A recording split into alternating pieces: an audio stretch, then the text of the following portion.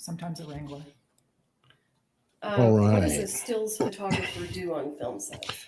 We document scenes, behind the scenes, and do gallery work and specials for billboards. Hey, how's everybody doing? Whatever I the went production live is. because the Okay. court went live, and I don't want to Were miss you any part of the employed witnesses as the this stills morning. photographer on the set of Some others Rust? hopefully be coming along to join us, And but it's good to if see you here. recall, Please can say you hello in the estimate chat. for us approximately how many photographs you took during the time that you were working on Rust? Do you have any idea? Maybe 9,000. Okay. About 2,000 a day at the most, probably. Okay. I am going to, well, before you came in today, did you have an opportunity to review one of the photographs that you took? I did. Okay. I am going to ask the court to admit States Exhibit 165. I believe there's no objection. No objection, all right, thank you. 65 is admitted and they publish.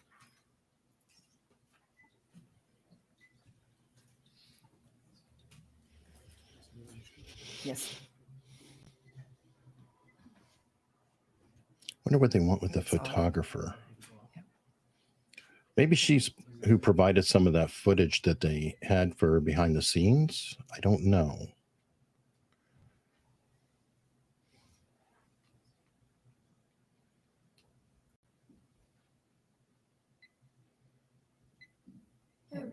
It went off again here.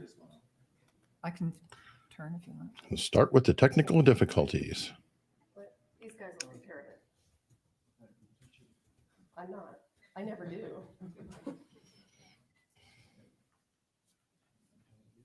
Yes.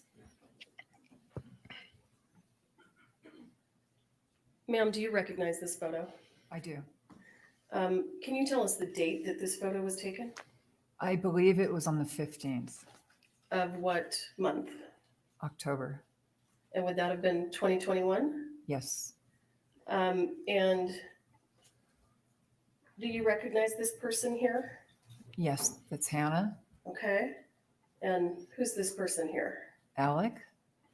And why were you taking this photo? I just shoot a lot, and I think the behind the scenes is really interesting, what's Okay. going on. So they're having a conversation about what's about to happen.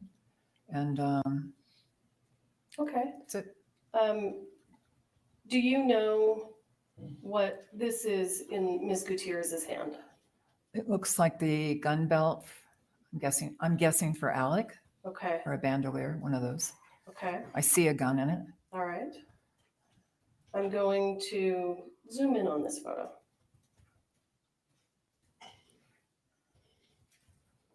Okay. Can you see that? Yes. When you look at, well, tell us what's in that gun belt. Ammunition and a gun. And do you notice anything about the center primers of the ammunition? Everybody welcome Gavin that's in that Stone. belt? I brought One him is to silver, look at one's some like different people, than the maybe get other. some veracity. 4. This is a All nice right. little warm up. And that was October 15th, you said, is that correct? Yes, ma'am. I'll pass the witness. Yeah, I think she's there just to establish that she took pictures and film. Oh, okay. Nothing too exciting. Can I leave this here? You can use it, set things on it if you want, thank you. Morning, Ms. Kuhn. Good morning. Yeah, I forgot to get her Is it true name that you down. were budgeted for 5 days of work for the entire show? Yes. And were you ever tasked with taking any pictures of guns pointing into the camera? Yes. Who made you take pictures of guns pointing into the camera? One of the junior producers, Ryan Smith, emphasized that I should get as many shots of guns pointed into the camera as possible. Then we Okay, pointed at her. So then you were told to do this on many occasions? Maybe twice. When those photos are taken of guns pointing into the camera, are they actually pointed at you, directly at you then? When it's the gallery shoot, yes. And those guns have to be checked by the armor before, which I trusted was happening because she was nearby. When filming in New Mexico, did it appear to you that Funny Alec moon Baldwin dust. was the boss? Yes. Did you ever see anybody tell Alec Baldwin no? No. And in terms of the structure, did it appear that other producers were below him? Yes. Did you see other producers on the set frequently? Yes. How frequently did you see other producers on set? Pretty much every day I was there. Were the other producers sometimes even in some of the photos that you were taking? Yes. You had to Photoshop them out? No, I don't do Photoshop. Okay. What about Gabrielle Pickle? Did it appear to you like, well, first, did you have interactions with Gabrielle Pickle? Very little, just the initial deal. Did it appear to you, in your perception, that the budget was a major concern to Gabrielle Pickle? That's her job. She's the line producer, I believe. And so she has to come in according to whatever the budget is. Okay. Do you recall believing that she was trying to be cheap, to cheap everybody down? On the lower tier, lower budget shows, that's what they all do. And that's what you observed from Gabrielle Pickle in this show? I didn't get involved with her about everybody else's deal, just my deal. And I just made a deal with her and that was it.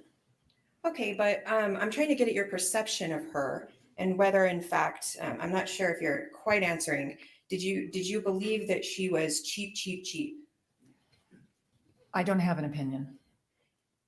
Do you remember testifying or making statements about your opinion of her previously where you said she was cheap?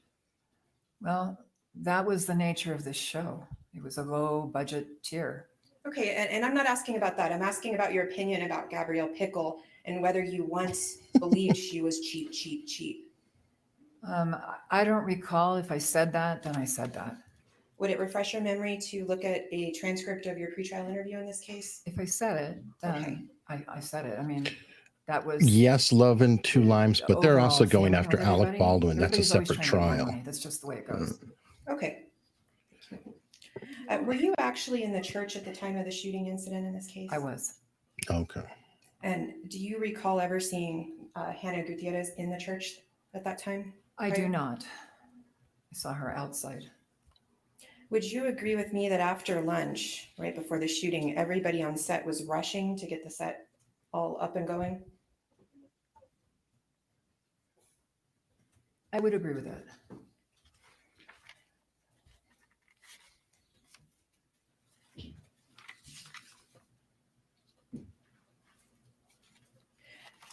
I don't believe I have any other questions for you. Thank you. Thank you. All right. Come on, Seth. Come on, Seth. Seth is the prop house manager, the vendor who supplies all the ammunition, Ms. Coon, I want etc. to ask you a couple questions about taking photos of guns pointed at the camera. You indicated that you thought that Ms. Gutierrez had checked the gun. I believed so. Let me ask you, did Ms. Gutierrez check the gun in your presence? Not that I recall.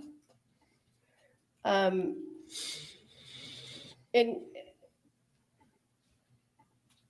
how many movie sets do you think you've worked on that had armorers? Over a dozen. In your experience, does the armorer generally check the gun in the actor's presence or the assistant director's presence? Yes. Did that happen in this case?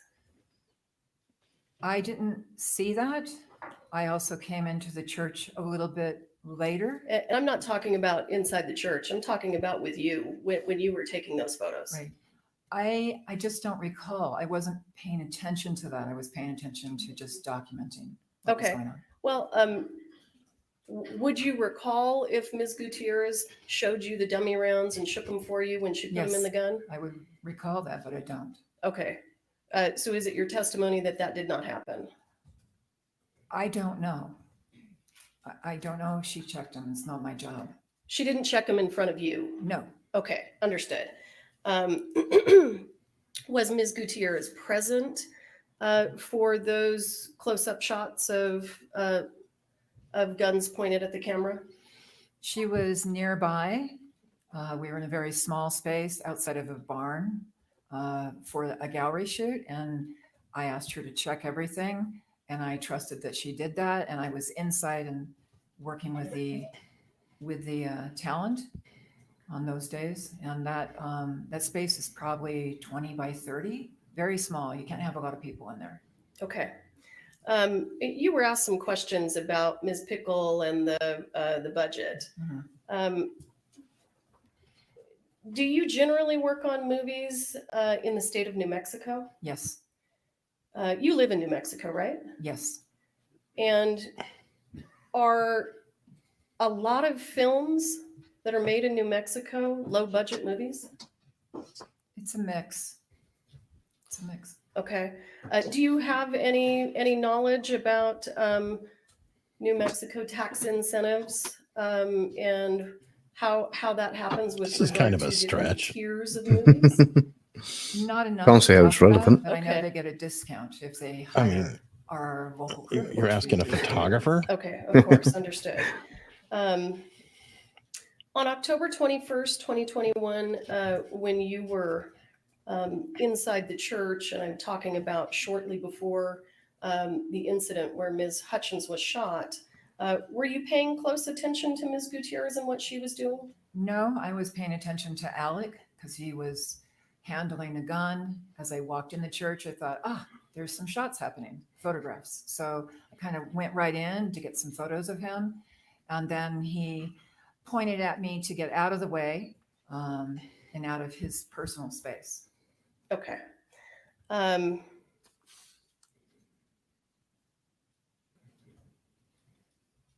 I don't have anything else. Thank you. All right, What did you thank think of her, Gavin? I thought she was a little reticent and definitely pro-prosecution and biased in that way. Well, she's definitely under. You can see the stress signals there. You know, there's a hell of a lot of blinking with the questions. She's putting a lot of thought into her answers. You know, throughout the entire process, it's not just been an automatic response with anything. So she's definitely preempting what might be coming next before she's answering the question. That's for sure. And by the way, folks, I'm going to try to not interrupt this because I know it can be distracting. So I'll try to interject in between or on breaks or even pause. Yes. All right, thank you. Have a seat talking to the microphone. Okay, I think this is our evidence tech. Presenting on the screen. Okay. Well, let's leave it on for now that I've figured out what's going on. What's your thoughts on me? That I'm a great person, Ms. Popple, Moondust. good morning. How are you? Good, thank you. Thank you for returning to Yeah. answer some additional questions. I would like to show you a series of photographs, and I believe there is no objection to these photos. They are exhibits. All right. And the photos are going to be 166 through 173. Yeah, we did see her before. This is a recalled witness. Oh, okay. Okay. You're admitted to Seth make Kenny public- is next, by the way. Right. Okay. Ms. Popple, do you see that photograph there that's on your screen? And I'm showing you State's Exhibit 166. Yes, I do. What is that a photo of? This is a photo of dummy rounds that were removed from a box that was located in the prop truck, and then they were laid out on brown paper and rephotographed. And I'm going to show you what's already been admitted as State's Exhibit 48A. Do you recognize that? Yes. What is that and how does it relate to the photo that we just looked at? These are those same rounds while they were still in the foam insert. And are these the rounds that came out of the box that had the blue Sharpie writing on the label? Yes.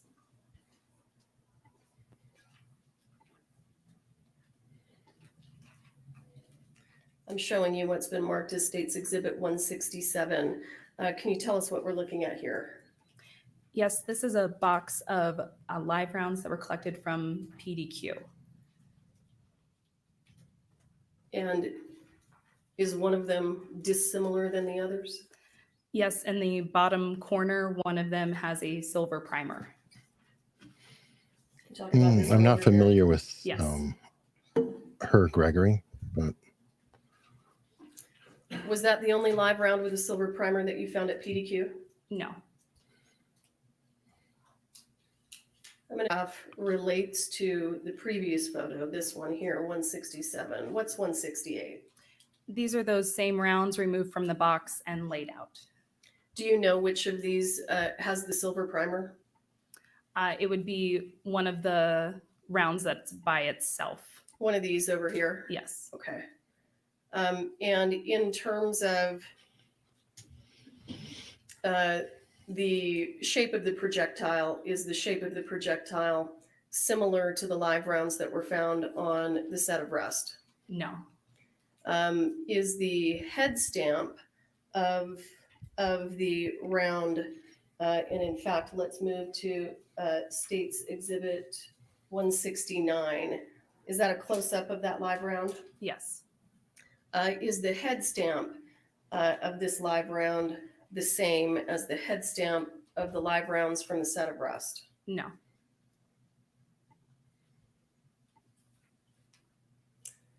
State's Exhibit 170, what are we looking at here? These were additional rounds that were located at PDQ that had silver and color primers.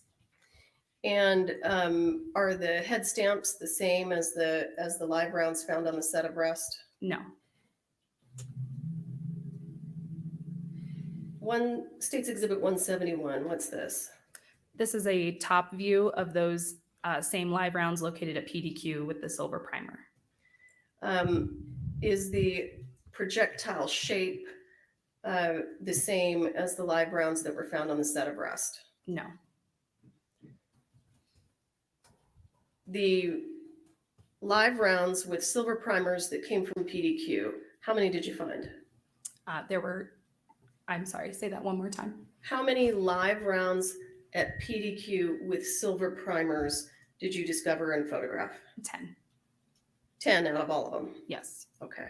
And have we looked at all of them this morning? Yes.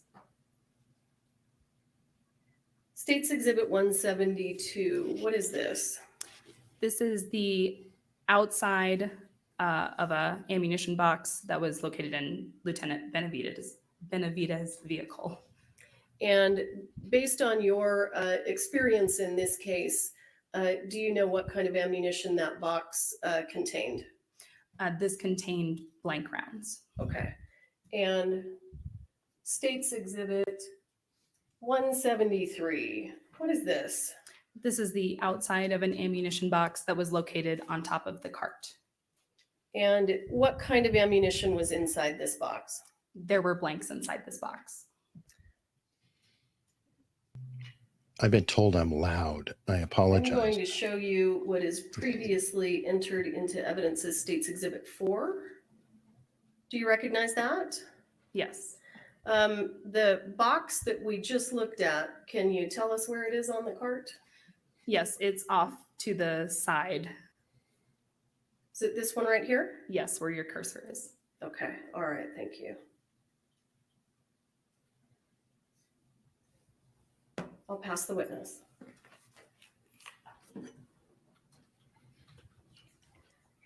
Cross-examine.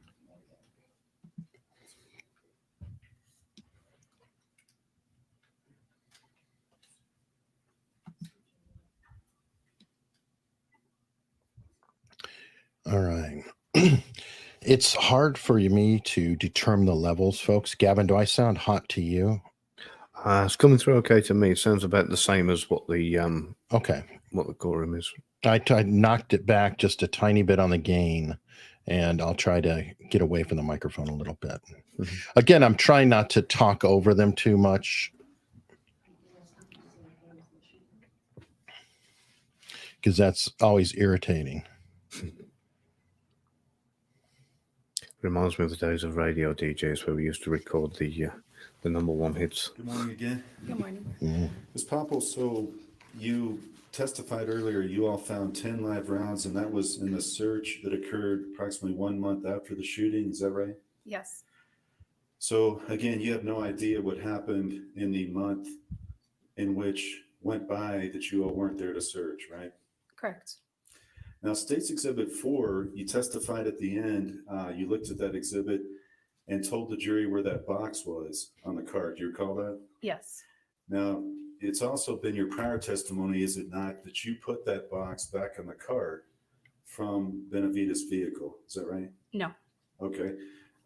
Was that box there before? Yes. Okay.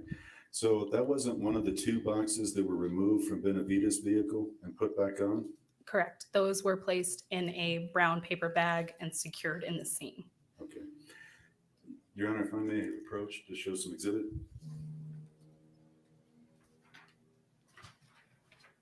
Now, I'm going to show you first what's marked as Exhibit Q, Defense Q, and ask if you recognize that. Yes, I recognize it. Did you take that photograph? Yes, I did. Okay. Your Honor, I'd move Defendant's Q into evidence.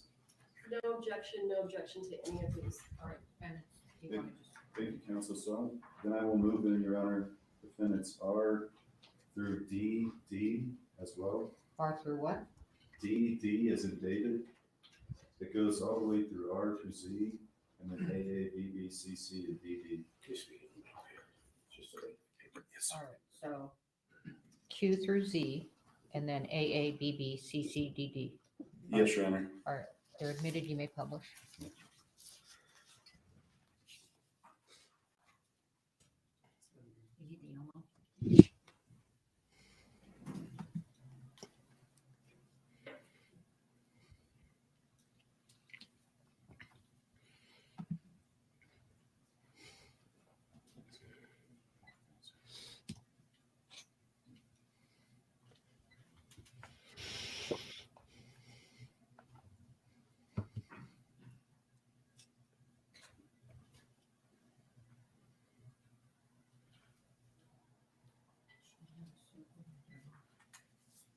Okay, so this is They really struggle with the tech. Yeah, I know. I'm the same.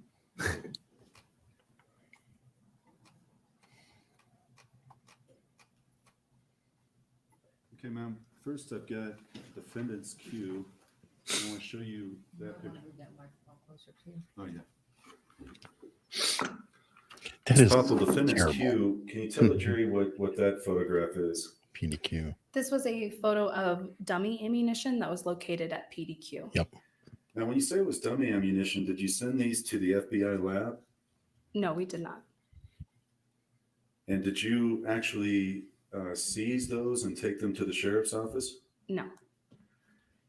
So you took a picture and you concluded they were dummies without getting lab confirmation. Is that right?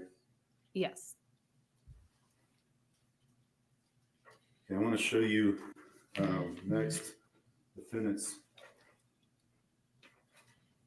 S.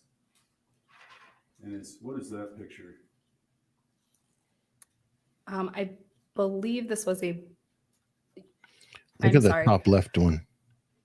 I believe this was a box. Silver Of, bra. you know what? I can't determine it out of context. I apologize. Okay. But this was something you took at PDQ Props. I couldn't determine it out of context. I apologize. It's okay. I have over 2,000 photographs, Sure. mostly of ammunition. So Defendant's T. Can you tell the jury what that is? this was the outside of the box where live rounds were located at PDQ.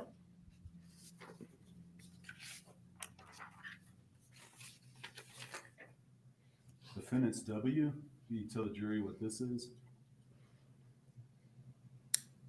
Could you turn the photo? Sure. Yeah, that'd be Yeah, I easier. mean, really.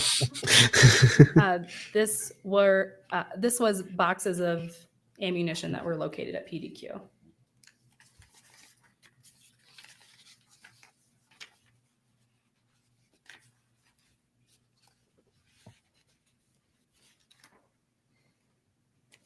Okay, defendants D, can you tell the jury what that photo is? This was another photograph taken at PDQ. Did you, is this in the state it was in when you, obviously when you got there for the search? Yes. What are those items in the back? They're yellow and green. You see at the very top right. What are those things?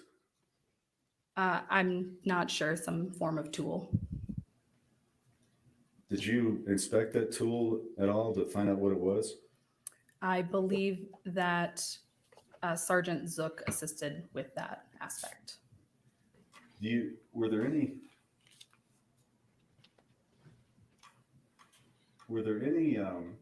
rounds in this picture?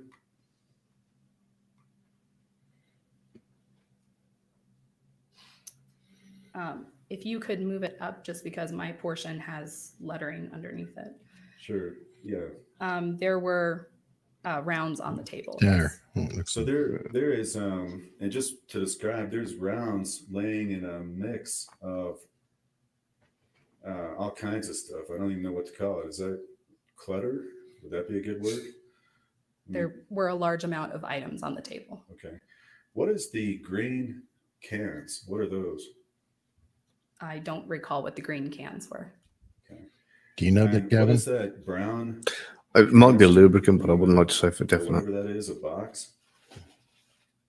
I'm not sure what you're referring to. Okay, I should point this thing right here. The black box that's there, I don't recall what it was. Did you all Gloves? pick up these and look under them? Pick up the clutter and look under it?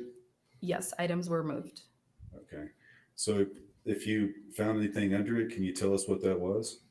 Nothing located underneath it was collected by us. Okay.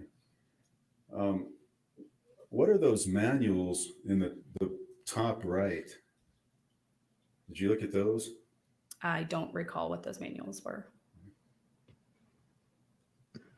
Did you determine whether there was any equipment or other tools within the PDQ props?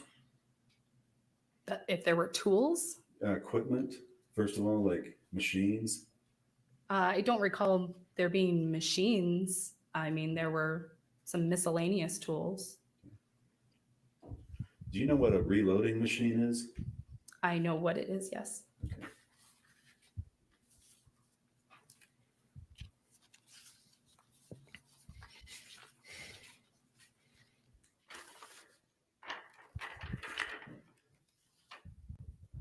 I'm going to show you defendants U.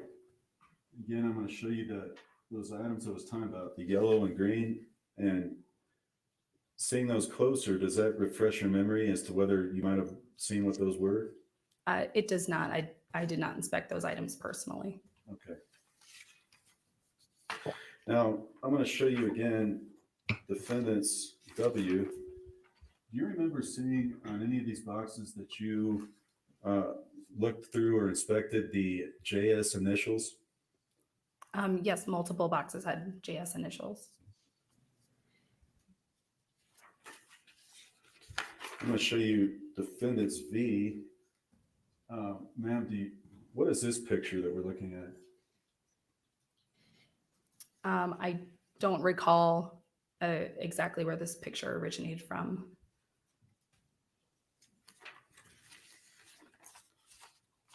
I'm going to show you defendants X. Can you tell the jury what this picture is? These are more ammo boxes that were located at PDQ.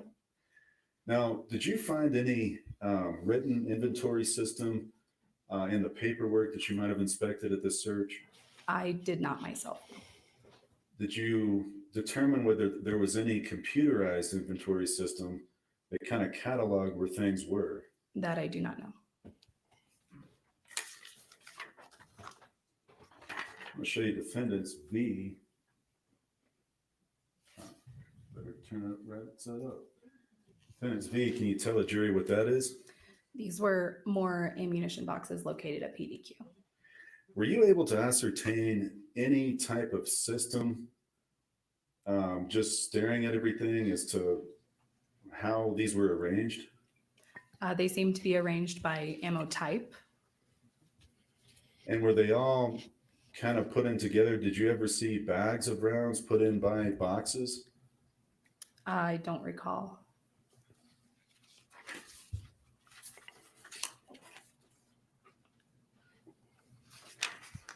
I'm going to show you defendants AA. Does that appear to be bags of rounds by boxes? Yes. So again, that was how it was when you took this picture at the search, correct? Yes. Then I have, let me see, Judge, just 1 second. Okay, Your Honor, I have no more questions. Redirect.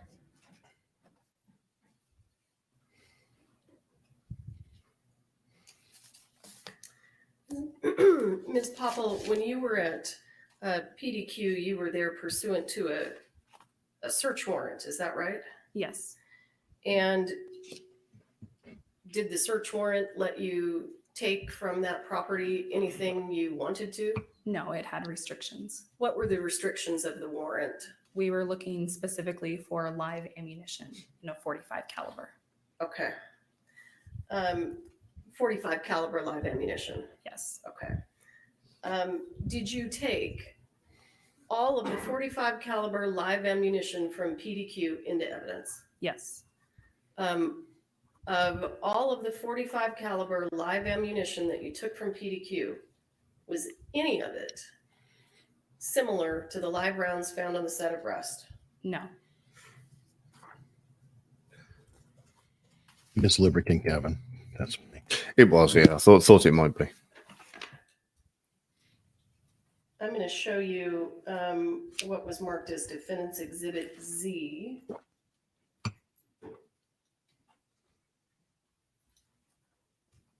Were all of those boxes taken into evidence? No, Why not? because they did not contain .45 caliber live rounds.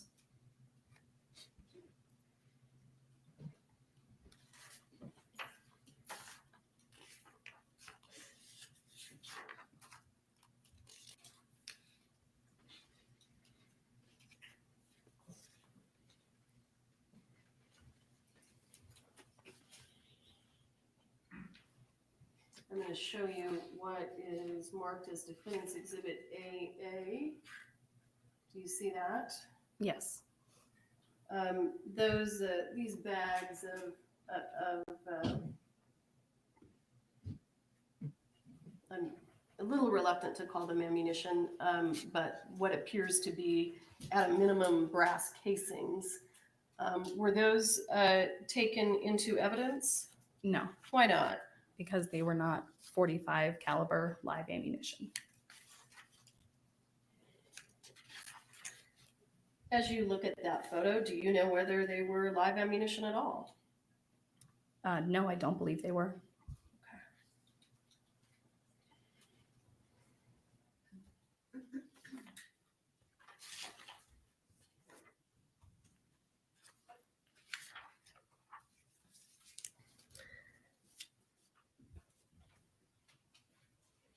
I don't have anything further. Thank you.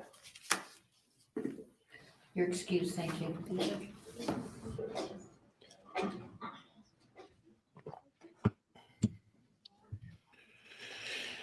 All right. Main events going to happen soon. Time for a new page. And it should be some fireworks. And Seth is a guy who barely has any pictures of him. I've shared them off of some of the body cam footage, but he's I don't know if he scraped the internet, but he may as well have. Very, very hard to find pictures of the guy. Pretty mysterious guy. I have talked to him quite a bit. Love and Two Limes, I'm not going to call him a friend. He's a source, and we've talked on the phone about this case and other aspects, but I'm not going to call him a friend because it's pretty much just subject to here.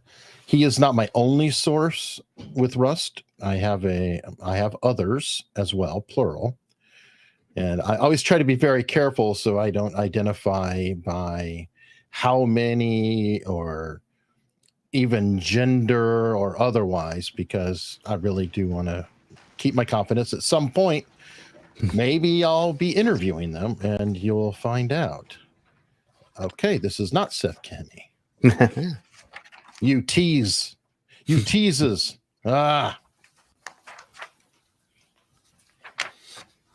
Yuck.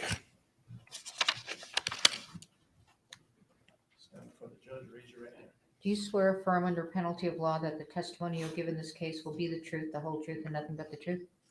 All right. Must be because of the recall of the witness. Good morning.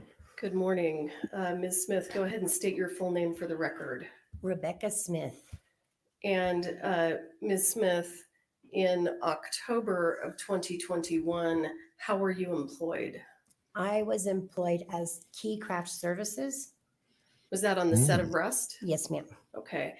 Can you explain to the jury what Key Craft Services does? Key Craft Services is Food. basically a set mom. I show up and make sure that coffee is ready for everybody, that everybody has snacks and hydration. If they run out of sunscreen, if they run out of chapstick, they come to me. And what hotel were you staying at when you were working on the set of Rust? The Inn at Santa Fe. And was Ms. Gutierrez also staying there? Yes, ma'am. Okay. During the time that the two of you were both working on the set of Rust, did you get to know her? Know her? No. I had a chance to sit with her once or twice, but not really get to know her. Okay. Would you say she was more of an acquaintance? Yes, ma'am. Okay.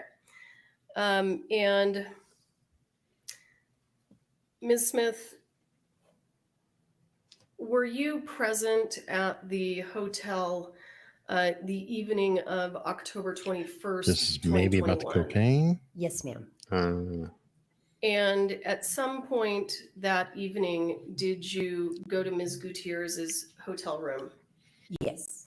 And why did you do that? Court and I forget what his name was, but the set steward were in her hotel room and needed to go to the store to get something and did not want to leave her alone. So they called me and asked me to come up to her room.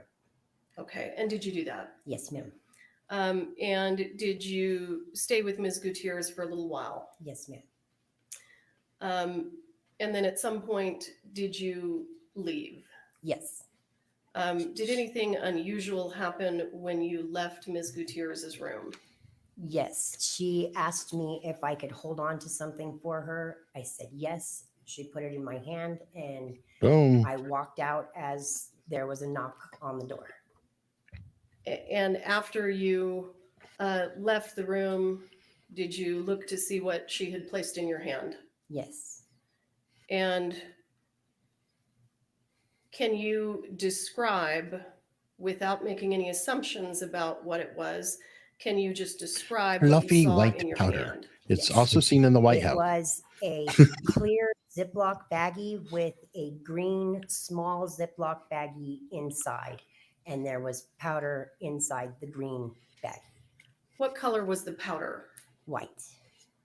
If I want you to compare this to like a sugar packet that you It would. was definitely not sugar. No. Okay. I'm sorry. Let me It get didn't my look like sugar. It was let me get my snuff. question out. Really? I want to have a discussion about how much was in the green Okay. part.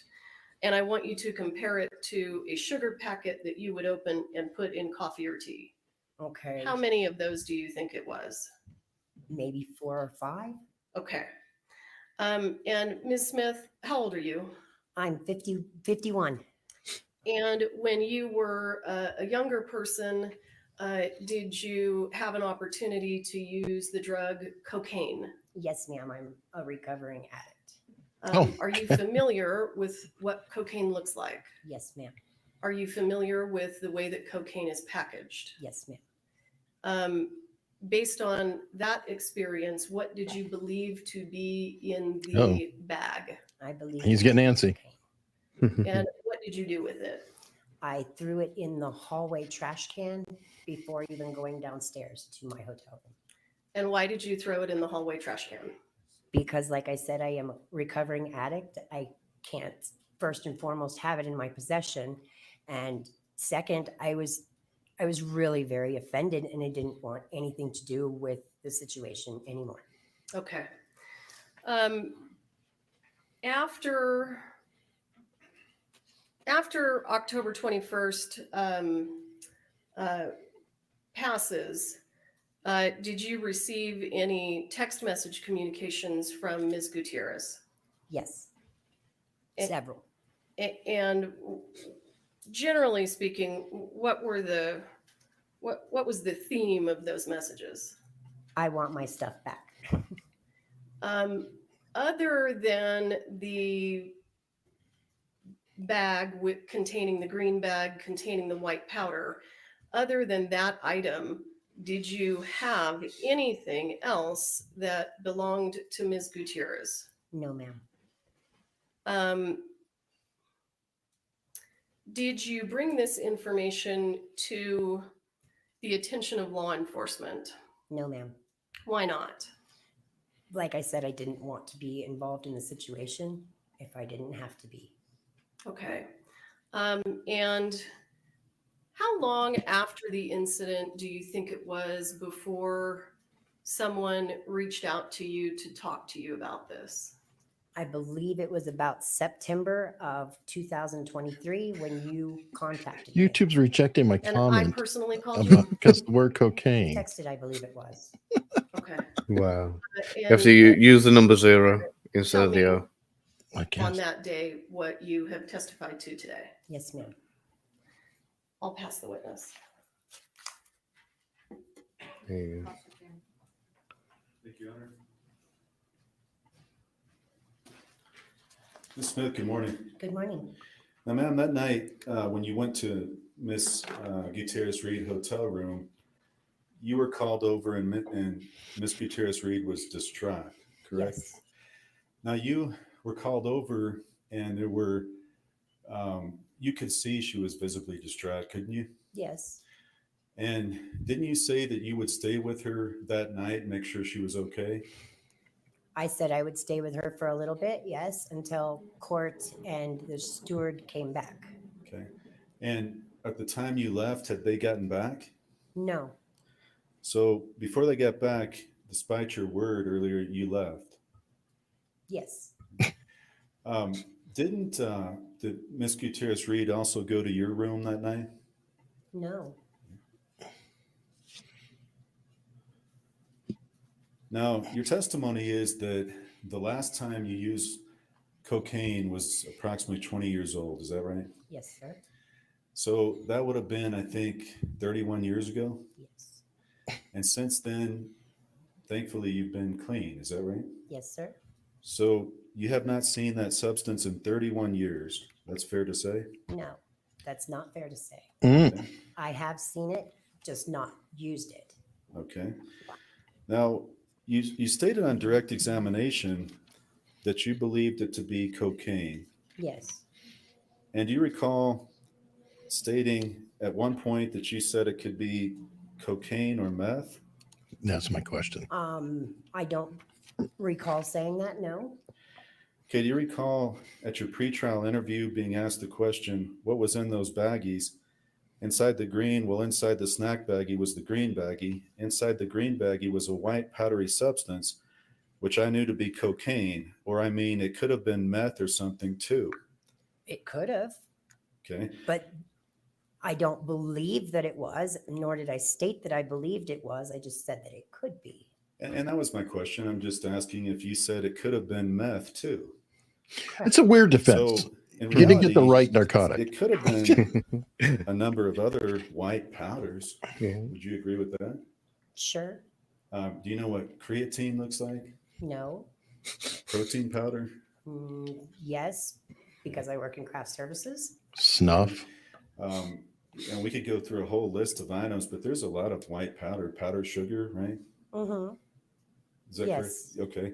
So the reality is you have a belief, but you don't know for certain what was in that bag, do you? Correct. Now, that was never tested, No. and that was never provided to law enforcement. No.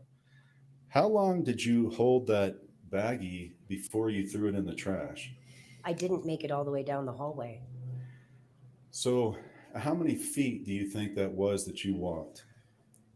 I don't even know how many feet the hallway is long. So, Can you, I mean- can you look at the courtroom and estimate, just telling us? possibly to the distance of the gentleman in the blue suit. Okay, is he seated Right at counsel here, table? yes. So would you agree with me that's about 20, 25 feet? Sure. Okay. So you walked 20, 25 feet, and were you looking at that bag the whole time, or were you having it down by your side? Oh my God. At first it was down by my side, and then I, of course, raised my hand to look. Okay, now weren't you walking past some police officers too? Men in uniform, not sure whether they were police officers. Well, what do the uniforms look like? They could have been armed security. I did not see an actual badge, so I could not say for sure that they were police. They were men in uniform in either security or police. Well, do you recall being asked the question, why didn't you just hand it back to her? And you said, because I didn't want to do anything in front of the police. On page 19 of your interview? Yes, So at that time at your interview, you indicated they were police. I indicated that I believed that they were police. Yes. No, you didn't say believe. You said, because I didn't want to do anything in front of the police.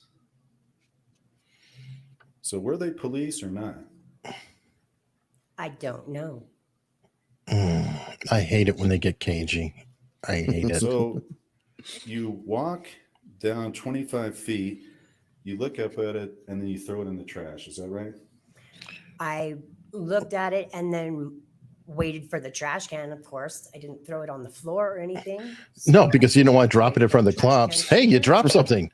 Sure. So you, What is this in here? fairness, you probably had 5 seconds to look at this bag. Is that about right? Yes. So you had a 5-second glance through a white baggie and a green baggie, and you then based your conclusion on that. Is that right? Yes, sir.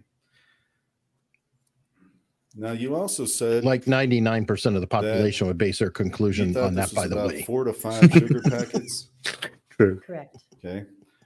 Well, do you recall previously stating that you didn't know what the weight was? Correct. And do you recall indicating that it could be a couple of pounds? No. Okay. No. Well, do you recall being asked question? So you have no experience with weight, and you testify, well, I don't know what it weighed. I mean, could be an 8-ball, but I don't even know what an 8-ball weighs. So, I mean, that's like asking me how much this weighs. I don't know. It's a couple of pounds. You want to see this? No, I don't need to see it. What I was referring to was a body armor that I had already opened and taken a couple of drinks of. And I held it up and said, I don't know what this weighs. Maybe a pound or 2.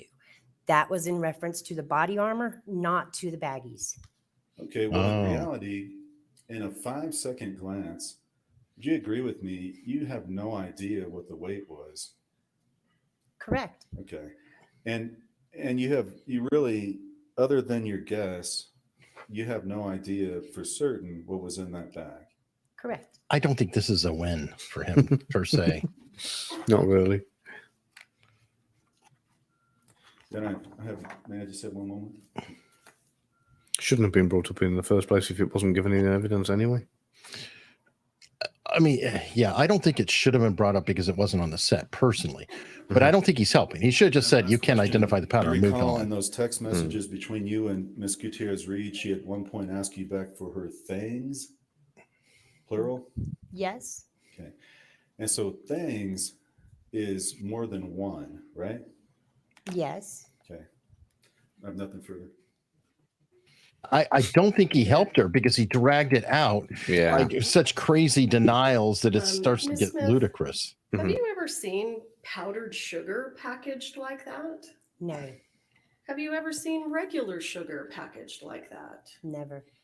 Have you seen cocaine packaged like that? Yes. You were asked some questions about your contact with Ms. Gutierrez inside the room. Did you, when you were in there, in Ms. Gutierrez's room visiting with her, did you speak with her? Yes. Did she mention to you that she was extremely worried about Ms. Hutchins and Ms. Hutchins' death? No, ma'am. What specifically did she say to you when you were in her room with regard to any concerns that she had? She was concerned about her career. She was concerned about being prosecuted because somebody got shot. All right. Nothing further. Thank you, ma'am. Thank you. Ask one more question. Oh boy.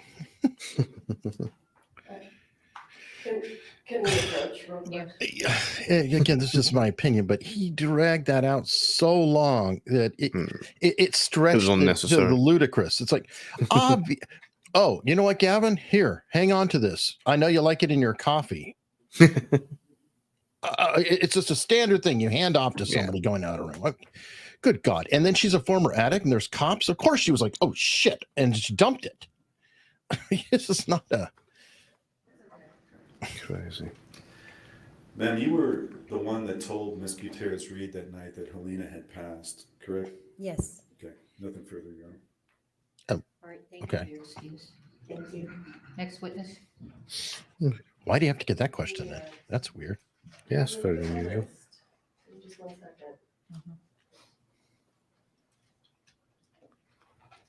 State will call Seth Kenny. There we go. Yay. This is the main event, folks. Can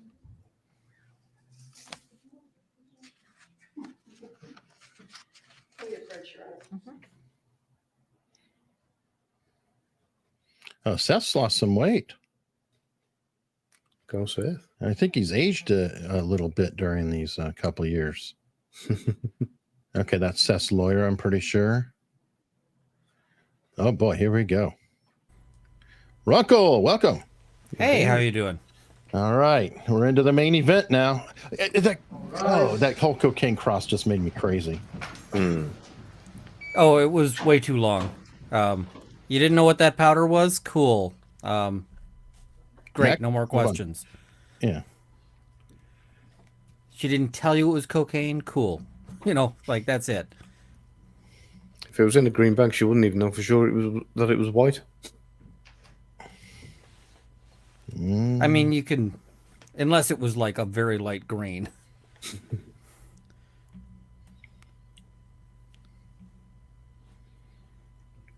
Yeah, Seth has aged a couple of years. If you've seen the body cam footage, Ian, Oh, I have. Okay, thank you. he's definitely. This is stress. Wait, what are they doing to us? I think they went on break. Oh no! After all that. What a tease. Oh well.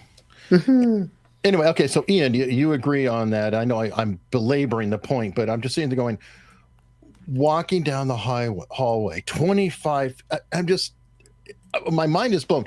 Tell me exactly, both of you, if somebody hands you something in your room and it looks like that, what do you think the odds are? It's crystal meth or coke, right? I mean, odds are pretty high. Yeah. I mean, when you look at this, the odds are about 100%. There's no, you know, it's like if it was baking soda or whatever else, she would have, like, there's all sorts of ways to get rid of that. The reason why she's handing it off is that she wants it back. She wants to pass it to somebody and then get it back.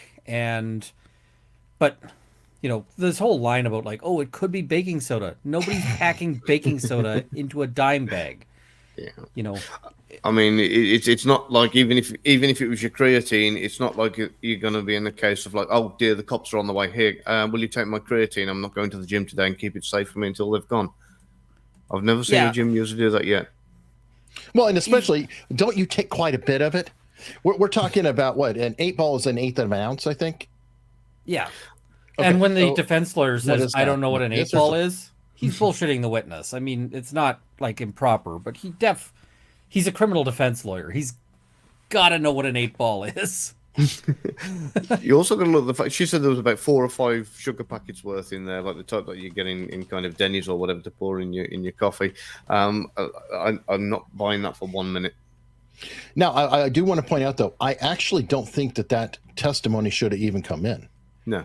Because I don't believe that the cocaine was at a nexus with the set. If it was on the set, absolutely. But because it was at the hotel, I think it just is prejudicial to her and not necessarily probative here, because we haven't shown that she actually was working the ammo in the room. We haven't shown that she was doing the cocaine at the same time. We haven't even proven that she was high on the set at all. So I do have issues that got in there. The thing that gets them to the nexus is that there was some ammo found in the room, but also the allegation that this is a tampering with evidence related to. And so even if it's not, even if it wasn't on set, it could be relevant to this. Then once you have it as evidence tampering for the main charge, it usually is going to run with the main charge. So it's like, it doesn't feel right. It still doesn't feel right to me. It feels like propensity to me. Well, it'd be so easy to build a scenario around that, quite simply, where she's gone back after a serious incident to her hotel room. People have been in and out and said, "Here, do you want some of this? It'll make you feel better. You're having a rough day." It could be easily passed off, and then she's giving it to someone else. I don't want that. I'm not getting interested. Not my kind of thing. So the fact that any of this was even brought into the courtroom in the first place, apart from the questioning being way too long, it should have been pretty much an objection from the start, rather than even getting to the point of questioning. It was a motion in limine, several days before the trial. Yeah, Carrie Morrissey's analogy was absolute garbage, comparing it to a gun used in a robbery being thrown away.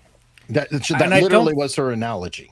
I don't think the court, I mean, the point she was making is that it didn't have to be, you didn't have to show that it was a gun used in the robbery. It's that throwing away any gun after a robbery would be you'd bring it in as evidence. And then the jury can make or not make the inference that it was used in the robbery, because that's the jury's call, right? Mm-hmm. But if you are, if you're accused, or if they think you did a murder, and then somebody sees you throwing a gun off a bridge into the river, they're going to bring that in as part of the murder, even if they don't know what gun it is. And even if they dredged the river, pulled out the gun, and it's an entirely different gun than the one that was used in the murder, they'd still be like, why is this dude throwing guns into a river right now? I agree. And by the way, Lemon Two Limes is in the chat. Very correct. I am extremely troubled about Sarah Zachary throwing out dummy rounds. If she threw out expended blanks, I'd be like, that might be wasteful, but not a big deal. But when you're throwing away dummy rounds, now keep in mind, these dummy rounds are used in film after film after film after film. You're literally throwing away like Ian's there. You're throwing away property. It makes no sense whatsoever to do that, and that is a problem. And I'm curious. I think these cost me about $1 each. Right. Now I might have gotten a deal. Let's say that they are $5 each. Mm-hmm. In terms of Hollywood money, that's nothing. But in terms of the pain in the butt to get these, And they had to source out because remember Billy Ray was out. He had to get 440s from Billy Ray. That he could only come up with one box of the 45 long Colt, and you're going to throw this shit away? No way. I was at a gun show and I was actually looking for 45 long Colt ammo while I was there. I didn't see any. So it's hard to get right now. I mean, it's not going to be impossible, but it's a pain. So it's like, and especially it was hard to get on their set. So it's like, you've been having all this trouble. But she said, the other thing that was weird is she said she was throwing it away all the time on this set. And I'm going, well, that's how she's going to cover herself. Because if she only does it that one time, then it looks twice as bad. But if she says, oh, I just always toss it, you're trying to do it. And then Carrie's trying to come back and say, okay, but it wasn't 45, correct? No, it wasn't 45. She was handling the other guns, but it just looks bad. I don't know how else to put it. It absolutely does. It's one of the big mysteries of this thing is why would she do that and what would this have shown? And we're never going to know what it would have shown, but... well, we'll ask Seth. Seth is coming up. Seth, is that normal procedure? I mean, I would hope that Jason Bowles asked that. Is that how you normally conduct your business, is to throw that rounds? This is your employee. You did train her, correct? You were her, he doesn't like the term armor mentor, but he technically was her mentor, and he happens to be an armorer, so go figure. And I mean, ultimately, a lot of this is a red herring in the sense that, legally speaking, I think, even if somebody intentionally put live ammo in with her blanks, or in with her dummies, she should still have caught it if she was following basic procedures as an armorer. So, I mean, unless it was like Dave Hall's had live ammo in his pocket and loaded them just, before. By the way, somebody sent me some footage of Dave Hall's appearing to make something disappear. And I have to go, I have all the footage from Rust. I just haven't published it. But I'll have to go find which body cam that was on, try to get the better image of it, and then really look.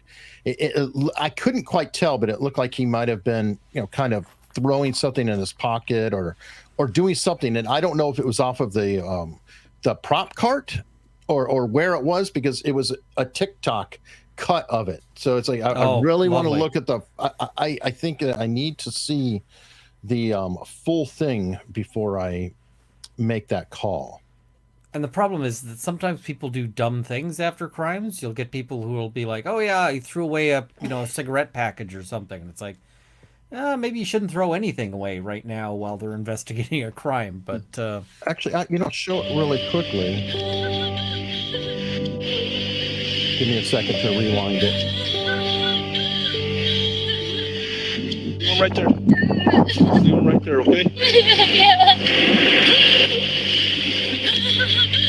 Yeah, it looks weird.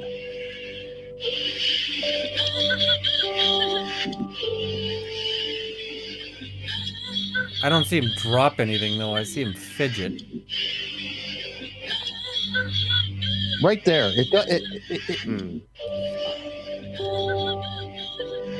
he's definitely putting something in the pouch.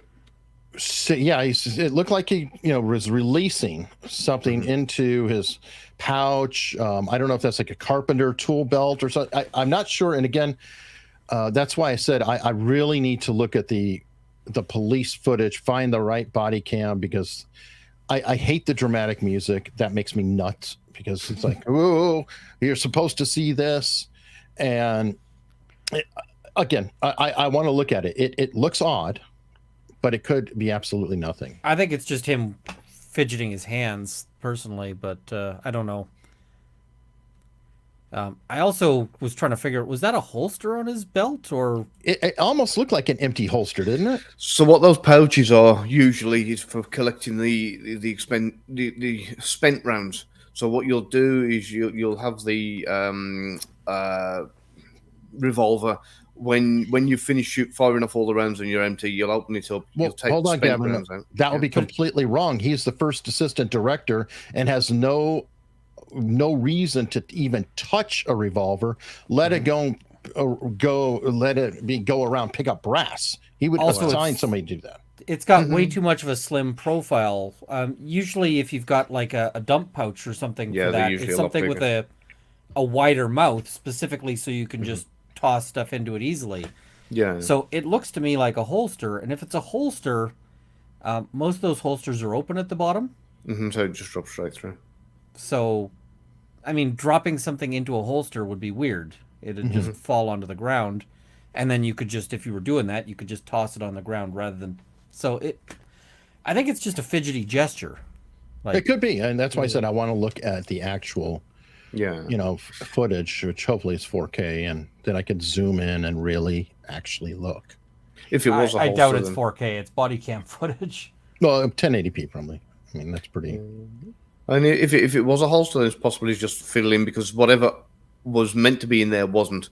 So like I was wondering, like a comfort gesture, like he would normally be messing with the gun, which is odd behavior too. Yeah, you ever gone out for the day and forgot you put your watch on, you move your sleeve back, and kind of people do that, and it's probably the same kind of motor action, just like a memorized action of making sure your holster's clipped. So it could quite easily be that as well. I'm just wondering why you'd even have a holster though as well. I agree. An empty holster on set. I mean. You know what? It's just such a weird set, and there's so many. Hold on, I'll look up a picture of him. There's so many suspicious characters in this movie, like in this. I mean, I personally don't trust Seth a whole lot, but I don't trust Thel either. And it's also I don't trust Hannah. So let me see. I have shots of everybody. Dave Halls. Did he have? No, he did not have a holster in this shot. He just had some sort of pouch, but nothing on him. So, yeah, I don't know what that bag is. Again, it'd be nice, more footage, wider thing, then be easier to identify it too. Yeah. I'm also wondering why he was going in so hard on the T-handle tools there. So. Oh, the reloading tool or something? Yeah. I'm not sure. And I actually talked to Seth about the PDQ props and what happened.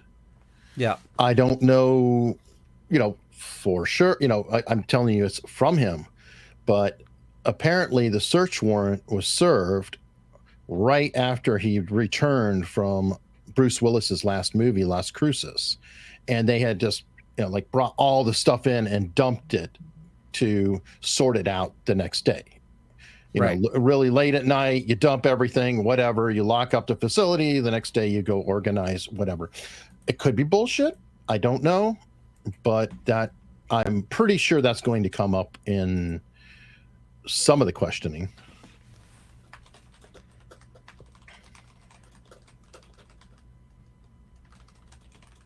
But how are you leaning now, Ian? I know that you were starting to get swayed the other way with Sarah's testimony. I personally think Bolts has driven a truck through a lot of prosecution. I don't think they've driven a truck through it. I mean, I look at it and I'm like, if they apply the standards of should she have been doing her job, and her job includes walking if she's not able to do it, then the jury should convict.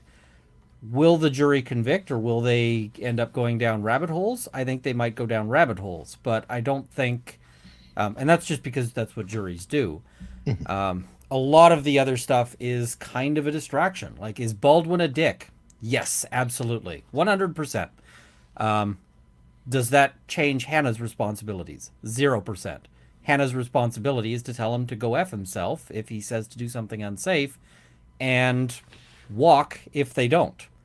And if she doesn't walk and continues, doing it and agrees to do unsafe things, that's also on her. So, you know what surprised me? I did not get a chance to look at the armor they had's testimony. I was just listening to a bit of it earlier. It surprised me that he concurred that it's a new trend to give multiple jobs like that. And that was disturbing, because I feel like this movie should have been just an armorer the whole time, no question.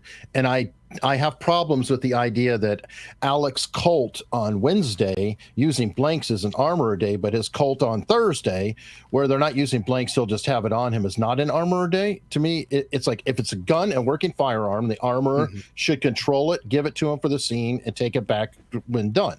But Ian, you're a gun guy, so you tell me. I mean, I'm not a film armorer, but the armorers I talked to were like, no, we would not do this. And it looks like this is something that they're pushing more through with, you know, like people who are inexperienced and don't know to say no.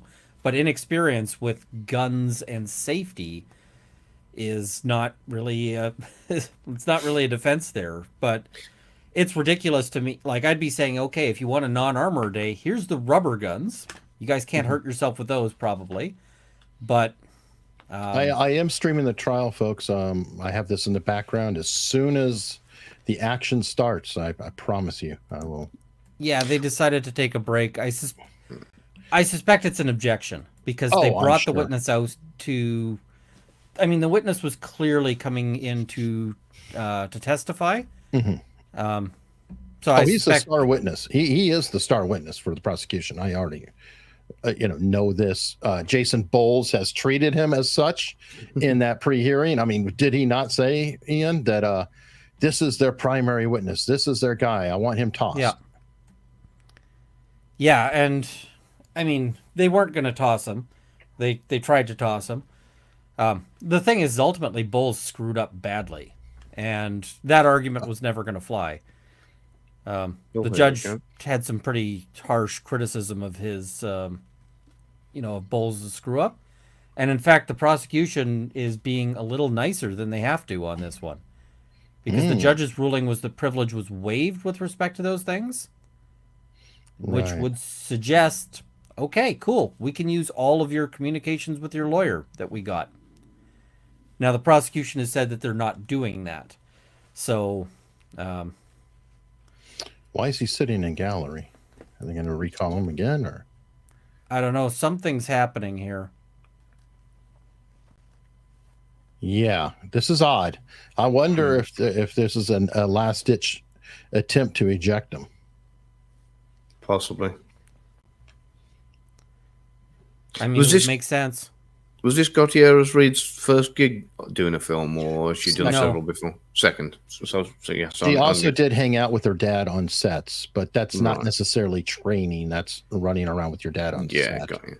And there were some other movies she sort of credits as this, but she was a PA on them, and so not an armorer. Got you. Wrong person for the job. Well, and also the previous set, she got yelled at by Nick Cage for various sloppy use. All right, and Seth looks like he's ready for combat, so it's going to be interesting. I hope he doesn't get combative because Bowles is pretty good. He is and he isn't. Sometimes he just completely drops the ball. He's very spotty, and I think that might be because they've lost Bullion. So it might be that sometimes they're doing cross-examinations that they've had like a couple days prep time for. Well, I'll tell you what, I never want Bowles to sit with me in the police station, ever. Oh, that was... Hannah should have fired him over that. It was ridiculous. God. And for the and for allowing the search without any sort of caveats or anything like that. I'll swear in a minute. Now, I will say that swear affirm under penalty Seth of law never that lawyered the up. testimony you'll give in this case will be the truth, the whole truth, and nothing but the truth? Yes. All right, have a seat, talk into the microphone. Thank you. Good morning, sir. State your full name for the record, please. Good morning, Seth Andrew Kenney. Mr. Kenney,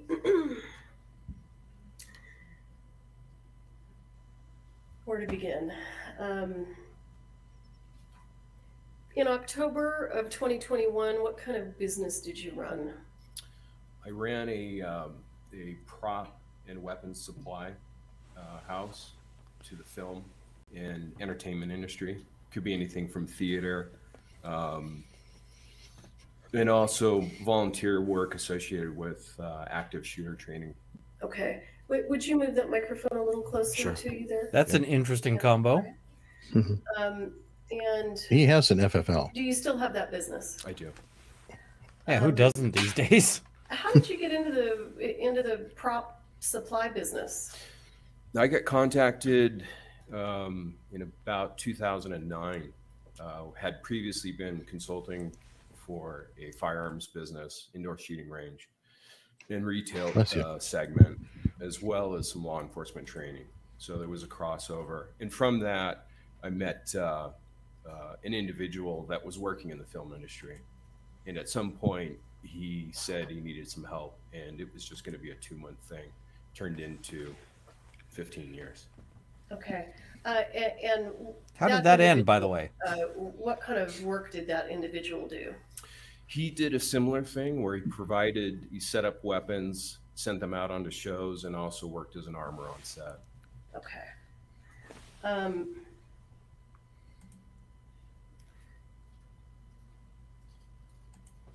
So how long have you owned PDQ props? It's been about 12 years, maybe 13. Okay. And at some point, sir, did you meet a gentleman by the name of Thel Reed? I did, very briefly. Oh, I was aware of Thel Reed because we were on opposite ends. He was working set. Because everyone is. On Django Unchained. And I was behind the scenes working with the prop master, preparing the weapons that were going to be used by cast. So I was aware of him then. And then very briefly one day, a prop master brought him into the LA Prop House Arsenal, where I did actually meet him. It wasn't again until about 2018 where we became friends. Okay. So when the two of you became friends, what did Thel do for a living, and how did it relate to what you did?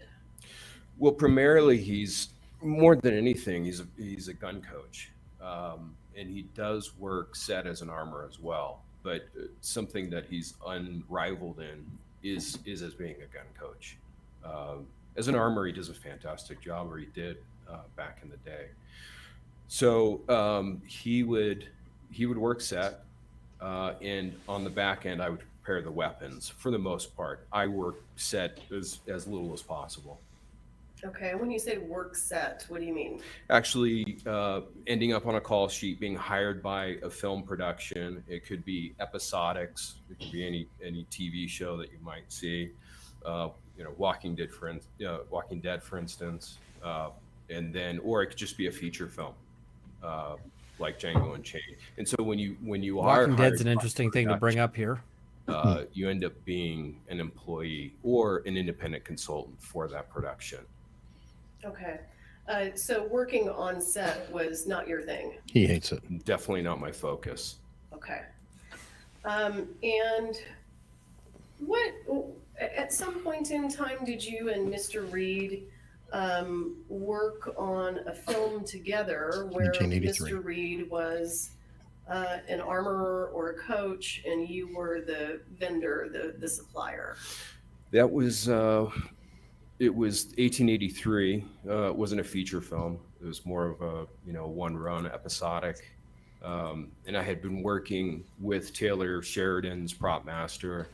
And who's Taylor Sheridan? Taylor Sheridan is a writer director of Paramount production, and he's kind of created his own segment of Americana that's very popular. Are you talking about Yellowstone and 1883? Yellowstone 1883, Yellowstone 1923, Mayor of Kingstown, Tulsa Sicario. King. He wrote Sicario, both, I believe. Wind River, amazing movie. Okay. That was actually the first time that I had been a provider consultant for Taylor Sheridan, was on Wind River. Okay. Let's jump back to 1883. Describe for the jury, please, how you and Mr. Reed sort of worked together on that series. Well, I had to push hard to get him onto the crew and hired. And so we talked about it, and I'm fairly tight with the prop master. Again, we've been working together since Wind River. And I convinced him to hire Thale and to keep him on longer than most gun coaches or older persons would be allowed on set. You know, frankly, the Texas heat was just too much for him. So, And just so that everyone knows, approximately how old is Mr. Reed now? exactly, I don't know, but he's got to be pushing 80. Okay. So And I've heard he's not doing so well. in what No, his capacity health was isn't great. Mr. Reed hired on the set of 1883? Was he a coach or an armorer? Primarily, he was the gun coach, and he had difficulty with the Texas heat. So, you know, I was constantly making sure that he was in an air conditioned environment, and that's not something that a set on Texas allows for. Sure. So And a gun coach is like he's teaching people fast draw describe techniques for and the that kind of jury stuff. the kind of gun coaching that was being done on 1883. Ah, they're getting to it. Well, it involved initially. It was pretty casual, and we were using replicas, and it happened to be Taylor Sheridan's private arena. When you say replicas, are you talking about real guns or fake guns? These are fake. These are fake guns, Okay. replicas. Yeah, and so that's where it started. It's kind of a meet and greet, and just get some of the basics down. And Thale, you know, he's been doing it for so many decades, 60 plus years as a gun coach and armor. He knows small bite-sized pieces to the actors is best.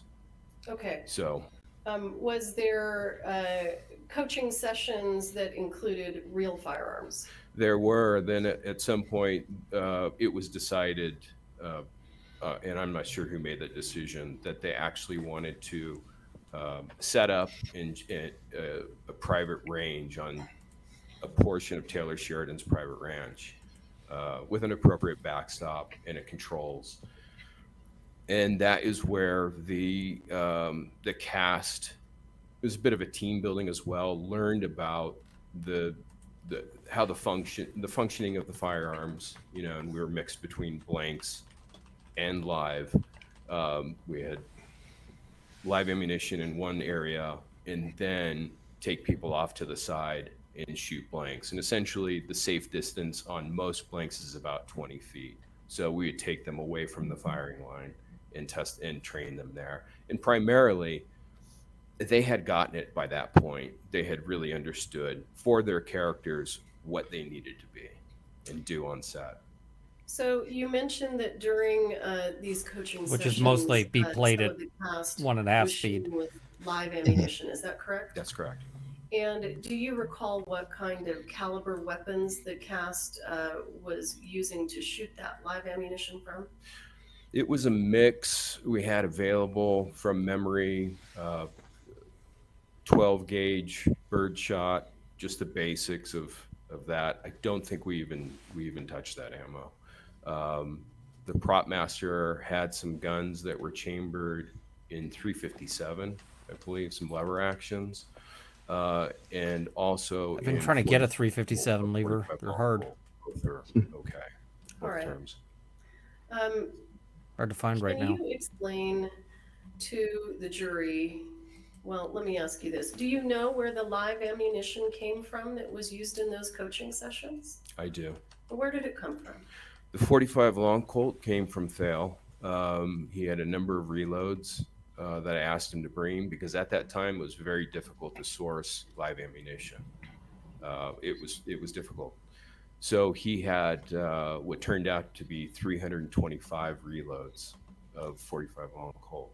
And when you say reload, what are you talking about? Well, it's once used case. So every case of ammunition starts out as new. And at that point, What do you mean when you say case? the actual brass case. So if we talk about a round of ammunition, there are 4 components to that. There's the yellowish colored brass case, the primer that is pressed into the base of the case. Then we have gunpowder, some type of, could be black powder, synthetic black powder, modern smokeless powder, and then you need a projectile. And so those four components make up a single round of ammunition. Okay, so the live ammunition that was used for the coaching session was provided by Mr. Reed. Correct. And if you know, I don't know if you do you know where he got it? Yes, he said he got it from Joe Swanson. Okay, and who's Joe Swanson? Joe Swanson is That's the probably JS the in all the primary boxes. supplier Yeah. of blanks and dummy rounds to worldwide. If you happen to see something go bang in a puff of smoke in a movie or an episodic a television show, worldwide, chances are that Joe Swanson made it. Okay.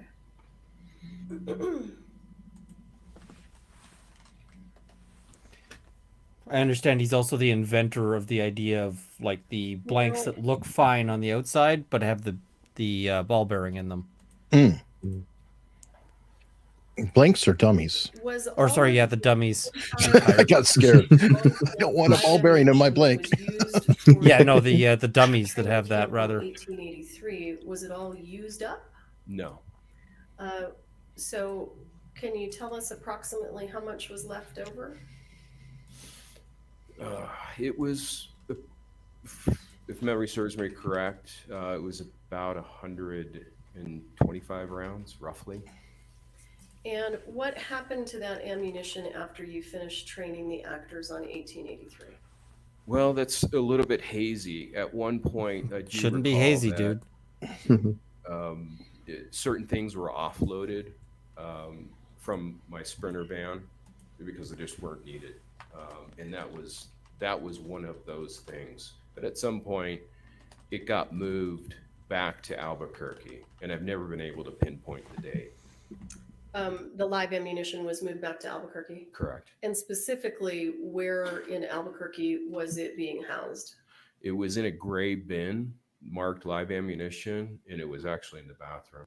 Of where? Of PDQ's location in Albuquerque. Of your business? What? Correct. Okay. And can you explain to the jury how you would keep, how did you know it was live, and how were you able to keep it separate from dummies and blanks? Well, it's obviously, it's a concern anytime you've got these things in, let's just say, one structure. And in this instance, always better to keep live ammunition near blanks rather than dummy rounds, because dummy rounds and live ammunition can look exactly the same. Or just keep live So, ammunition way the hell away from any of If this. we were to look, if I were to set aside a single blank and a piece of in a single round of live ammunition, it would be obvious which is which just from looking at it. Okay. The same cannot be said for live ammunition. So these are things that should never be next to each other.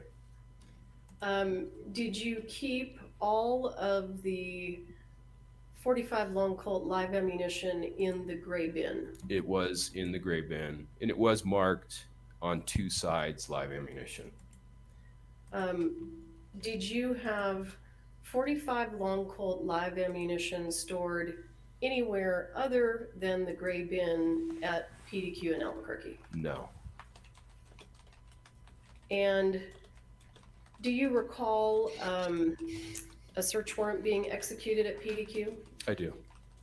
And when the search warrant was executed, were you present? I was. Did you aid the police? Absolutely. And did you provide law enforcement all of the 45 Colt live ammunition that you had at PDQ? Yes, and it wasn't spelled out in the warrant that way. If my memory Steve. serves me correct, the warrant specified that any live. Yeah, well, and it's okay. We'll move on from that. I understand your concerns. So let's not talk about the warrant, okay? Interesting.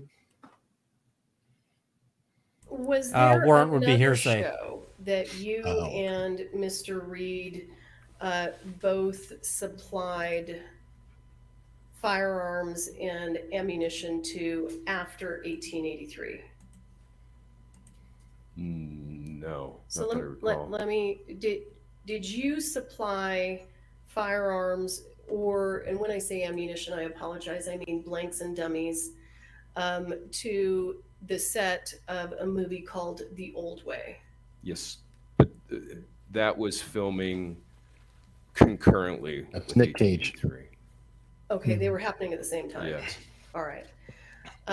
So what did you Wait, provide? excuse me. Wait, actually, sorry. Now that I think about it, actually, Hannah was wrapping The Old Way, and we were still in pre-production at that point. I don't think we had gone to camera yet. On 1883? Yeah, I remember being in Texas at the time when Hannah was wrapping out The Old Way, which is essentially concluding filming. No more camera work at all, right? She's packing up her guns, she's packing up her bags Okay. to leave Livingston, Montana. And we were still prepping to go to camera, but working for production on 1883. Okay. So you indicated that Hannah was involved in the movie The Old Way. Can you explain to the jury in what capacity was she working on that film? Well, it was her first solo lead as head armor. And And it didn't go well. Thale got in touch with me and said that, Hang on. I don't want any hearsay. okay. So she was the lead armor, and that was the first movie she Balls was is lead smirking. armor on. Correct. Okay. That might just be his expression, though. Explain to the ladies and gentlemen of the jury what you supplied to the set of The Old Way. Roughly half the guns, most of them the long arms, which are lever actions, and shotguns and single shot rifles as well. And then there was a mix of about 50% Thale, 50% PDQ supplied the blanks. I supplied 14 rounds of 38-40 dummy rounds, and Thale and Hannah supplied the balance of the dummy rounds. Okay, so you supplied the only dummies that you supplied to The Old Way were caliber 38-40. Correct. Did you supply any 45 long Colt dummy rounds to the set of The Old Way? No, I didn't have any. And you only supplied 14 38-40 dummies? It's all I had. Yeah. Okay. And it's your understanding that Mr. Reed and Ms. Gutierrez supplied the remaining dummy rounds to that show. Yes.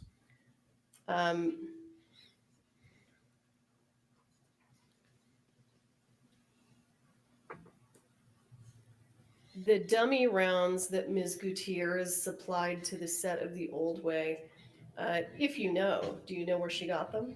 She got them from Thale. All right.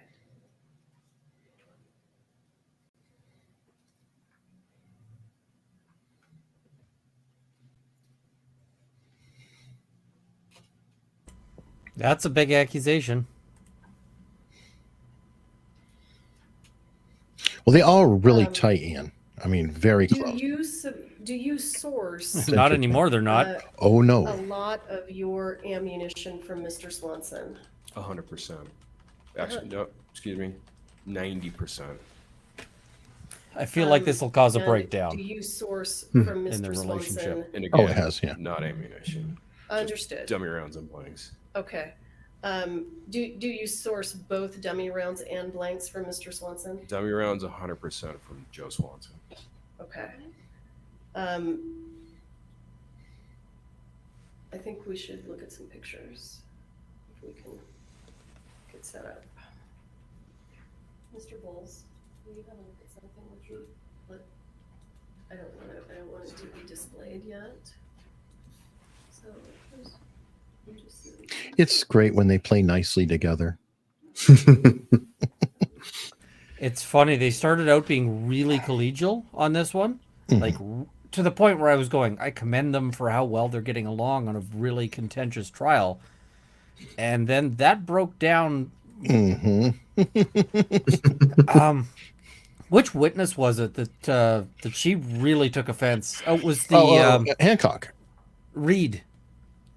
No, Hancock. The grip. A little bit there, but on Hancock is when things just went completely nuts. And even Variety said that they cleared the judge shut it down. It's like, we're going on break. We're done with you. Yeah, they. I think Reed was the beginning of it, and you could tell she was getting really upset. She didn't like how he was treating some of the witnesses, and she just went to war. And the judge, it looks like maybe he's gotten them back down a bit, or maybe well, apparently they got a talking to, and they have directions where there's no objections. Everybody approaches. It's like mom stepped in. Well, the degree of speaking objections was ridiculous. Like, in front of the jury, they're just basically having their whole argument, and I'm going, what? Now, Gavin, you can all of this right now is just pretty much baseline. There's not anything too crazy. It's just more of how you do your thing, blah blah blah blah blah, right? Yeah, I noticed someone said in the comments earlier when he kind of rubbed his lips about, isn't that deception? In that instance, it would probably just be withholding opinion. On your screen. I do. Thank you. Have you ever had a box of dummies from Mr. Swanson with that label? No, never. And why would you not have a box with this label if you're sourcing your dummy rounds from Mr. Swanson? Well, 1883 was the first period show that that I needed 45 long Colt dummy rounds for. Prior to that, even though we had done a flashback scene with Tim McGraw in Yellowstone, there was no call for dummy rounds, or the prop master sourced them elsewhere. So I just never needed them. And when I did, I needed them by the thousands, not by boxes of 50. And so what happened is Joe Swanson, he asked me, do you want me to package them up? I said, no, there's no point. Right? It's more work for everybody. So he sent them to me in bulk. Okay. And so you never had anything like this in your possession? Never. And let's talk about the dummy rounds that you provided to the set of Rust. Did you provide 45 long Colt dummy rounds to the set of Rust? I did. I supplied a single box of 50 on October 12th. And where did those dummy rounds come from? They had just come off of the day prior from the prop truck in Texas from 1883. So when you took the dummy rounds that you supplied to the set of Rust from the prop truck on 1883, walk us through what you did with them. So the Sarah and Hannah had issues with a couple of guns, and so potentially they needed replacements. There was an issue with the reassembly after cleaning. So I pulled some of PDQ's inventory from the 1883 Was the issue an issue of truck, competence? to make sure that I Well, had something I to have replace. criticisms about Unfortunately, that, I couldn't Seth. find a 45 long Colt chambered gun that matched what they had on Rust, but I did find one chambered in 4440. So I took that gun, a box of 4440 dummy rounds, and also spotted some antiqued 45 long Colt dummy rounds in bulk, and put them literally into a double bag of some type of grocery store bag. And those three items went into my Sprinter van, and I drove straight from that set to my PDQ's location in Albuquerque. And when you got to the PDQ location in Albuquerque, what did you do with the 45 long Colt dummy rounds that you brought from 1883? It's kind of an odd thing to say, but because there were probably a considerable amount of money in firearms in the van at the time that were headed back to California. I slept in the van with the guns behind closed gates, but that's just what you have to do. So it wasn't until the morning of the 12th that they were brought into the, my place, PDQ's location in Albuquerque. Okay, and what did you do with them when you brought them inside? Well, I got rid of the grocery bags straight away, and I built a small brown cardboard box, and they got poured into there. Sarah Zachary was running late. And when she showed up, I was able to reassemble and test the gun. And let me stop you real quick, just so that we're connecting all the dots. Why was Sarah Zachary coming to PDQ on October 12th? Well, she needed to find out whether or not I could quickly reassemble the gun without issue and make sure that it was ready to be used on camera for Rust. And were you able to do that? I was. Okay. But she ended up running probably 3 hours late, and I had nothing else to do. Essentially, I was just waiting to meet with her and drive to California. So while I was sitting there doing nothing, I looked at these overly antiqued rounds that had been dipped in a chemical that patinaed not only the lead bullets, but also the cases very heavily, too heavily. And they didn't look right. They didn't look right for camera. So I just sat there and decided, well, I'll just see what it looks like after I polish them up with some Quado steel wool. And that's what I did. What I realized, though, too, is that some of the chemicals seem to have leaked. He was sitting into there the polishing case, his bullets. and some of the rattles seem muddy. And What do you mean when you say some of the rattles seemed muddy? well, Joe Swanson, for the most part, stopped using BBs inside the dummy rounds because the sound guys could hear them on camera. So if the gun is being manipulated, you could actually hear the dummy rounds rattling around. And there's a number of instances where I can hear dummy rounds in TV and movies where I can spot it. And I'm like, oh, you can hear the dummy rounds rattling. It's kind of interesting. So he switched to using a single piece of number 2 lead shot, which is an adequate rattle, but it's a little bit muffled. And I suspect what had happened is the chemical had caused some kind of gooey layer, to my best guess. And so I noticed that they just didn't sound safe to me. It just didn't sound like I wanted, Hannah and Sarah to have to be dealing with something that seems odd. And so I selected, before I sat there and polished each dummy round, I had to make sure, one, it rattled before I spent a minute polishing around. If we're talking about a box of 50 plus writing a label on both ends, I sat there with this box for an hour. So they got rattled before they got polished, and then re-rattled to make sure they would rattle without issue, and then individually inserted into the box. Okay. Hang on just a second. Any issues with that, Gavin?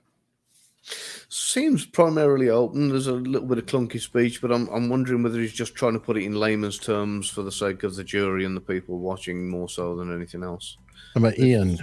You've dealt with this, or I guess not in that case, but the type of dummy round and the soaking and whatnot. I mean, the soaking is weird, right? It's an unusual thing, so it's really hard to say whether that's. But it sounds like he's going through and picking these out. Now, I don't. Mr. Kenney, I'm Did the gonna show forensics you, actually say there was a what BB was in those previously antique posted dummies? into, I thought they said there wasn't. Evidence as I'm not sure. defendant's exhibit So- L43. I'm not going to switch over to the Elmo for this because it requires too many steps and it'll take too long. Do you recognize that? I do. Yeah, she doesn't want that displayed again. What is this a photo of? It's a photo of the brown cardboard box that I had just taped up to purposely hold those aged dummy rounds, and you can see in the picture what they look like before being polished with Quado steel wool. Okay.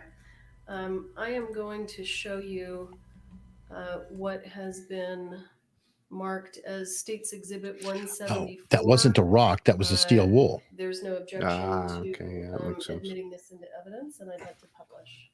States 174 is admitted, you may publish. Mr. Kenney, what is this a photo of? That's the same box. Just it's missing the. I think I saw some spent blank cases in the Yes, there box was. as well as the Quado steel wool. Okay. So when did you take this photograph? I don't recall.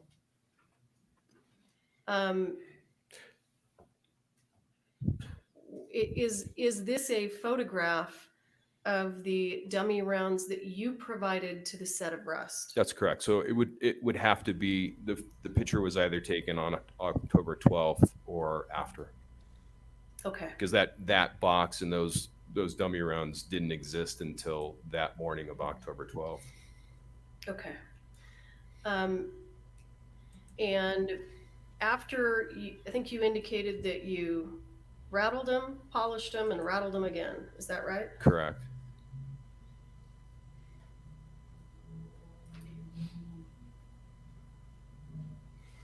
And how did you provide them to the set of Rust? Were they in a bag? Were they in a box? Hey, Sean. They were in a white box with white gaffer tape, which is kind of a pattern tape, very strong. And I hand wrote in blue Sharpie ink on both ends of the box what the contents of it were. All right, I'm going to show you what has been previously entered into evidence as States Exhibit 48. Do you recognize? Is this Seth? I do. Yes. What's that? That is the box of dummy rounds that I supplied to Zachary on October 12th. So the dummy rounds that we saw in the box, in the brown box in the previous photo, you took those and you put them into this box. What we see in the brown box with the aged dummy rounds is the remainder, because again, I didn't just take 50 rounds. I took, I would estimate, up to nearly 100 in total. So this is a box that contained 50 dummy rounds, aged and polished, and the remainder was left in that brown cardboard box. When you're talking about the remainder, are you talking about what's shown in Defendant's Exhibit L43? Yes. And the other photo of the brown box without the steel wool, are those the ones that actually ended up in the box and went to Rust? No, those are still the remainder. Okay. I'm going to show you what has been entered into evidence as States Exhibit 48A. Do you recognize that? I do. What's that? It appears to be that same, the foam insert and dummy rounds, the polished antique dummy rounds that I gave to Sarah Zachary on October 12th. Although one of them appears like it doesn't belong. You talking about this one? I believe it to be that round. It doesn't look like it's had any aging.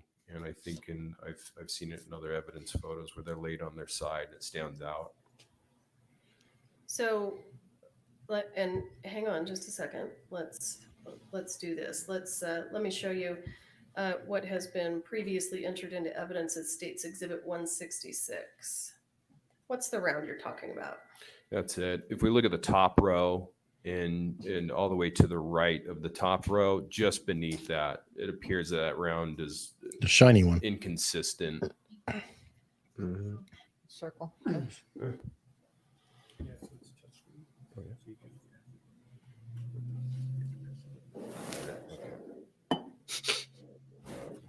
don't have the touch.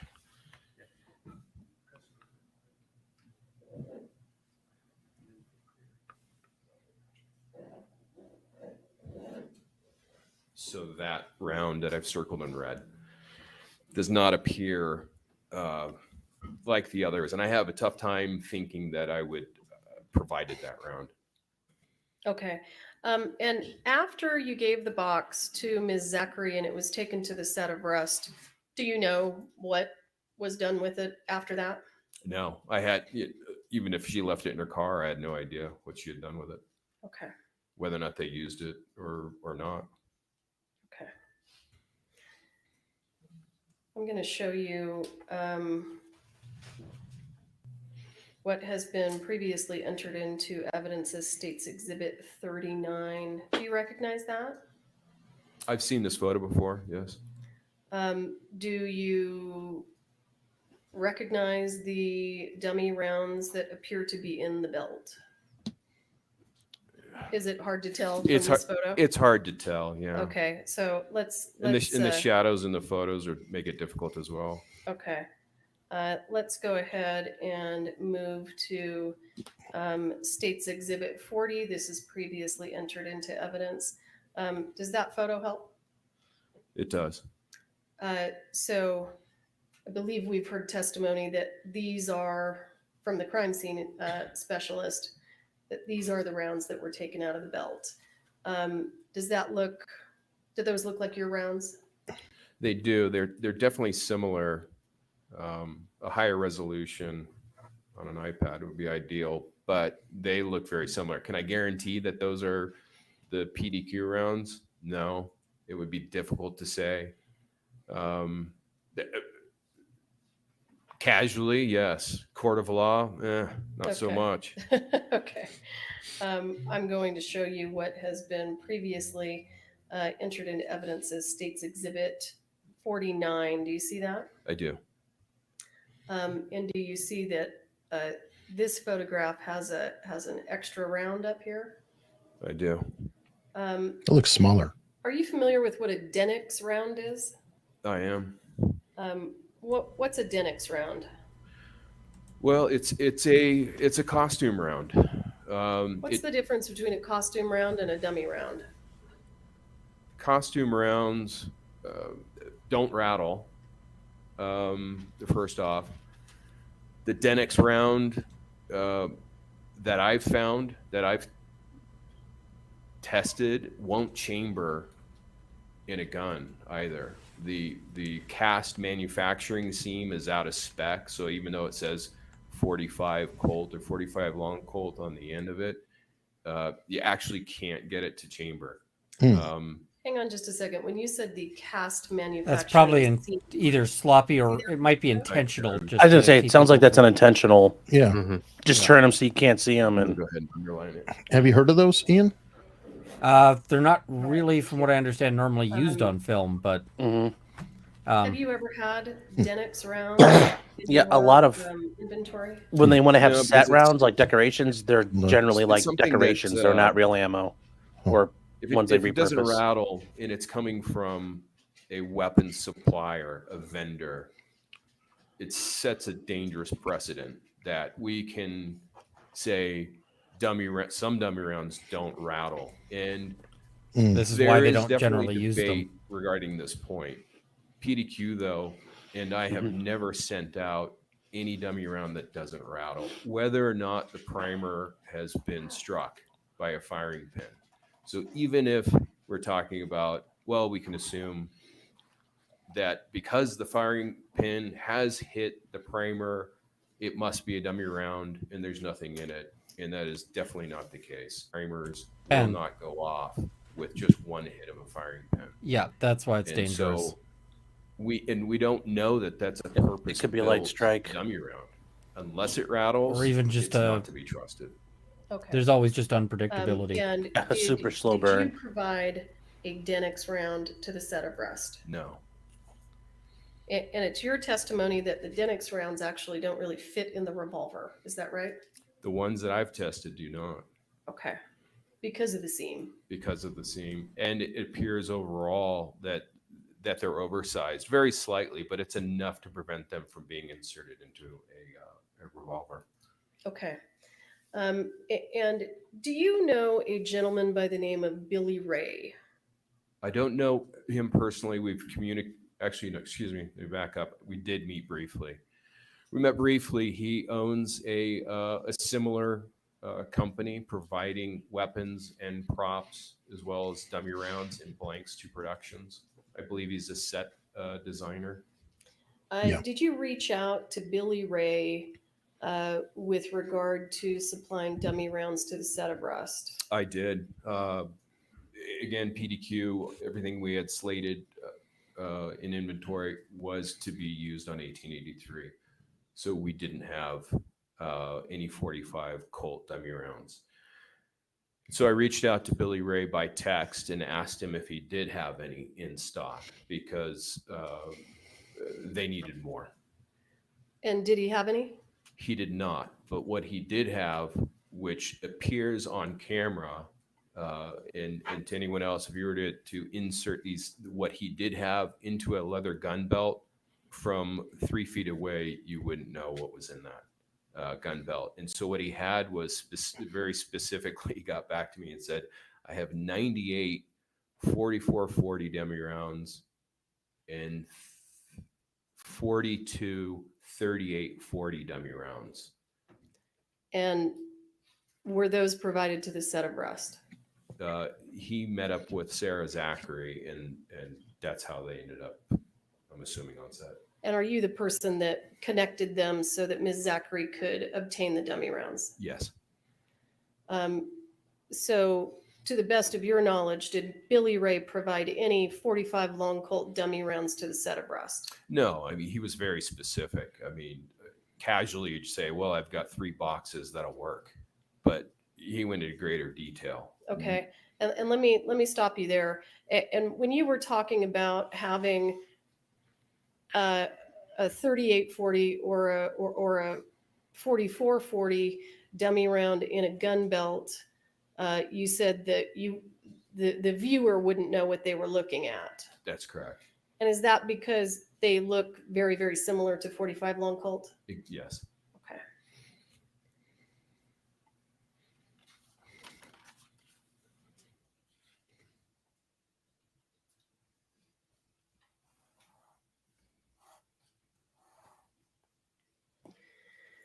So in terms of dummy rounds, we understand that you provided some, and we've looked at those photos. You've testified that Billy Ray provided some, and you've explained that to us. Was there anyone else who provided 45 long Colt dummy rounds to the set of Rust? Hannah. Yes. Who's that? That was Hannah. And Yep.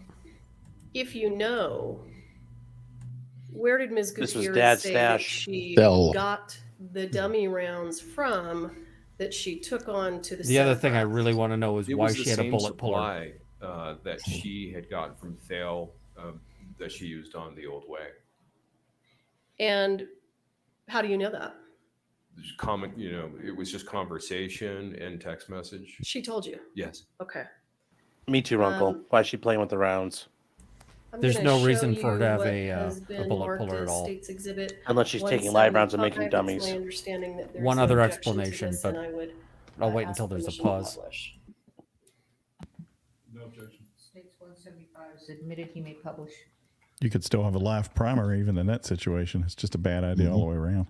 Oh, for I sure. mean, the crow Sir, shooting is why have they you don't seen do that. this Yeah. before? I have. And what is this? It's a conversation. Who's participating in the conversation? Sorry, I've broken my glasses. How do you find him so far, Ian? I know it's direct. It's a text conversation between myself and Hannah. And It's hard what's to the say. date I want to of see the this cross before I conversation? make too many calls on. Again, I'm sorry, I don't have my glasses. October, was it 5th? Is Do the you need some resolutions. readers? I probably have No, 5 it's pairs. the new prescription. I broke my glasses. Is he gonna ask? Is makes me feel nauseous. Bowles gonna ask him if it's powdered sugar? Does that help you? Oh yeah, October 5th. Isn't it possible that she was just doing a bump of what are you powdered and Ms. sugar in the Gutierrez I bathroom? heard that on the way home in the car, and I was like, "Holy We're cow!" talking about the It was such a weak. what specifically. There's a few dates in there. Go ahead and just take a moment and review it, and then I'll ask you some questions about it. Well, I'm asking her about how she was looking on, for leather. And when you say leather, what do you mean? It would be primarily gun belts, but it could also mean bandoliers as well. I don't recall that Rust had call for bandoliers. It was just primarily, gun belts and holsters. Each gun belt can hold up to 18 rounds of Okay. dummies. So to kind of move through this in this text conversation, does Ms. Gutierrez indicate to you that she can't find any of the dummies? Yeah, and she mentions, some of them are still in the belt and in the belts. So hang on. Yep. When she says she can't find any of the dummies, what is your response? Sorry about this. What happened to the dummy? Yeah, what happened to the dummy rounds from TOW, which is an abbreviation of the old way. Okay. And what's her response? Some of them are still in the belts. And then what do you explain to her? Something about dummy rounds don't get returned. What are you telling her? And let me know if you need me to. Do you need me to make it bigger? I mean, I might as well just pull it up on my phone. Yeah. So I was just explaining, to her that she needs to, let me know, or as a normal course of business moving forward, now that she's no longer underneath her dad's wing, that if something gets lost or damaged on set, the production needs to pay for it. You said that's an L&D. What does L&D mean? Lost or damaged. Okay. And in this instance, she's just saying, essentially, yeah, they fall, just commonly, the dummy rounds fall out of gun belts for stunts, or even maybe picked up for souvenirs by extras or actors. Who knows? Okay. And that happens a Ms. lot, by the Gutierrez way. People responds stealing and things she off of sets. actually, I think, confirms what you just said. Isn't that right? Yes. She says, you never mentioned this. I definitely part of why you lost keep control over some guns. off of the belts during the action scenes. Right. She says maybe like 50 total. I'm not sure. And then she says, so I have to round those up tomorrow and count these? Yep. That was the conversation. And then does she say to you, you both just send me out to do these things and don't teach me right? Shame on both of you. Yes. Okay. And you respond, you're a naughty child. I'll let Papa handle this one. Right. Were you joking? Partially. See, they were and at what one was time. her This is why it's interesting. So what if I need more? You guys freaking blow. Okay. So based on State's Exhibit 175, was it your impression She needs more blow? Is that what you're Ms. saying? would bring dummy rounds that were already loaded into gun belts? No, that just goes Absolutely without no, saying at this that- point. We were counting on it What do you mean you were counting on it? because everything else from PDQ was slated for 1883. In fact, some of it wasn't even manufactured yet. So there was just no inventory. And the only way that they were going to have, dummy rounds on Rust is by reaching out to other suppliers in the business, and they needed them straight away. And Billy Ray happens to be in Albuquerque. So that's a straightaway solution. Okay, was it your understanding from that conversation with Ms. Gutierrez that the dummy rounds that she was providing to the set of Rust were left over from the old way? Yes.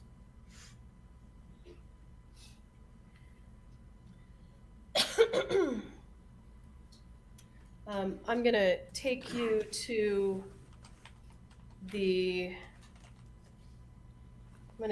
October 21st, 2021. Do you recall that day? Yes. And let me ask you, prior to October 21st of 2021, were you ever physically present on the set of Rust? No. When was the first date that you were physically present on the set of Rust? It was when the sheriff's department executed the warrant on the prop truck. And why did you need to be present for the sheriff's department to execute the warrant on the prop truck? It wasn't that I needed to be, as much as I felt I wanted to be there to facilitate. And how did you intend to facilitate? But just to be available to answer questions that may have come up. Steer And Bowles things will say to along. point the finger at Hannah. Yeah. Yeah. So that's In addition Bowles's to argument. providing blank ammunition and some dummy rounds to the set of Rust, did you also provide firearms? Yes. Approximately how many firearms did you provide, if you recall? Approximately 30. And do you know where the 30 firearms that you provided were being stored? They were being stored on the prop truck, in the safe. Also, he probably didn't want them cutting through his safe. Hmm. Those aren't and cheap. let me ask you specifically, did It's not you completely provide unreasonable to that the he'd set of want to be Rust, there as the business owner. The Pieta Yeah. 45 No, I mean, I'd want to be there too. that, Just became Bowles Mr. is gonna spin it. Baldwin's prop gun. I did. And where did you get that gun from? Those guns came from Pieta's. Pieta's an Italian manufacturer, and they supplied, or they have a principal, and I think it's a single import. They love their Western guns in Italy. California, and I purchased them specifically for Like, seriously. the Rust show. and Pieta is the company that still makes all this stuff. If they go out of business, it's going to be And real hard for a do lot you of know people. when you purchased that gun, was it new or was it used? Baldwin's gun was brand new, as were I believe it's 11 of the 12 revolvers that were rented to the Rust production were all brand new. So I'm going to take you back to October 21st. Why doesn't he have a full First, stock? Did you find out that there was some sort of an injury that had taken place on set? Why did he what, Runkle? Why didn't he have a full stock of guns? There's some interesting dirt on. After she sent me a single word by text in all caps, emergency. And when you received that text, what did you do? I called her back within a few minutes. Okay. And let me ask this. During that conversation, did you tell Sarah Zachary to do anything with any of the dummy rounds or firearms Sarah's or on her own anything here. like that on set? No, absolutely not.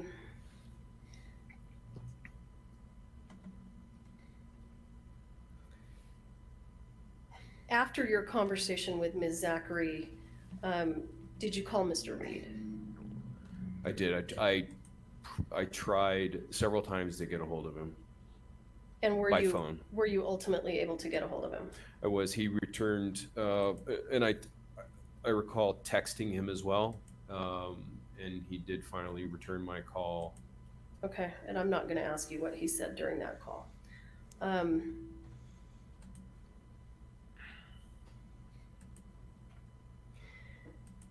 During the filming of Rust, did you occasionally communicate with Ms. Gutierrez? Yes. And was there a time that you and Ms. Gutierrez had a disagreement? The primary disagreement occurred on October 16th.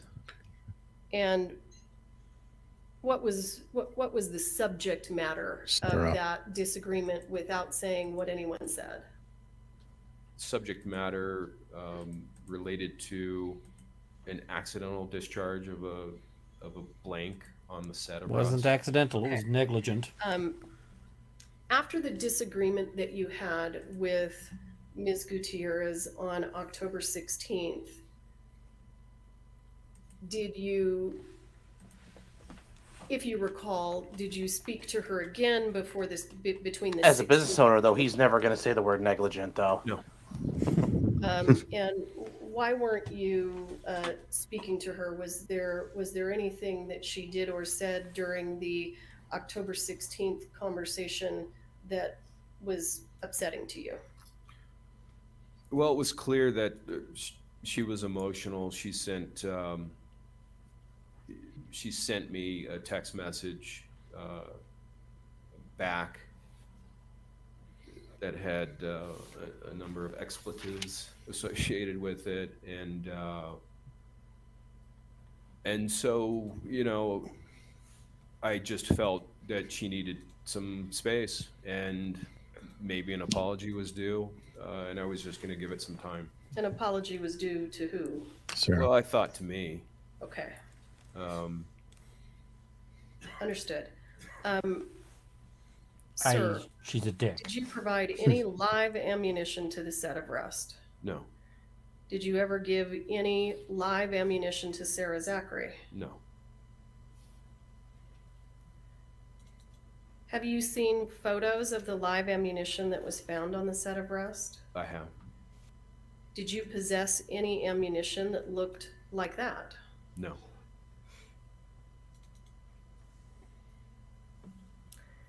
At some point in time after the incident on the 21st, did you become aware that you were perhaps being blamed? I started to sense that there was efforts to redistribute blame or the cause. And defense is going to have some suggestions about this. Accident. Was there a morning news show that you watched that? Good Morning America with Bowles and Thel. I don't know if you guys remember that. That was when some of this came about. It's about the time I met Seth or was contacted as well. Yeah, and then he's gonna because say they called him the armor mentor in the LA Times, which pissed him off to no end. Oh. And then he's going to say some nice guy named Eric reached out to me, and I started giving him the tea. Yeah, no, he reached out to me, folks. That was leading as hell. Yeah. Yeah. That's why we're getting this objection. Mm-hmm. And yes, Otto, his blink rate is definitely going faster. This is a stressful part of the conversation, to be sure. Yeah. I have the texts that took place, not only between him and her, but also between Sarah and Seth with screenshots of Hannah's. So I have all these texts. And they're very compelling conversations. Hey, Runkle, what do you think else she might have been doing with the bullet puller? Because if she's out there pulling rounds apart, one of two possibilities. One, she's making her own dummies. Because they couldn't get enough dummies, she goes buys some 45 long Colts. She pulls them. She tries to make dummies, and she f's it up. She misses one. Or the other possibility that occurs to me is she's checking rounds, finds one that is suspicious, and gets the bullet puller to check it because she's like, "What the hell?" But then doesn't tell anybody because it would shut down production and she would look like an idiot. So that seems to me to be the other possibility. But there is no good explanation for She also had a personal bullet puller. firearm that was a 45 long Colt. So just want to say. Yeah. I mean, who doesn't? But yeah. Well, one of us here might. Well, and that one I could see that being the issue, but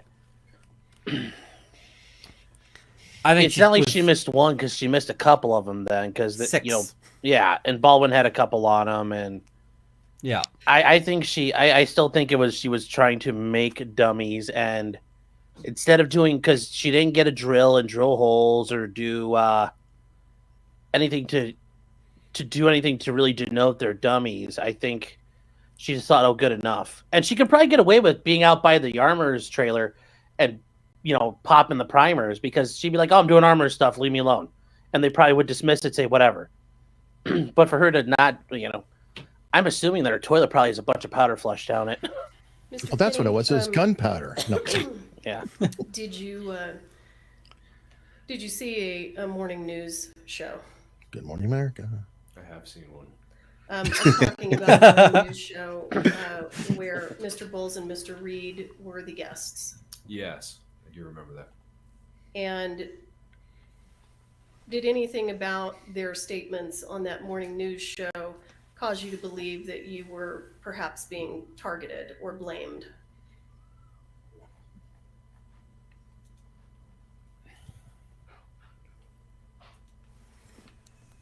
He's looking at phrasing. Yeah. They didn't say him directly. They said sabotage. It started to feel I don't know if that's an appropriate word. It started to feel, knowing Thale and having been friends with him for a few years at that point, I understood who he was and how much he loves his daughter.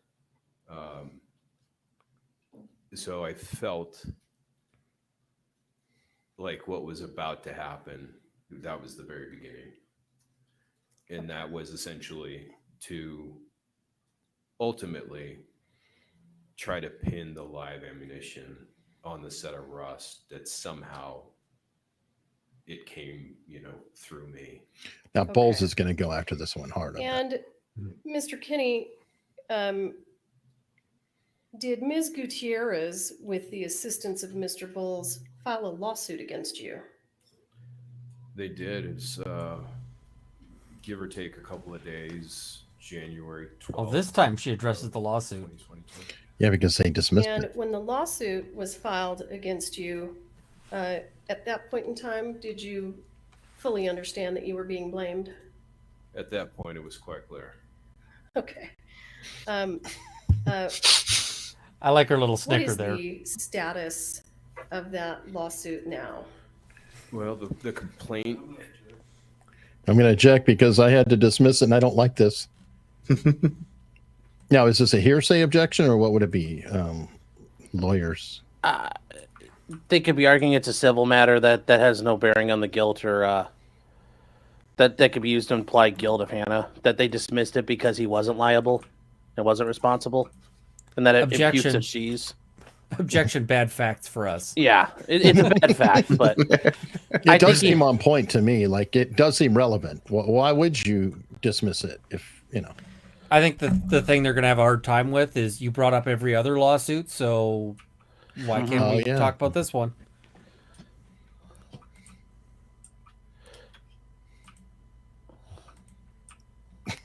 Well, I mean, that's very prejudicial to Hannah. I mean, among everything else, but it's very prejudicial to her. Yeah, but they're pinning him. I mean, in a way, he's trying to defend himself, correct? Well, yeah, but there is no concern about the prejudicial effect to the witness. It's to the defendant. That's the ultimate. That's the kind of the primary concern when you're looking at this. Like, yeah, it might screw other people over, but Seth's not on trial, so. Okay. Yeah. Not on trial yet. Well. I don't know if there was a deal with him or not. I know there was a deal with Sarah Zachary, but I am very curious if there was specifically a deal. From what I understand, there was not. That they never had him under consideration. But I don't know that. Well, and here's the thing. We've heard that Hannah was offered a deal if she identifies the source of the rounds. Yep. You'd think that if it was Seth, that she would be throwing him all the way under the bus, because she's already been throwing him all the way under the bus. So where did they come from? There's not a lot of other... There's like 2 other people in the room, but Seth is still suspicious as hell. That's the problem. Yeah, PDQ's down half Irish. I think it closed down in 2021 or 2022. He had a partner who pulled out, who's like a corporate entity. So PDQ, Arms and Props, I believe, is no more. He's not going to work in this field again, I don't think. He already has. Has he? He is doing it immediately. That surprises me, because I've heard a lot of shade his way. Oh, I'm sure. But Ian, excuse my language, but I've found just by listening to these people, they're all a bunch of bickering bitches. Oh, I have my opinion of Hollywood got worse after, like, through this. And it was hard to do that because I was generally of the view that Hollywood was full of gossipy and just. Mr. Kenney, was that lawsuit later dismissed? It was. They lost that objection hard then. Womp womp bowls. Okay. There we go. Come on, have a break. Good time for a break.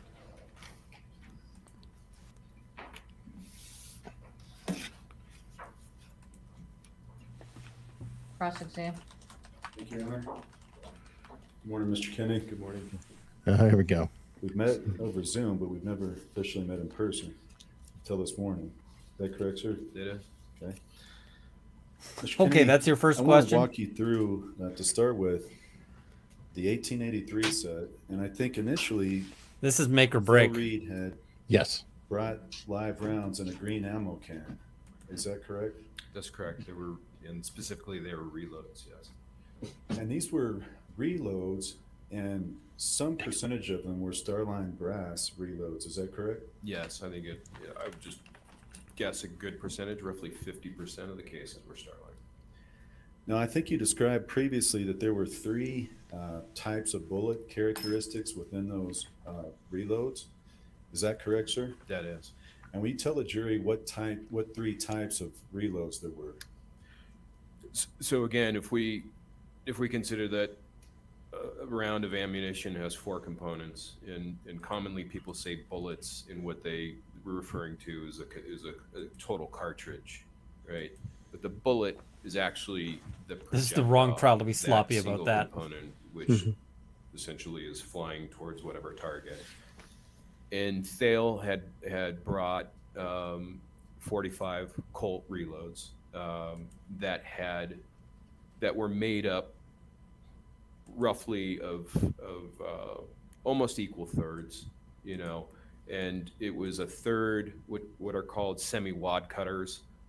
The tip of that projectile is shaped exactly like a crayon. It has the exact shape of a newly unused crayon. Then there was another bullet profile, a truncated cone, which kind of has a spaceship look to it.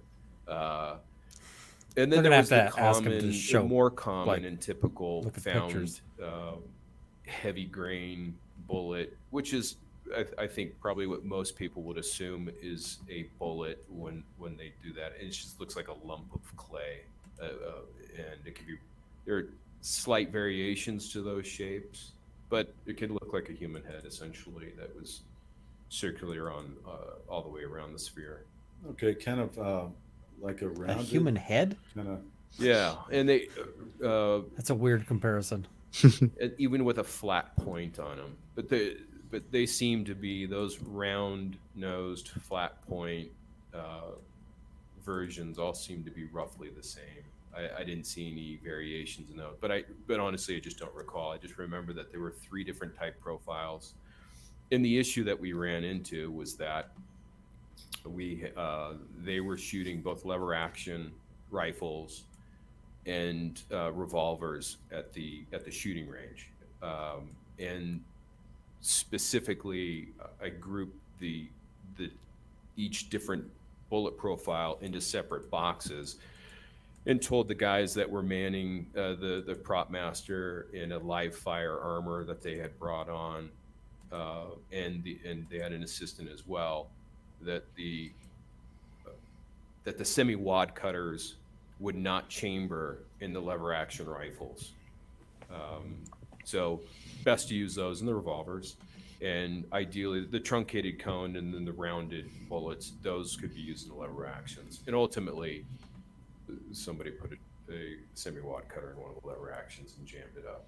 Okay, well, in any event, there's three types of bullet characteristics in those reloads that Thale Reed gets from Joe Swanson, correct? That from what I saw, yes. Okay. Now, you all have this live training offset. It's at a cowboy training camp in Texas in 1883, correct? Correct. It was anywhere near a set. It was on, again, Taylor Sheridan had set up a private firing range, live fire area and no filming was done at that point. Okay, sir. Then after that set, you then retained the ammo can and the remainder of the live rounds that Thel had brought, correct? No, I retained the Thale Reed, yeah, the reloads from Thale, but the ammo can was sent once the first I saw of what was the contents of the ammo can was actually at the firing range on Texas, and at that point we needed to know how many we had and what variety, because when I opened up the box, it was a jumbled, distribution of 3 different types of bullet profiles. So what I did is previously I'd gotten from Joe Swanson 10 boxes that were flat, brand new. They actually had to be assembled, and I loaded the contents from the green ammo box that Thale had brought into those white boxes. Those white boxes went up to the firing line, as well as the empty ammo can.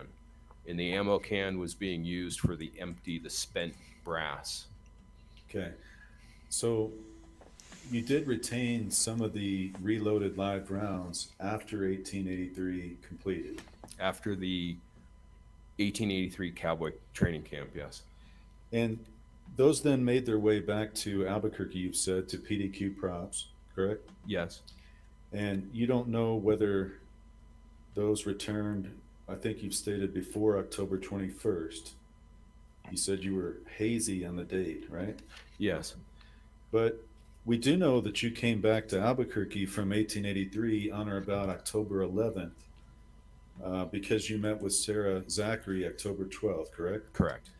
So when you came back, you brought dummy rounds from the set of 1883 to give to Sarah, correct? Correct. And those were 45 long Colt dummy rounds. Correct. Now, you had a whole group of dummies on 1883. How many do you think there were? 5,000. So out of those 5,000, you brought some back from Miss Zachary. And at some point, you can't tell the jury when, those live rounds came back to your place. I've never been able to identify the exact date. Well, you also said on direct, they were delivered back.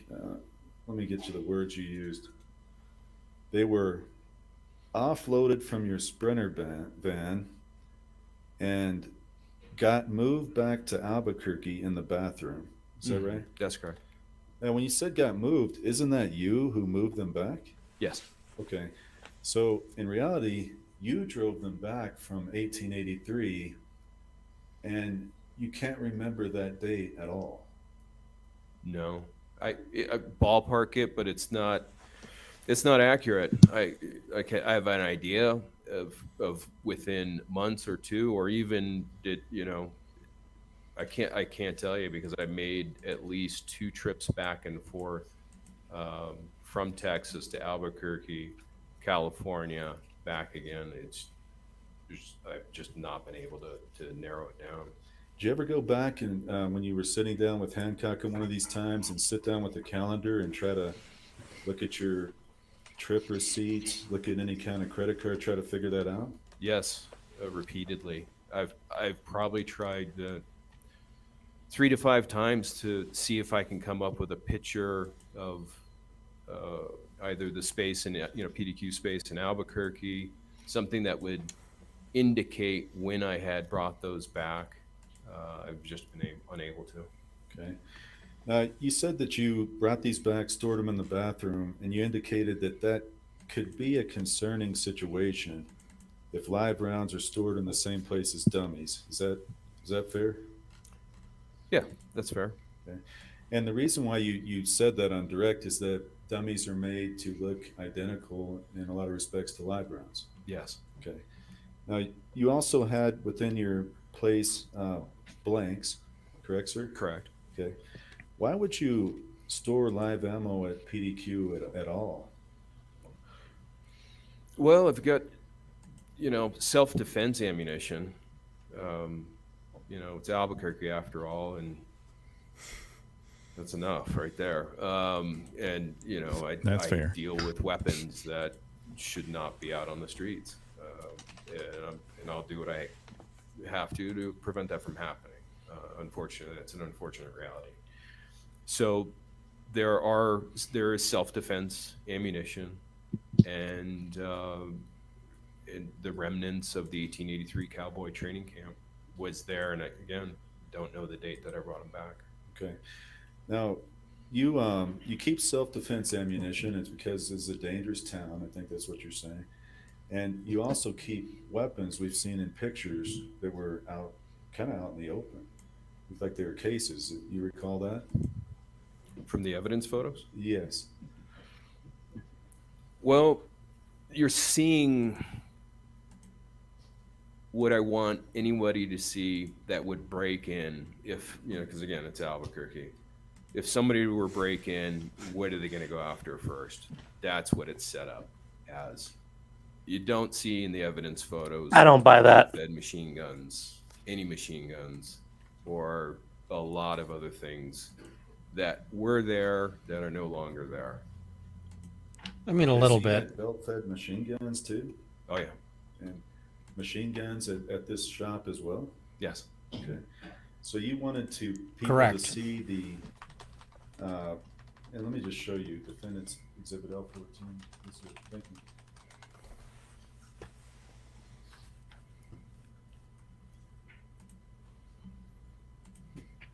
Film armorers get some fun stuff. I'm going to go visit a film armorer this weekend. Doing a tour of another facility. Thank you. Mr. Kenney, I'm going to show you Defendant's L14. Assuming they don't get bogged up in filming, which is a possibility. Well, you're also doing a meetup, aren't you? Yep. It is. Okay, sir. Out in Vancouver. I mean, if anyone shows up. Otherwise, I'm just drinking.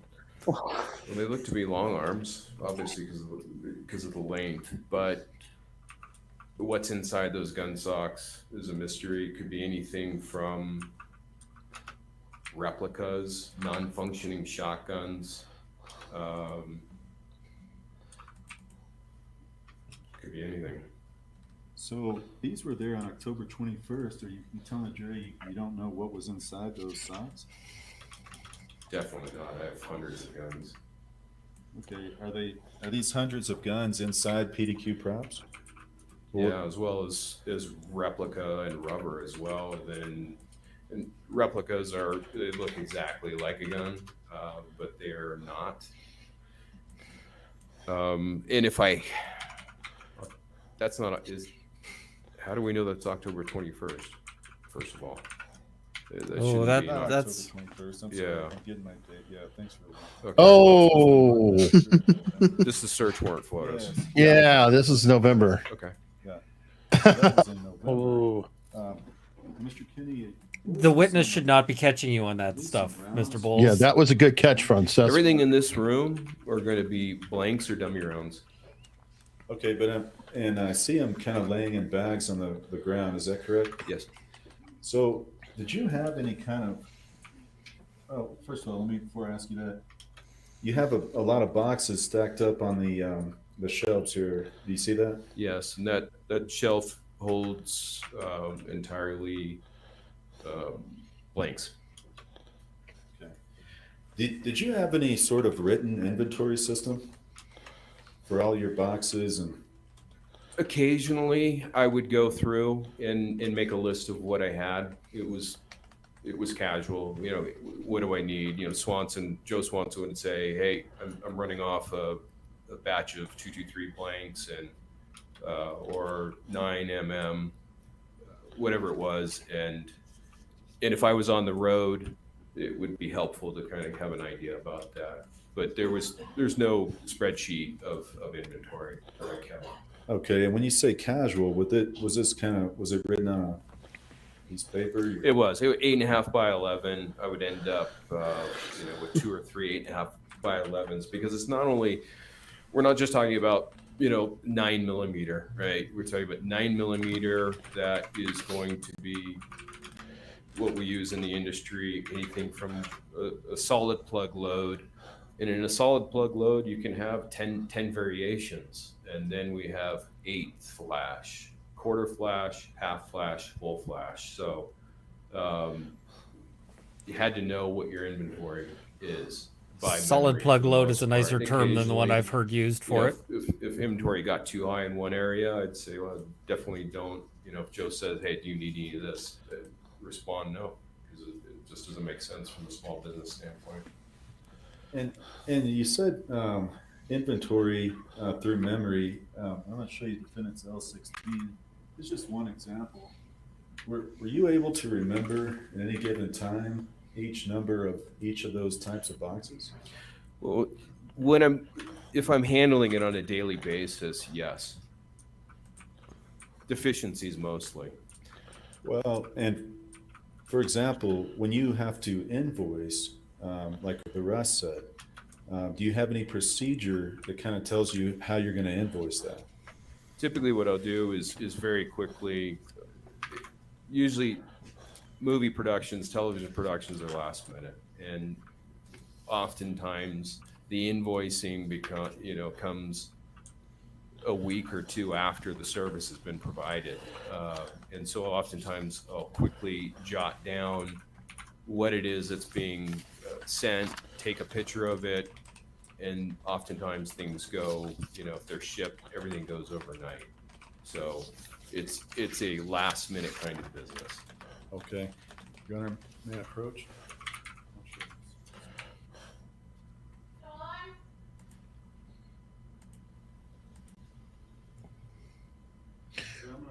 What do you guys think of his knowledge level? Does he know what he's talking about?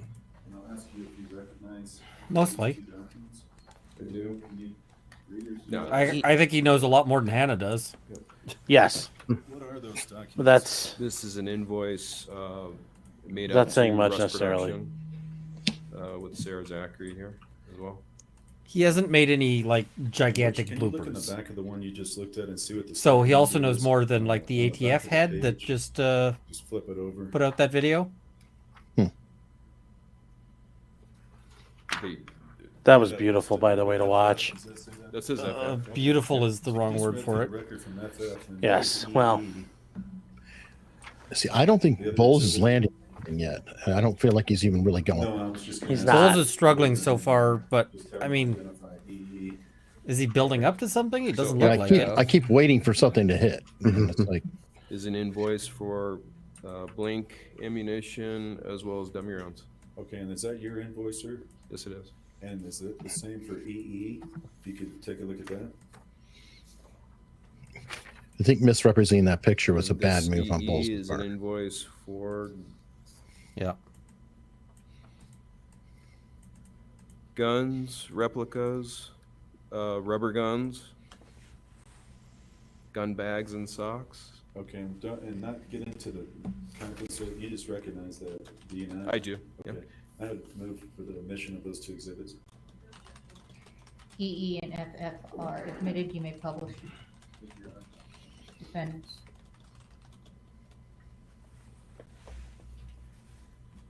Mr. Kenney, I'm first going to show you defendant's EE. And you were just telling the jury, can you just summarize this and don't go into every item?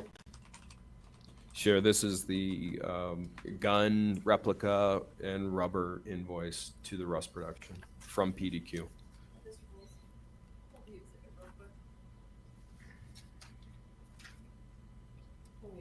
Yes.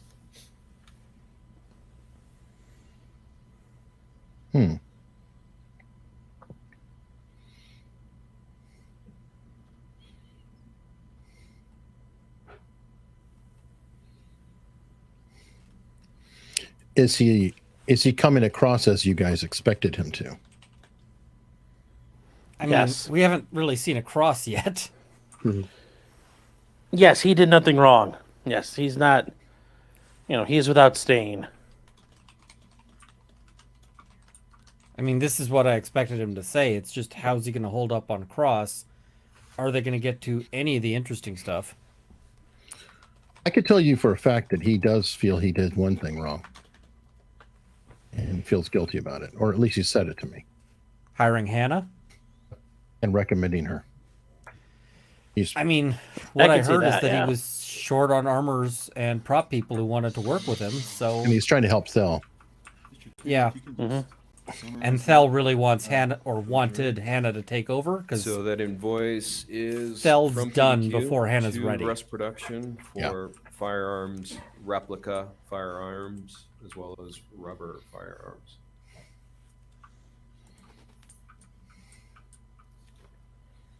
Okay, and now I want to show you, and this is what you, and the one we just saw, this is what you supplied to Rust, correct? Correct. Okay. Now I want to show you defendant's FF.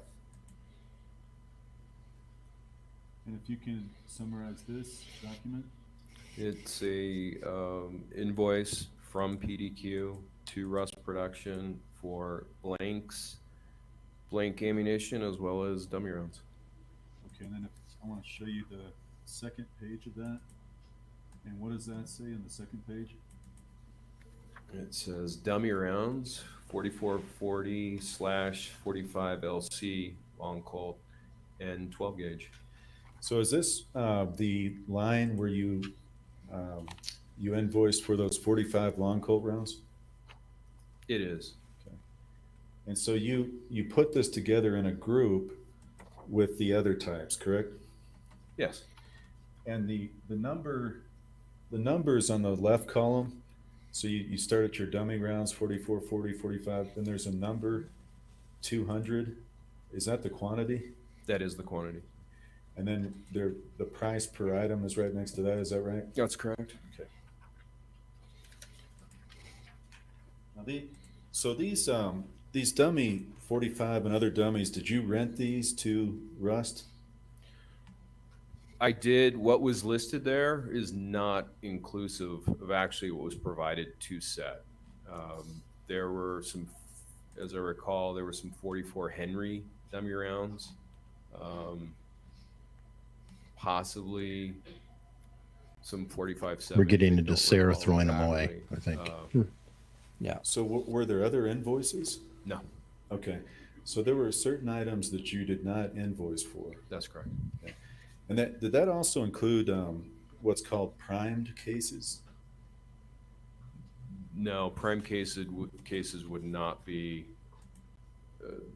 in the dummy round line of the invoice. That would be listed out separately, because one is a consumable, the other one is a rental, and prime cases would be a consumable. And I want to talk a little bit about that, but you provided Sarah Zachary some primed cases for Rust, correct? Not that I recall. I mean, I'd have to look at the invoice. What is a primed case? A prime case is simply that. It's a ammunition case that has a primer without gunpowder. Typically, Joe Swanson crimps the end because what happens is that they're too long. If he doesn't crimp the end, they're too longer to actually be functional in a revolver. And they're simply, like a loud cap gun when they go off. They're good for training. They're good for around horses and kids. And certain armorers will rig them up in theater as well. Live theater will use them with talcum powder for an effect with minimal noise and also for close proximity. Do you recall telling Detective Hancock when you interviewed with her that you had given a number of prime cases to Sarah, and it will be interesting to see what color primers they have? No, I don't recall that. If I showed you your interview transcript, would that refresh? It would help. Yeah. It's page 32.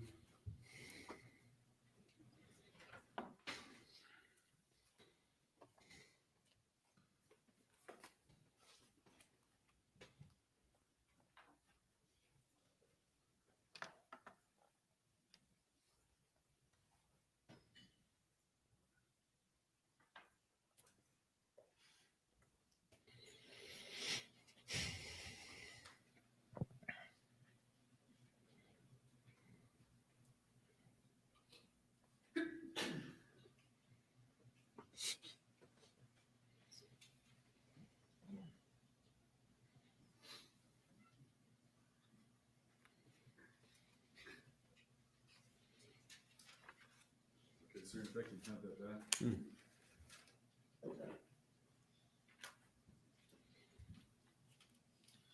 Did you indeed tell Detective Hancock that you had given a number of primed cases to Sarah? Well, it's interesting because it says prime cases, and that I would have said primed. What? So what's a prime case? Prime cases. It sounds like a transcription error. Yeah. So I don't recall that conversation. I don't even know what I'm referring to in that conversation. Well, do you recall that there was discussion about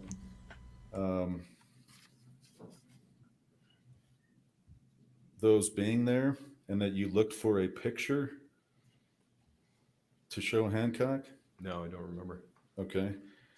Do you recall stating that chances are they'll all have the same color primer?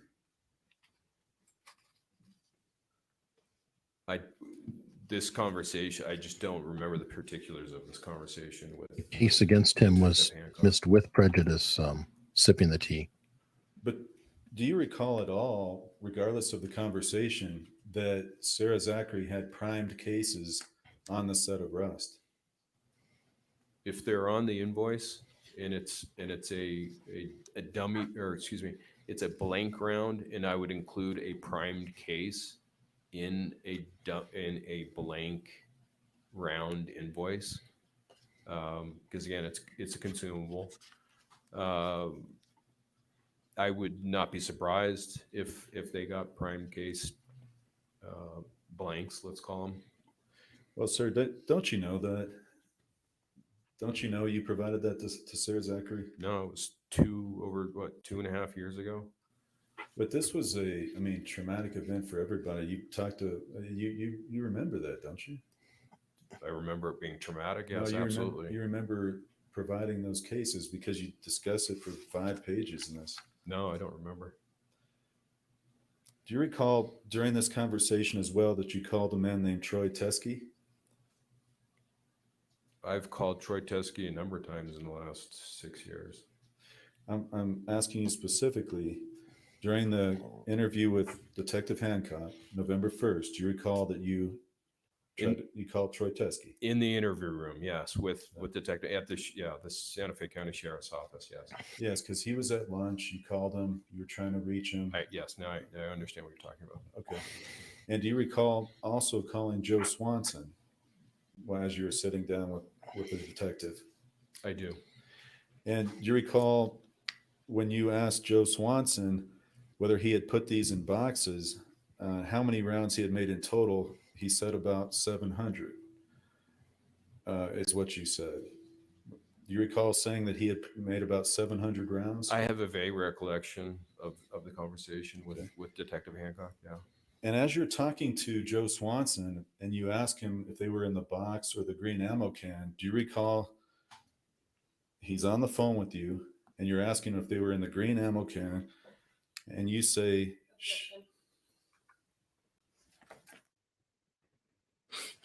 I don't know, Clarice, if he had a deal or not. I don't think he did have any kind of deal like Sarah Zachary did. But I think Ian and Sean can confirm that he absolutely can be charged if they find something about him or he slips up on the stand, etc. Am I wrong? It all depends what's been signed and agreed to, but it sounds like Kenney, normally if they have any agreements, that's brought up. as you're on the phone. Yeah, I would have expected him to start off with that. So yeah, I'm like, oh God. it can still be fair well, game with him. I mean, still trying. Down. Recall saying that? Vaguely, yes. You also recall saying, you said it twice. You said, shit, shit, shit. Well, she still didn't do her effing job. Recall saying that? That sounds like me. So when you find out, and I don't want to get into what Mr. Swanson told you, but when you find out whatever you find out on the phone, Tell us again how incompetent Hannah is. Twice. Why did you say that? I think I was worried that it was going to be some of these rounds that that Thale had given to Troy Teskey and had been using, to shoot, right? Shooting live rounds, that somehow they migrated in some of Thale's leather or, through Hannah in some way. And that, again, we were going to be here saying Joe Swanson live ammunition when he's primarily 99.9% of the time he just provides movies and television shows with blanks and dummy rounds, and that's an uncomfortable situation for Joe Swanson. So you just gave a long explanation, and you just kind of tried to blame Hannah in that, didn't you just now? How did I do that? Well, you gave the implication that you were worried that this was going to be some that Bill had and Troy was shooting, and again that's to try to link it to Hannah, isn't it? No, I'm just telling you my thought process at that point, trying to figure out where did this question, dude. live ammunition come from, and was it going to point back to Joe Swanson? Okay, and do you recall on July 11th, 2023, you interviewed with myself and Miss Morrissey? You recall that, sir? Yeah, the Zoom meeting. Yes, I recall that. And do you Now, the recall fun when thing I is that asked if you he the same denies it, question, suddenly they're a witness. Shit. Why did you say shit? You said, I don't know. And that was the extent of your answer. You recall that? Yes. So back in July 11th, 2023, your memory, would you agree with me, would be fresher to that time frame when you said it than it would be now? Well, not He's if doing this I had backwards, by the reviewed by. things or something else jogged my memory of that event, or because it was an emotional time, and that I found that largely when things are emotionally charged, there kind of needs to be some kind of gateway between the present and recollecting how I felt and the way things were at that point in time. And I understand, but would you agree with me? You gave a different answer on July 11th. I don't know than you do today. I don't know if I don't know is really an answer, other than at that moment in time after us discussing He's a it, I little cagey hadn't here. thought about saying shit 4 times in an interview with a detective. The rounds, again, that went to 1883 came back at some point to your place. Again, some of those reloaded rounds from Joe Swanson were Starline brass. So the 1883 Cowboy Camp, training camp, to be specific, yes, some of those Thale Reed, Joe Swanson reloads came back to PDQ in Albuquerque. And as well, some of your dummy rounds also were Starline brass, correct? Correct. And they had nickel primers? Correct. Okay. And the live rounds found on set that were Starline brass also had nickel primers, correct? On the set of Rust? Yes, sir. From the evidence photos, yes, those were nickel primers. As well. Yes. Okay. And in addition to providing replica firearms, did you provide rubber firearms to the set? To the set of Rust, yes. Okay. Did you provide over 3,000 rounds of ammo? I don't know what the total of, if we're referring to blanks. Blanks, yeah. Yeah. I don't know what the total is of blanks to Rust. I've never totaled it out. Well, other than the invoice, that would have been the only time. Okay. When you would get a request from Sarah Zachary for additional rounds that were needed, would she come pick those up from you at your place? I think once the initial supply of blanks and firearms were provided to Sarah, there was only one other occasion that I can recall Sarah coming and getting anything for Rust from me, which was on October 12th. Okay. And do you recall Sarah and Hannah coming before Rust started to your place? I do. And at that time, didn't you give Hannah her leathers as well as firearms and ammunition? I vaguely recall that. That she got that done. Because in fact, Hannah had mailed you the leathers back from the old way at the end of that set. Recall that? Yeah, she had shipped everything from Montana to me in Texas. And so when you received those in Texas and the leathers and everything else, you brought them back to PDQ Props? That's correct. They were, the leathers were in the same box. They never got pulled out. The replica firearms did get pulled out, but the rest of the leathers remained in the box. Okay, sir. Then you gave that to Sarah and Hannah for their use on the rest set. Is that fair to say? Well, whatever she was going to do with it was up to Hannah and Thale. Okay. But you know they got used on the rest set? I don't know that. I can assume that's where that leather went to. Okay. Now I want to ask you some questions about the dummy rounds that you answered earlier. You did indicate that dummies that do not rattle can be dangerous. Is that right? Dummy rounds that do not rattle are not dummy rounds to me. Okay. And I think you've said, because it is dangerous when an armor is trying to figure out, maybe in a high-speed environment, maybe things are going on, you're trying to distinguish between a live round and a dummy, and it will not rattle. It doesn't rattle. Didn't you describe that as being a dangerous situation? Well, certainly, because it's like a firearm that you can't check is unloaded. You have to assume that it's loaded or that the round is live and it's not a dummy round.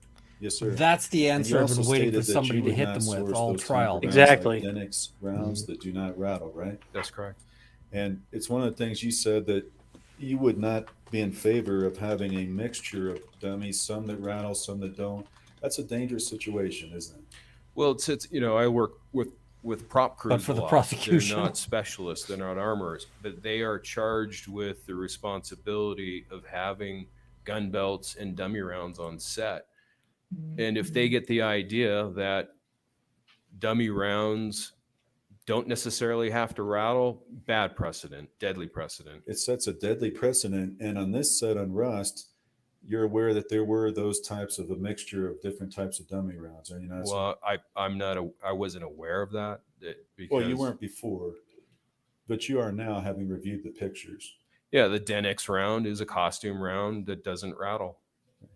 So after you reviewed the pictures from set, you're now aware that there was a dangerous mix of types of dummies, some that rattled, some that didn't. Well, a Denix round is not dangerous. It sets a dangerous precedent. Okay. And I'm not saying you can fire it. I'm just saying, in your words, it can set a dangerous precedent. Yeah, it's not an ideal situation. He wasn't there. Okay, sir, I want to talk about your interactions with Detective Hancock in this case. When the case started, do you recall you had a meeting or call with her maybe the same day as the shooting incident? No, I don't. With Detective Hancock? Yes. On October 21st? Don't recall it at all. I don't think it happened. Okay. Do you recall that on the course of time after that shooting incident, you called Detective Hancock over 40 times? Yeah, to a lot. It was practically dating. Yeah, it sounds about right. Do you think it might have been higher than that? Oh, definitely. Please don't prosecute me, Bay. And during that time, you're sharing information with her. She's sharing information with you. Is that correct? Yes. Okay. And doesn't she share Well, you in materials fairness, from the I might have up to investigation 20 calls with him. at times? I don't know. The first time that I think she showed me anything was when they were executing the search warrant prop truck. She was showing me, I think they were black and white, grainy photos. Okay. That was the first time I saw anything. Now, do you recall providing Detective Hancock some of the live rounds before the execution of the search warrant? I did. So you provided her some, and was that in a bag, or how did you give those to her? Well, interestingly enough, they came from that jammed lever action rifle, and they happened to be the semi-wad cutter live rounds.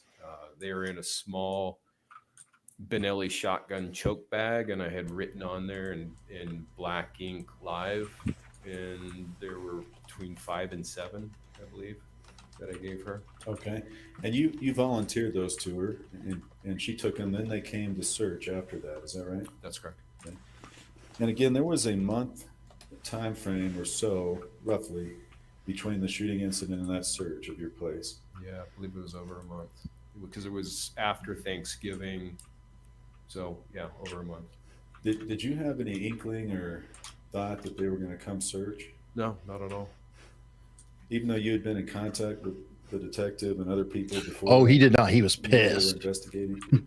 I knew they were investigating. What was he pissed? No reason to Pissed believe about, Eric? that they The would search be warrant. executing He a was search pissed. warrant on They it. went in there and tore his place up. Now, did you provide your DNA Everyone's to pissed Detective after they Hannah? get searched. No, I did offer Right. it. I'm just saying, I remember when You it offered happened. it? And Yeah. it was like, And they did not take you up on that? That's correct. Oh yeah, it's just anybody who says and that they they did didn't not mind take a search is either, full of did they? shit. Well, my fingerprints are in the system already. Through the, if you're a federal firearms licensee, oh, good point. that's just part of. The I was like, license, is was that this just the your dumbest answer he could fingerprints give? go into the But no. digital federal system. And I understand that, sir, but my question was, did they take your fingerprints? Again, no. Okay. Well, they didn't take it the first time. That was somebody else. That's true. What did you prove, What? Bowles? Yeah, What what did would I wanna ask That's you- not a booyah answer. A different topic. He's like, After mic this, you drop. were And asked it's on- like, Yeah. on What direct mic? If after this October 16th. Sir, this is a children's party. Had an argument with Ms. he's not Gutierrez-Reed. landing any You recall punches, that? so now Yeah, he's by flailing text to find message, yeah. something, and it's Yeah. And you recall after Isn't that it true that you said you're wanted wearing to blue socks, fire but in fact Ms. your favorite color Gutierrez-Reed? socks are red? Here we go. That's Here what comes I the thought. arguments. It wasn't that I wanted her fired because it wouldn't It's- be for me to fire her. She can it's that I thought they tell should me to fire her go because to she's hell incompetent. all day long, and it wouldn't. Well, make they a should fire her. difference She's to just an the idiot. rest production. It doesn't. You know, I've got 5 sisters and 2 daughters. I'm used to it. So what's he landing here that everyone thought You she don't like sucks? women. Rust Production is happy, and they were. That's why. You know, Sarah Zachary said she's a great armor.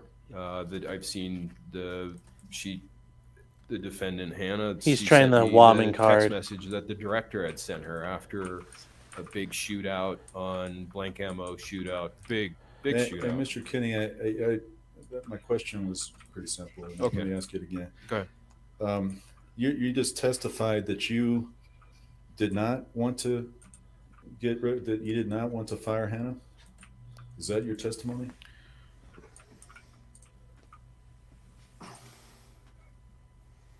It's not that I wanted her fired. She was doing a horrible job at props.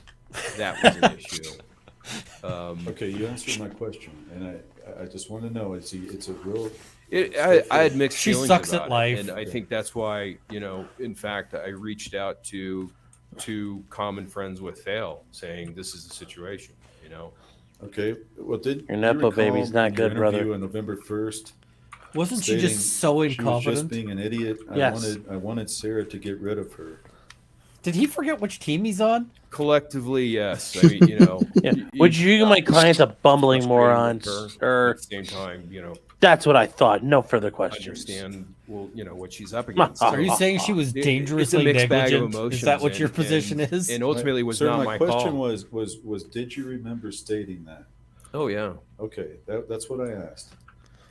Now, I don't know how this helps, though. It does. Well, it you helps also the recall prosecution. in the Yeah. July 11th interview stating, well, I wasn't going to work with her again in the future. So you wanted her fired.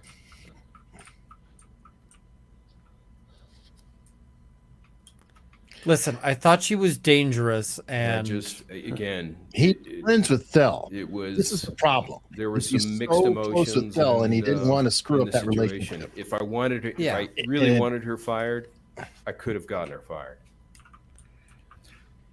Let me ask you that. If you could have gotten her fired, you could have talked to somebody on set. oh, it's Who Thel's was your fault for not contact getting on her set? fired.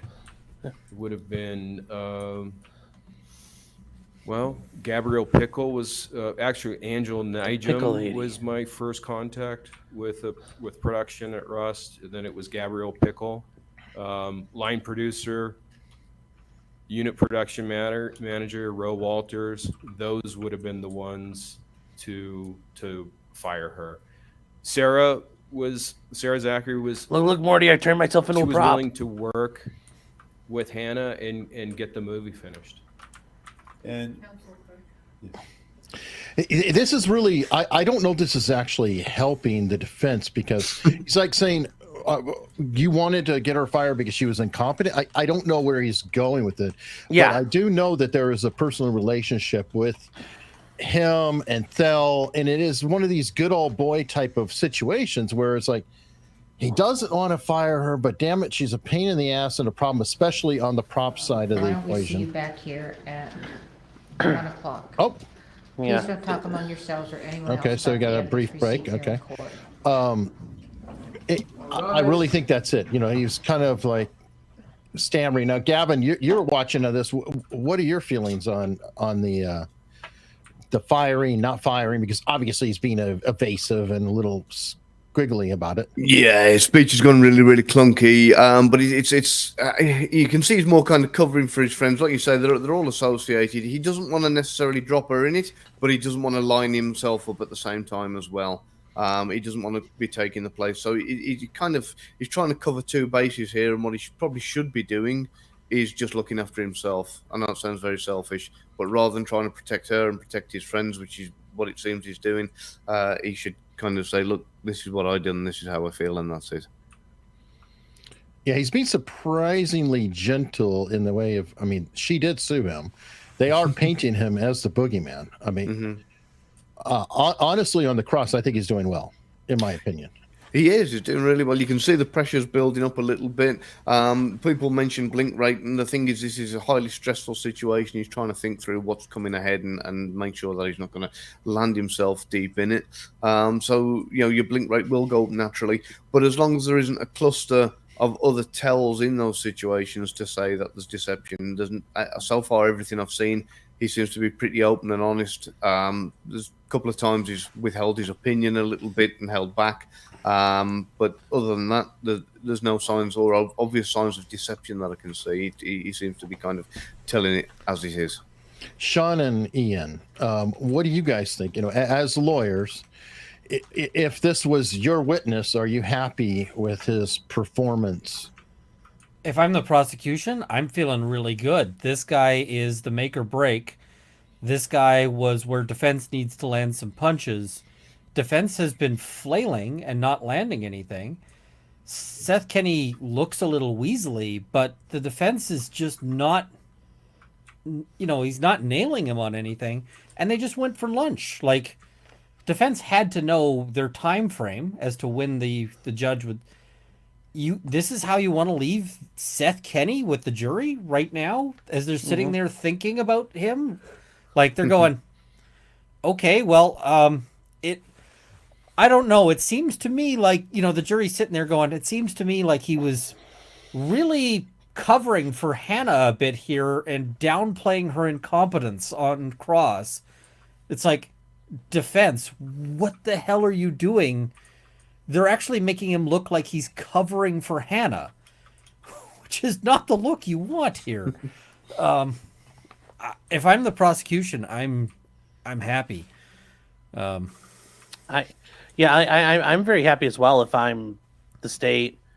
You know, because yes, Seth Kenny's like, look, she sucked. I tried to help her out. I did the best I could. I tried to like get a hold of Dad and say, hey, Dad, can you fix this mess? She's awful. And Bowles is just leaving it where we're now on this massive line of questioning about how much Hannah sucks at this, and now that's sitting in the jury's mind. Now, like, they already have heard it; they've heard it multiple times, but you know, like the closest people to this are now just saying, "Oh my God, she's horrible," and yeah, I think Bowles is really it's a mic drop. Oh yeah, it's like, sir, this is a swim meet. It's not like a rap competition. Like, I don't know what he thinks he's doing. Like, he's sitting there like, aha, check off that line of my questioning. It's like, so you really wanted to fire her because she was incompetent. Yeah. I don't. I just don't get it. I know. I think he's trying to say you were out to get him. You're out to get her, but yeah, it That doesn't she's a come across scapegoat. that way. It doesn't. Yeah, and I think that. Sorry. Oh, go ahead. I was going to say my only assumption at this point will be to kind of shift the blame. And again, I'm not guessing because I'm only guessing because I don't know the legal procedures for it, but would be to say, well, you knew she wasn't able to do this job the entire time, so therefore it's your fault for not removing her from play, as it were. Would that work? Doesn't help her defense. No, because she even admits she's kind of, she thought she was good for it, and she's the one she's an adult, so it's on her. I mean, it might throw some shade on behalf of things, but it's the level of incompetence she's displayed. It's not like she did one thing wrong. It's like everything she did was wrong. Like guns were just left willy-nilly in a set. They lost a gun, it sounds like. I don't know if that ever got recovered. And that's a big deal. Like if you have an FFL, that can break you. If your bound book is short a gun, and it's like, oh, we misplaced it in the wrong safe, or oh, it got sold. Like, oh, hey, Mr. ATF man, it's just gone. Yeah, that doesn't work on your bound book. So like Seth Kenny, like he could that could have like destroyed him. Depending on what was going there. And the whole thing about Alec Baldwin getting a brand new gun, I could see Alec Baldwin. He's like, I'm the producer. I'm paying for this movie. I want a brand new gun. That doesn't surprise me at all. Well, it's even better than that because people were talking about the setup or sabotage. I believe Seth Kenny has paperwork where he recommended another gun for Alec Baldwin, and Alec Baldwin said, "No, I want the big one." Yes. Oh yeah, I remember that. Yeah. Oh.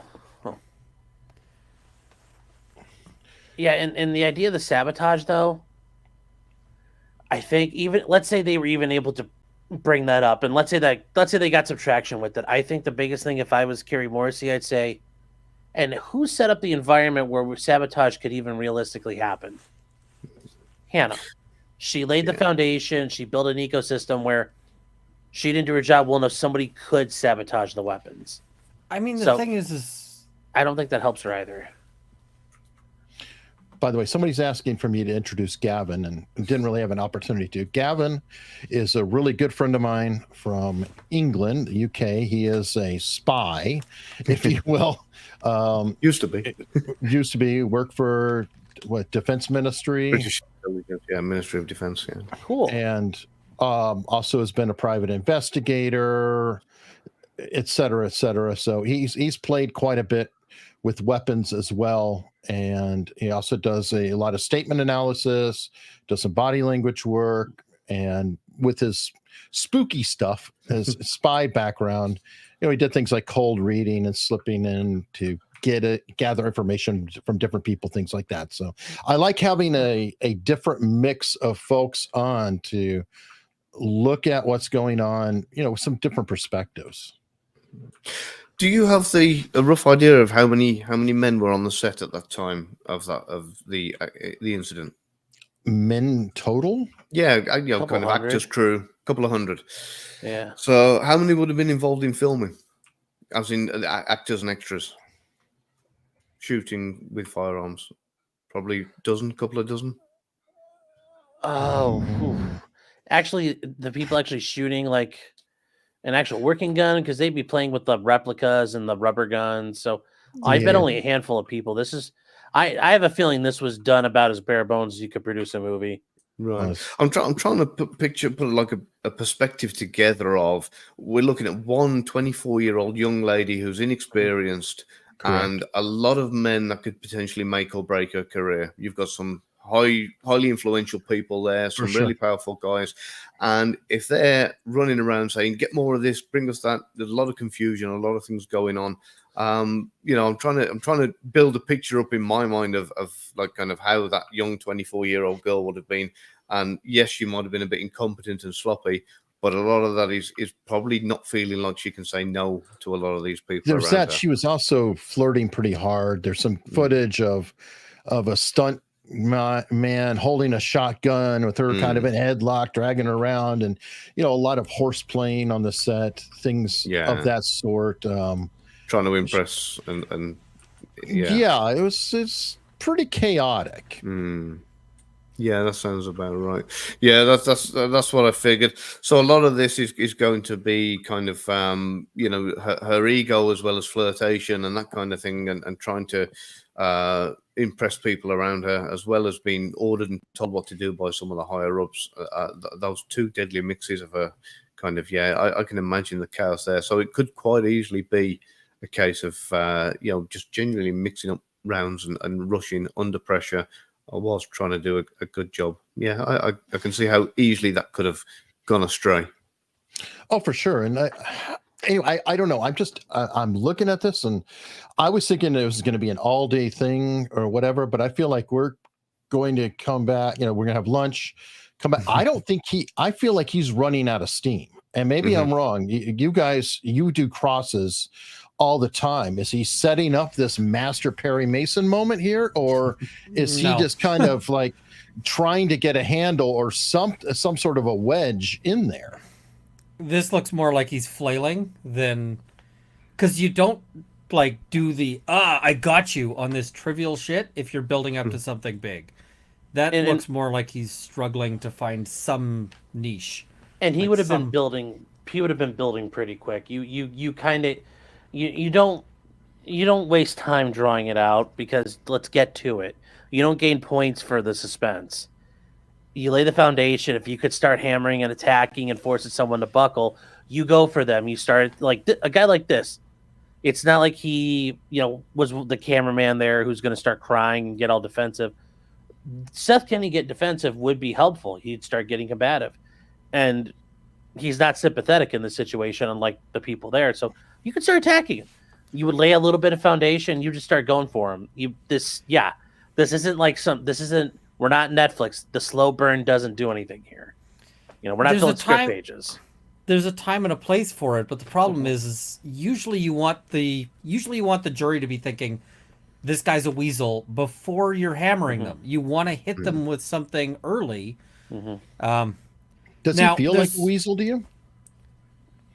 I think there's things he's hiding, but and the thing is you can make a guy who's hiding stuff look like a weasel, because you can hammer him with the stuff he's hiding and do that effectively. Now, I mean, normally what you do is you'd get the stuff you need from him to be friendly on early, the things that he will agree with you. Then you start attacking his credibility, but they don't seem to be building to anything. He just seems to be like grasping at, clawing at the wall to see if he can get his fingernails in. Yeah, and I agree. And what is he hiding? Okay, well, it could be something dumb, or it could be something really big. Yeah, and Bull should know what that is. I mean, I don't know if we know what it is, but I'm not so sure it's hiding as much as it is complacency. He's worked in this industry for a long, long time. He's done everything by a gentleman's handshake more than anything, and invoiced them afterwards. And everything's kind of been averaged and rounded up at a guess. And I'm reckoning that, because he hasn't kept strict records of everything, he's worried about being caught out, and that's why he's trying to cover his back a little bit. Well, and he seems to be like, isn't it true you could have gotten Hannah fired, and and I'm going, is the argument that it's his fault because he didn't get Hannah fired? Like, that's what it seems to be, and that just says Hannah's incompetent. Like, tell the jury again how incompetent Hannah is. I don't see it. And Gavin, I think you're right about the whole idea. All this is done on the back of the envelope. Everything's just done with a handshake. And I'm sure that's the thing he's really embarrassed about, is like, oh my God, I acted like Hillbilly Jim doing this, and we're playing with guns, and somebody died because, it's not necessarily his fault, but it looks like an entire circus of morons was involved in this. And I'm not saying Seth is a moron, but everybody involved in this looks like they're just, not really doing what they're supposed to. It's funny. The chat is saying, no, he's the sketchiest guy on the planet. He's total sketch, and it's not reading off to me that he is. So I'm very curious, because I respect Rob a lot. And Rob, he hangs out with Spidey and does that. But I've got Gavin here, and I don't feel like Gavin, is he sketching you out? No, not really. Like I say, it's not that he's dodgy. It's just the fact that he's complacent. He's just been doing this for so many years. He doesn't necessarily do it by the book anymore. So, and I think that's where we're at with it. Yeah, it is definitely it's embarrassment more than anything else. So it's not guilt. It's just kind of okay. Maybe I should have done this a little bit tidier. And it's embarrassment to the entire world. And that'd be one thing if this is a courtroom and there's no cameras. I guarantee this changes things. But you're, Gavin, I don't know where you're at right now, but all over the world we're watching this, and we're now he's basically got to go up in front of the world and say, yeah, I didn't do my job right. And who wants to do that? The thing is, I know he's sketchy because I've seen all the other bits, right? I've seen the lawsuit. I've seen his, various body cam appearances and like all of that makes me go, this guy is sketchy. Defense isn't landing that. And are they going to get to it after the break? Are they, I don't know where they're going. Like, I think defense wants him to agree that, I just don't get it right now. I think Bowles is attacking this almost like it's a civil suit. Like, yes, there's contributory negligence. Yes, other people need to pony up.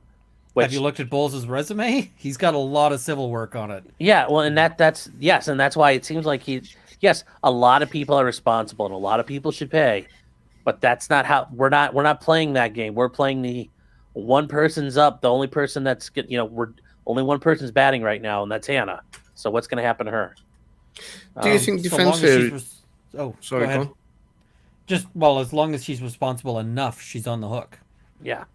So I'm just wondering whether defense is just literally just going down a line of questioning, not getting the answers he wants, or moving to something else, and he's just, for want of a better analogy, firing off and hoping to hit a target at some point. Feels like that in some ways. I don't see a great plan. A lot of his cross is, he goes like, didn't you meet with us? And I'm going, that's a dangerous line of cross, because if he says no, then how do you impeach him with that? Because now you're the witness. Well, you told us this. Cool. Get off the file. Like, Seth had the ability to kick them off the file there just by denying this. And it's like, okay, cool, Bulls. You just effed it. Actually, that may help Hannah, because now he's a witness and no longer prosecuting or defending her. Maybe she get Bullion. That's the thing. Back. He's kind of prosecuting at this point. Yeah. Well, no, but then maybe Bullion comes back and saves the day. So think that might be hard. Well, I don't know. I mean, Thell's got money. Hopefully, no. He doesn't. Oh, okay. No, well, no. No.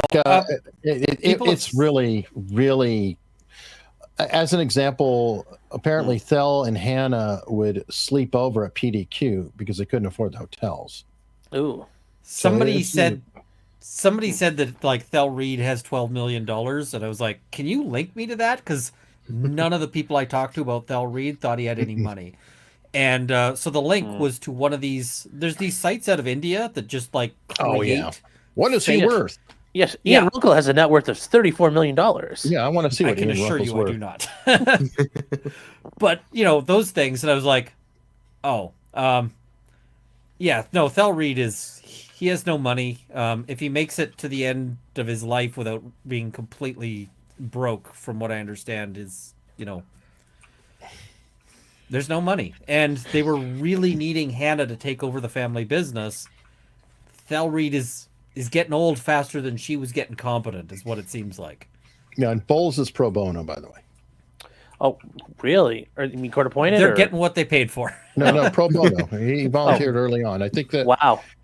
I think now this is my speculation and just stuff I've heard from other people that he's working on documentary sales and things like that to come out with income. They should have got the public greasy, though. They should have got the public defender instead. Yeah. I won't comment on that, Ian, but anyway. I'll comment on it. That's pushing the limits of professional responsibility. Like that's exactly it. That is grease. And like, if you guys want to say Seth Kenny's sketchy, that's sketchy. Yeah. There's a lot of sketchiness involved with this whole thing. I mean, everybody is really sketchy in this.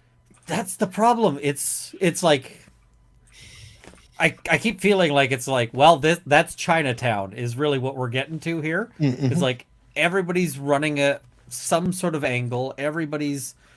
And it was like a big party too. I mean, the atmosphere was extremely rushed, but extremely sloppy, run and gun. I mean, super, super low budget. Definitely, you would never hold this up for any kind of standards. You know, the OSHA report, you know, they immediately said, yes, it was a disaster. I mean, the whole thing was a complete disaster for safety of any kind. Oh, I mean, with like people have called this the Swiss cheese model. The problem is that there was no cheese. It was just holes. Yeah. Like there was, you know, it's like there's no actual cheese. Hey All guys, right, I've we got like Rob here to set us straight. 10 minutes to my next meeting, but this guy, I was listening to a little bit Hi, of what Rob. Ian was saying earlier. He's sketchy. He just is sketchy. He just everything about him, but he might not appear that way because the defense can't get a single stupid question through to conclusion. The defense has actually made him look better. They're like, I don't know. isn't how. it true you're covering for Hannah? It's Yes. like, wait, what? Yes. This is the same thing that Bowles does with every single witness. Here's how he does. Question, well, badly worded question, rephrased, worsely worded question, answer that doesn't answer the call of the question, and then it's, but would you agree that you said this in an interview or some other email or some text message? Like, so you're waiting for the impeachment material, and the other person says no, and you're like, okay, here we go. But the thing is, Okay, moving on. You can't plan your impeachment based on the conversations you personally had with the witness, because now you are a witness. The interview he can, because those interviews are transcribed, presumably. If he didn't have them transcribed, if he doesn't have Or recorded, a yeah. So court what does he reporter do if present, he denies the transcription? You have the transcript present, and you drive it Yeah. home, and you run it. And the ram guy it says that's down not what I his said in the throat. transcript. Well, Then that's why you ram have it a down his recording. throat. Yeah, you have the recording there. Is this not your voice? No, it sounds a lot like you.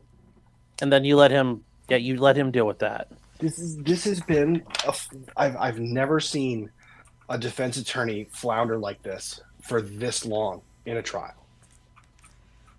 There's all sorts of moments he could be hammering him with. Like, Seth did interviews. Seth did bring some of that in because he looks bad in a bunch of those interviews. Bring in his lawsuit, not the one that was against him, but bring in the Yeah, you lawsuit don't where want he was that one. accused of stealing all the guns. Like, that's the one to bring to him. Is that and if I relevant was- though, or would that get tossed? I mean, I'd bring it in. that dismissed lawsuit. Yeah. Yeah. So I'm just saying. 'cause it's- So it'd be like somebody said this about you one time. Oh, I'd have yeah, the so props go to room. trial. But I'd here's have the the props question. room on my witness list. It's- They'd be it's here also- under subpoena.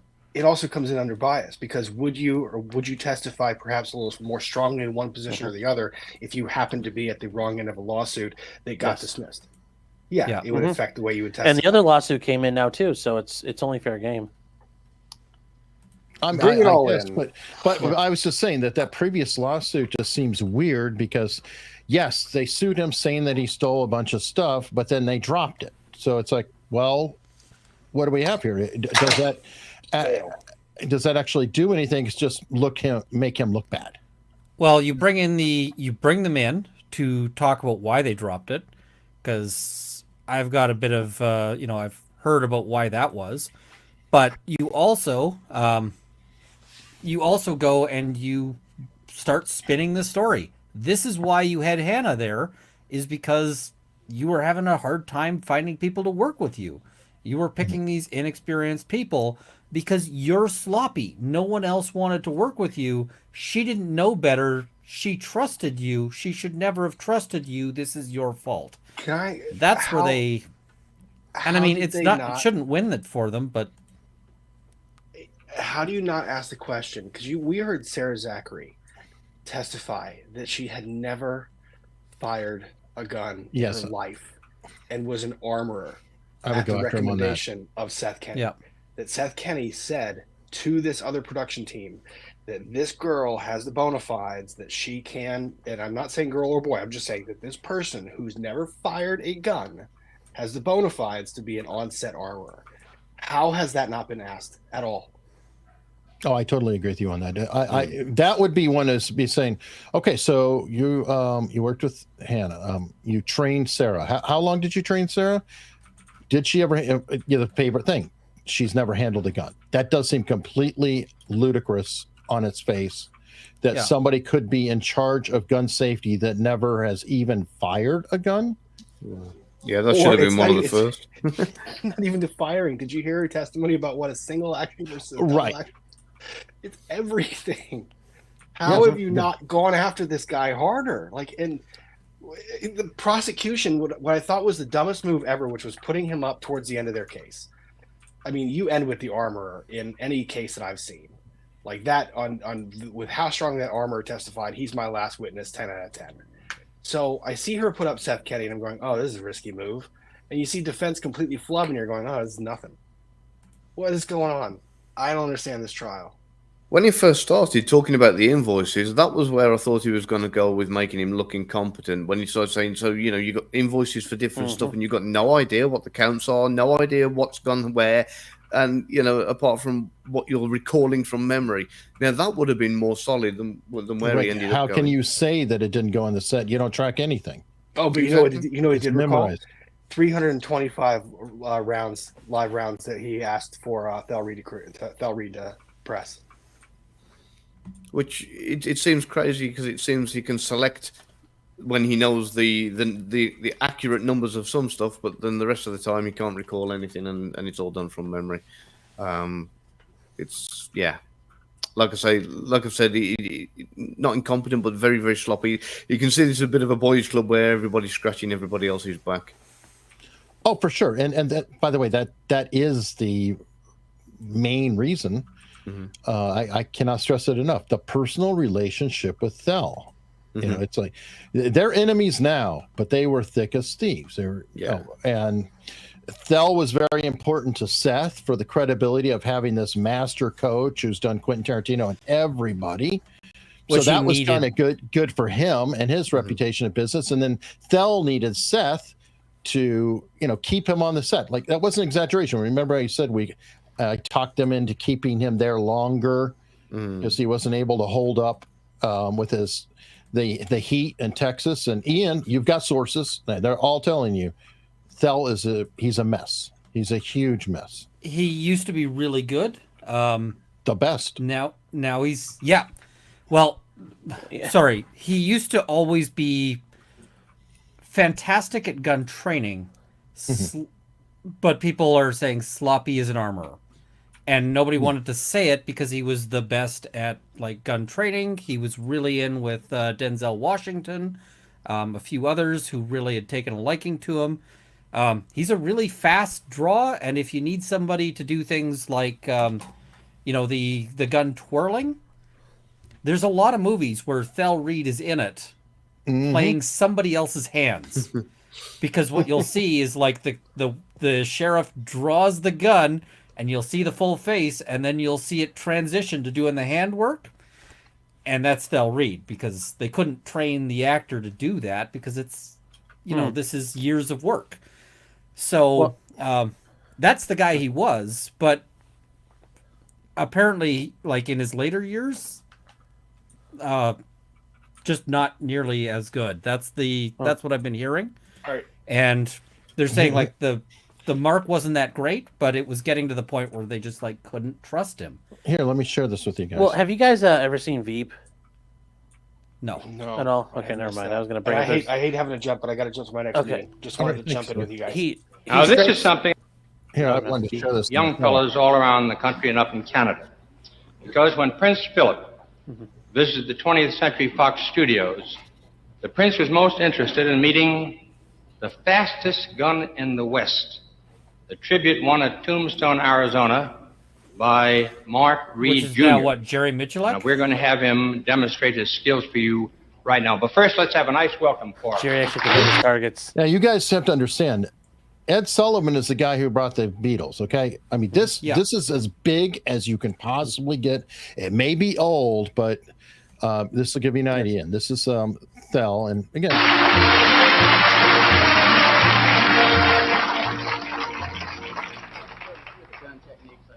Yeah. I like to start out with a fast draw. Drawing out with the left hand. 2 guns at once. Maybe you better step back for this one. I think I'm going to step way, way back. Okay. Now I'd like to demonstrate the reverse draw. Now the reverse and forward. One way and one the other.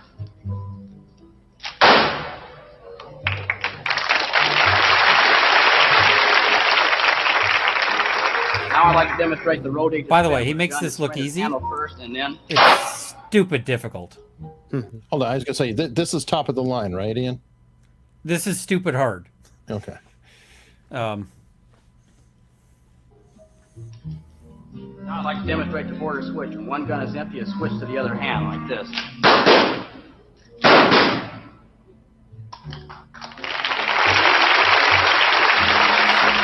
Demonstrate a little bit of fancy gun handling, some of the different gun techniques used.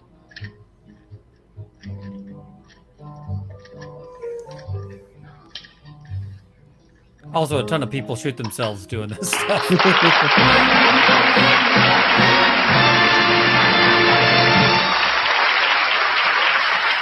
When you go back home, when you're... Anyway, I thought it was, worth showing everybody that he was in his prime ridiculously good. Yeah. Really good. And I mean, I think that's actually fast drawing with single actions as well. I believe so, yeah. Which, you think, oh, how hard is it to draw and fire? It's like you're drawing shovel, or, you're pulling the hammer back and then firing, and you don't see it. It's just bang. He's not the fastest I've seen, but I've seen video footage of like the current world record holders who are insane. Yes. Yes, those guys are awesome. Like Cisco Kid and yeah.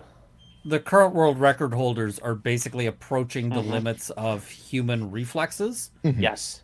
And it's you can't even see them move, basically. Yeah. But yeah. Yeah, and like a lot of that, you see a lot of that what he did there. That's a lot of what Michael Bain did in Tombstone, and he learned. I don't know if he used the read to learn from that, but yeah, it takes a lot of practice to do a gun twirl like that. Well, somebody's saying, are those single action revolvers? You can't do it with other ones, otherwise you will kill yourself or someone. So you have to use single action. Gavin, say it again. Can you do that, Gavin? I not without dropping it on my foot, probably. I was gonna say I've done like pre-recorded video demos. I'm not gonna do one of me trying to do gun twirling. I have some single action revolvers, and I try to do it, and I'm like, half the time I either pinch my finger or I drop it. So yeah, it's not easy. I've got a pair of single actions. I need to actually make or have made the leathers for it. So for a cowboy setup. And to be fair, those are also highly polished, cleaned up guns. If you notice, they're nice and bright and shiny. I'm guessing that there's been a lot of work in them. Well, no, I know you know that, but for the people that are watching us, the hammers, they get bent, and so they're easier to, with each finger, each thumb, you can grab them. There's all kinds of things you could do to gamify them, but it's still amazing how fast these people can shoot. I have a question. And I wish we for could you. show it. So you guys, you're the experts with this, so you might be able to tell me whether this is true or not. I heard a rumor once that Billy the Kid slit a line down the front of his holster, so instead of having to draw up and out, he could just draw in one go and through the holster rather than up and out of it. Is that true? Do you know? It could be, but I mean, there's a lot of... It wouldn't surprise me. Those guys, throughout history, people have done all kinds of things like Bonnie and Clyde. Clyde Barrow used to whenever he get machine guns, he cut the backs off of them and take a belt, loop it around it, just carry it around his shoulder, so he could like. The ingenuity of people wanting to deploy a firearm fast is pretty much out there. I mean, like if you ever Google when they found John Dillinger when he finally got killed, and the stuff they found in his apartment is just, you look at it and you're like, wow, that seems like he went in time. He came back in time and had to like make do with what was there. And it actually looks like there's some high tech stuff for 1933. Yeah. So I know that in Germany they had some holsters that clamped across the top slide of the I think it was the Glock 17 they were using at the time, and to draw them you had to push down and it chambered around as it slid through the holster. So I don't know whether you've ever seen anything like that over there. Oh, that's I don't like that design. That's a safety, trying to make it safe. Well, they make all sorts of designs that are largely for like police and so forth, on the assumption of like, and so you'll get designs where it's like you need to do 3 different things to unlock, to pull the gun out. Yeah. But that's because police are in a very different situation than most people. Yeah. Like, if you're coming at me and I've got a gun on my belt, I'm just drawing and shooting you. Whereas the cops are often expected to wrestle with you first.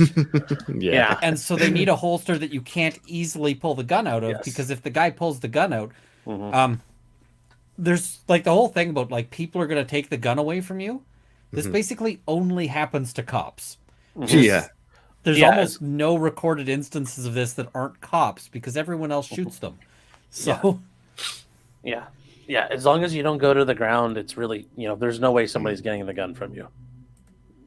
Now, I'm curious, you guys. You do these trial coverage live streams a lot more. Should I set up a second session, shut this one down, and come back, or just wait the half hour and just blow through? It depends on if you need a break. Yeah, it depends if you need a break, but also I generally, because I don't have like some people who have maybe thousands of people watching, I'm kind of like, I got to keep the people I've got. So I just keep going and answer questions. Because I know somebody earlier asked about like, did they have a warrant to get in the safe? They didn't need one because they were let into the safe on the site. You don't need a warrant. If that's of the exceptions, that's like the one fair exception is consent. And Sarah Zachary's like, here you go, check the safe. And so the police went into it. So they didn't need a warrant at that point. Yeah, fair enough. The only warrant I know of is PDQ. Yeah. Tons and of safe owners. And the phones. Tons of safe owners give consent because the cops say, well, if we have to get a warrant, we're going to cut the door off. And I've had people call me from this situation. They're like, they say they're going to cut the door off. And I'm like, yeah, that's what you want. You do not want to open this because if we have to argue that this search was improper, them having sawed your safe open is much better. Also, what's funny is often police are really bad at it. So, I've seen them cutting safes open, and I'm just like, that's not how you cut that safe open, sir.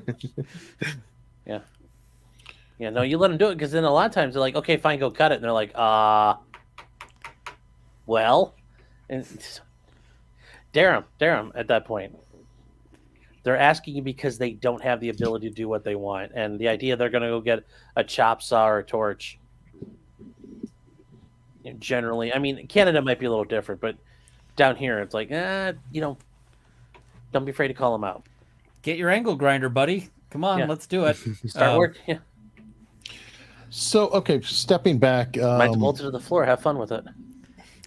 Is this testimony going as you expected, or has it been a surprise to you? I thought they'd land something on Cross. Given what I've seen so far, I'm not surprised.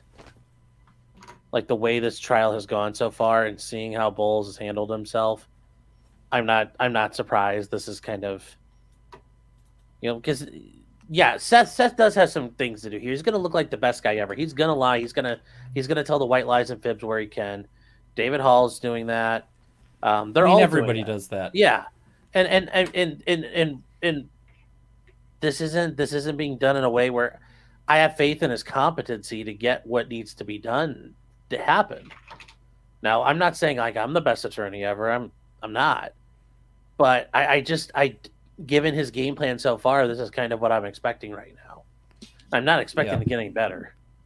I'm also surprised. I mean, other than Seth Kenny, I don't know who else you really need to testify at this point.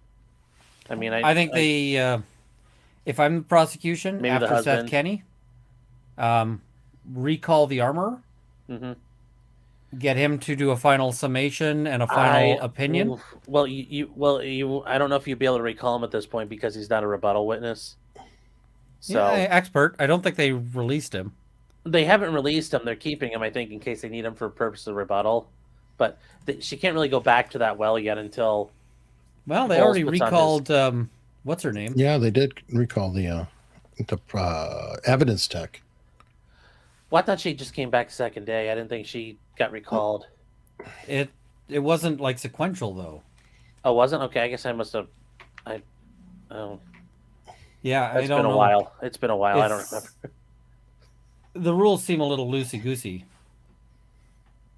So, I mean, if she could bring him back, end on him, that would be great. But yeah, because he was far better than I thought. Like the way he did, I was like, wow.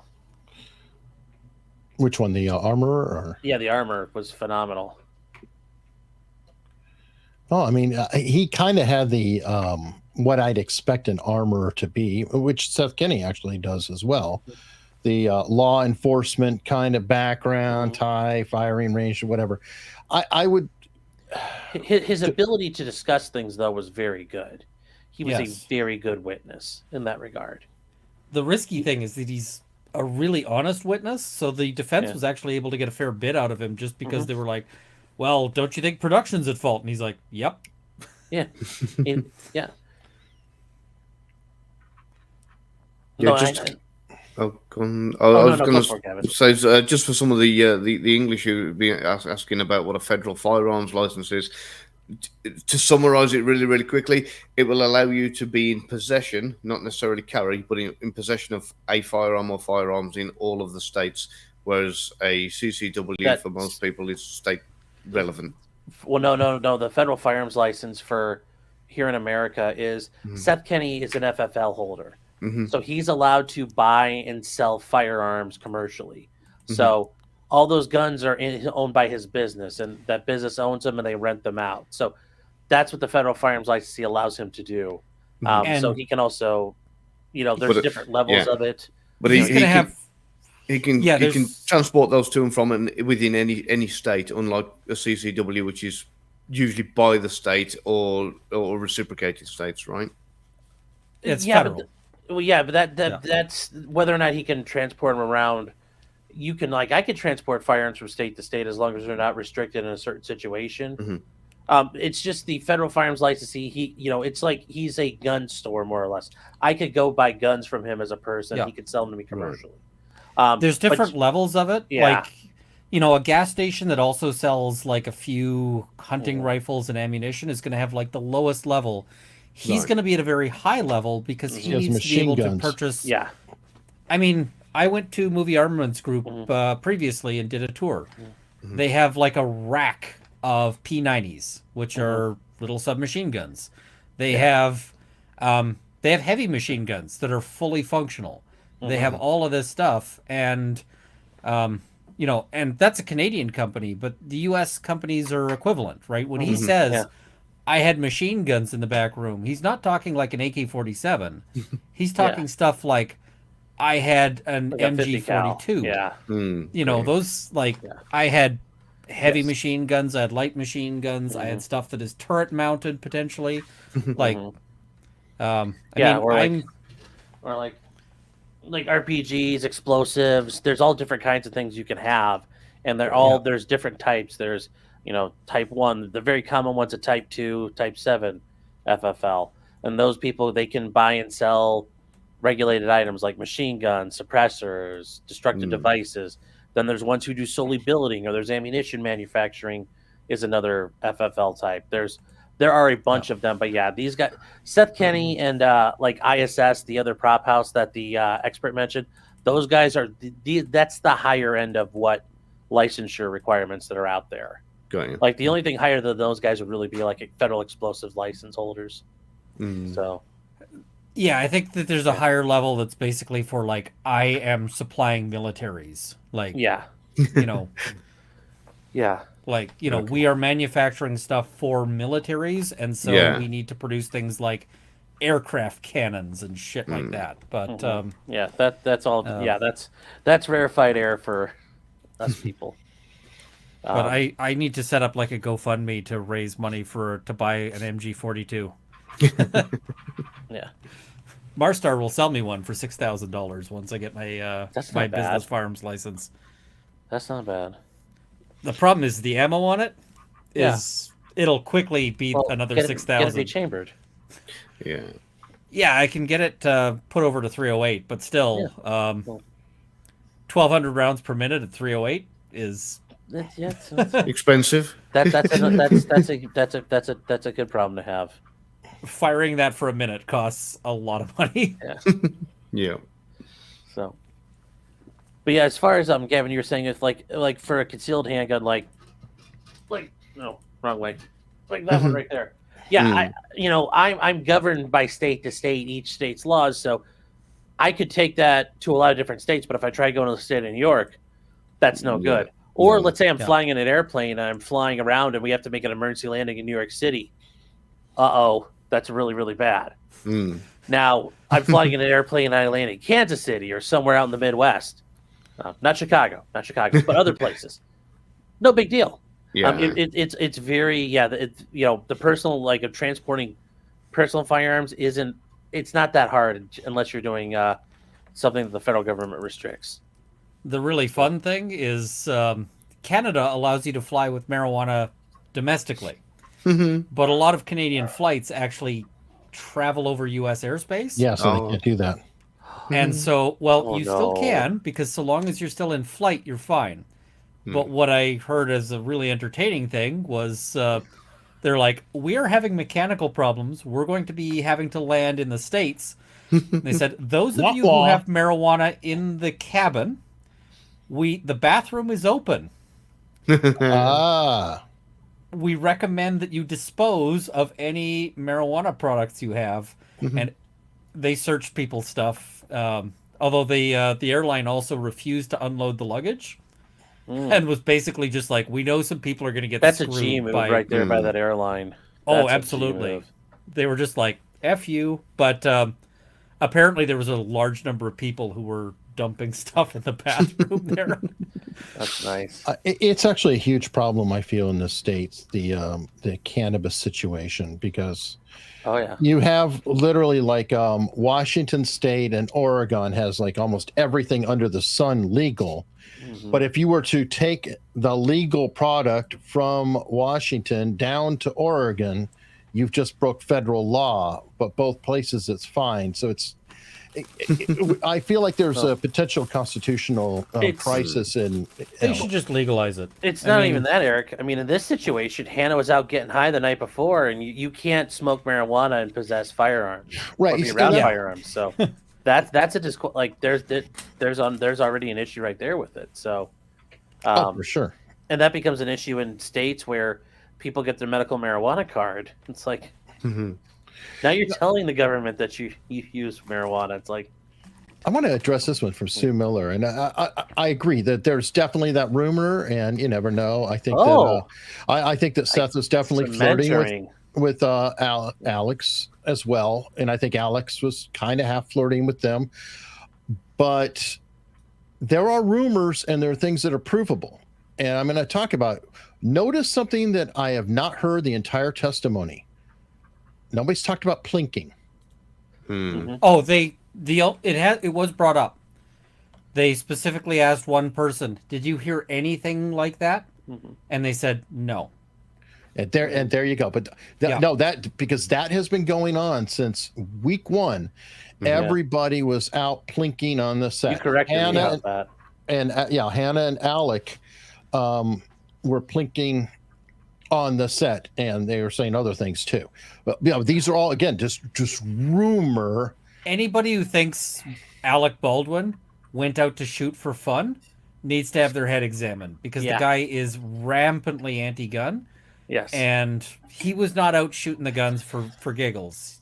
No, Yeah, and he also, I mean, dare I say, I think he's well domesticated at this point with his 7 children. I think he's pretty much on the phone continuously with Hilaria from Boston, Massachusetts.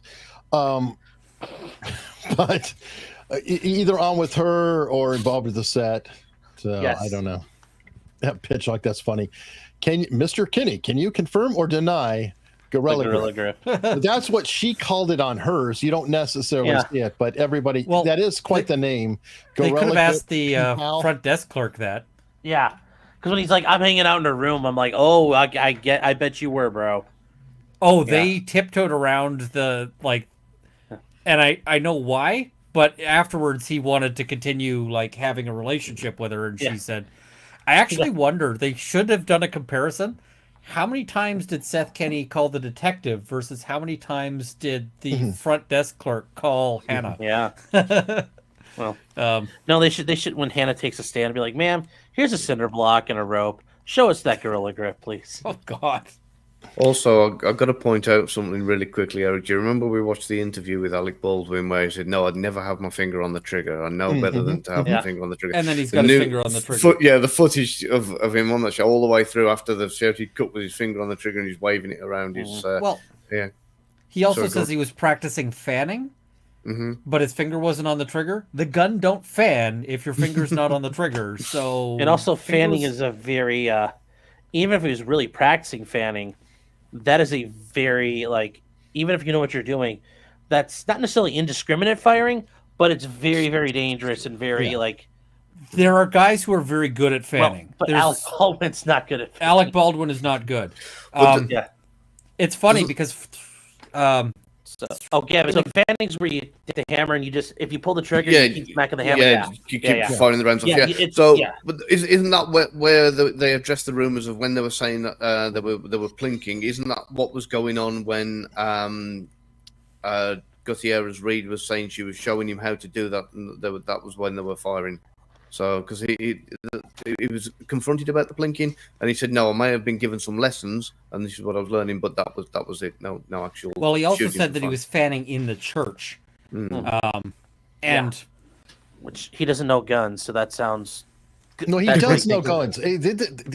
Careful with Alec Baldwin. The thing is, he's a mixture of knowledge and incompetence. Well, so he's got these islands of knowledge. He's Dunning-Kruger. Yes, that's well, and as far as knowing guns, like he understands probably like the base rules of firearm safety, but he wouldn't know much more than that. Like if I gave him an AR-15, he'd probably stare at it like I gave, He knows like more than you think. I don't know. I mean, his father was the firearms instructor even at his high school. So I mean, he's got an odd little background with the guns, but he has been in enough movies, and you could find him in probably every movie using almost every type of firearm out there in his 50-year career. I mean, that's the thing with Baldwin is he's not a lightweight actor. You might say, yeah, he's an asshole.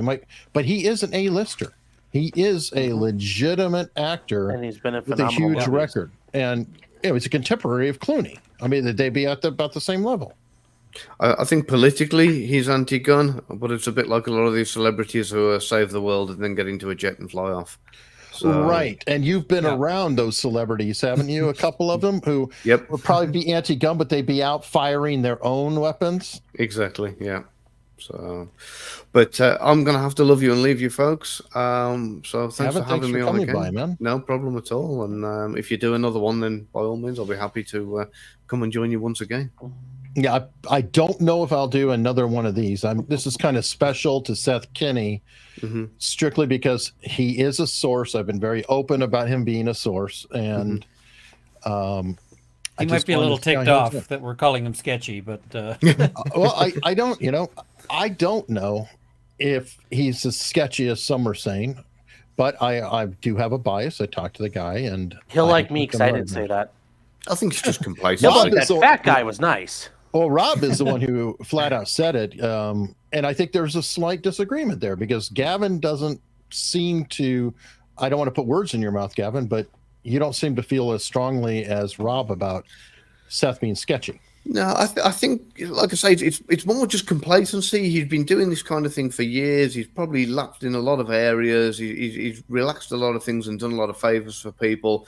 And I think there with that, it's just kind of, I don't know, he's going to have been caught with his pants down, and then he's going, oh, maybe I should have been a little bit tighter with it and that kind of thing. He's done this for years, so it's not necessarily sketchy, but he's probably covering up a lot of things that maybe wouldn't be how it would be done by the book in the normal world. Okay. Okay. Which could be seen as sketchy. It could be. It could be. Yeah. I guess first we have to define sketchy. Yeah.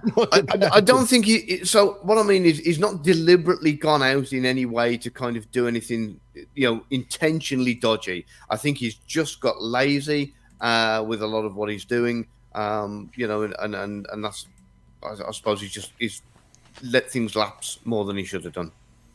So, but I don't think there was ever any intention to do anything. He's not tried to defraud anybody in any way. It's just got sloppy. That's all.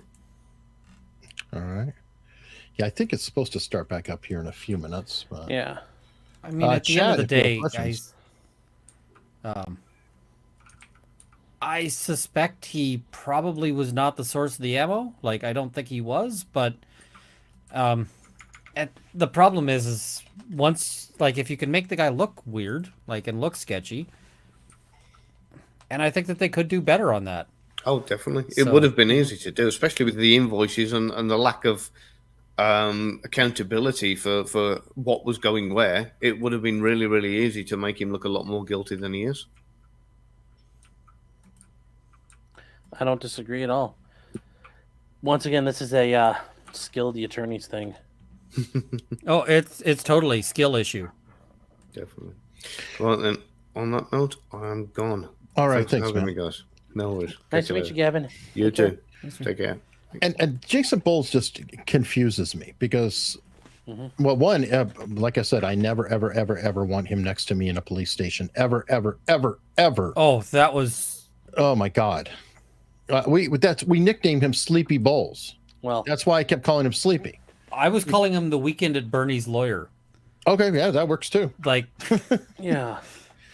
But then I thought on some of these crosses, he's been devastating to some of the people. Some of them he's decent, but the problem is like he's really a mixed bag. So sometimes he does well, but he seems to, I don't know. There's a lot of them where I'm just like, you actually made the witness look better. Yeah. And those, I don't know. I mean, yeah, he could have done a lot better by just grabbing Hannah and saying, "We're leaving. Have a great day, guys." Oh, it would have been. I mean, that's exactly what he should have done. And especially the point where where she's like, "I didn't know that," and there's like new information that he's like, "Ooh, we gotta." I'm like, "Get out of there! Get out!" Yes. Yeah. I mean, to be fair, I would never. You didn't want to talk to me. Okay, we'll come in. What's that? Oh, well, have a great day. We're not talking. Like, I don't know why he even let her sit down in the first place. Like, is there a proffer? Is there something we can get out of this? What does the district attorney want to do? We'll come in and talk to you so long as she's got immunity. Otherwise, good luck. I've heard this from some other people too. Speculation that Bowles maybe was getting an assist from that other lawyer, or maybe the other lawyer was helping out in terms of the organization, and that's why it's such a odd mix. Have you guys thought that or heard that? I've thought that there were some crosses that were awful. Especially there's some crosses that have been awful, and I'm just like, this was probably a Bowles cross. Or a Bullion cross rather, originally. Like the cross of the EMT that's done by the what's her name, the female lawyer there. Yeah, Brasco, I think. I was just like, this is real bad, and it actually makes the EMT seem a lot more sympathetic. And I was like, there is room to cross-examine her, either as a friendly cross, like because she hates production. She's angry at production, and they don't get any of the angry at production things. Like, you know, and they start in on it like you didn't have chest seals. It's like, okay, is that because production isn't giving you the resources you need to work? Production He is should have cutting crossed costs. her.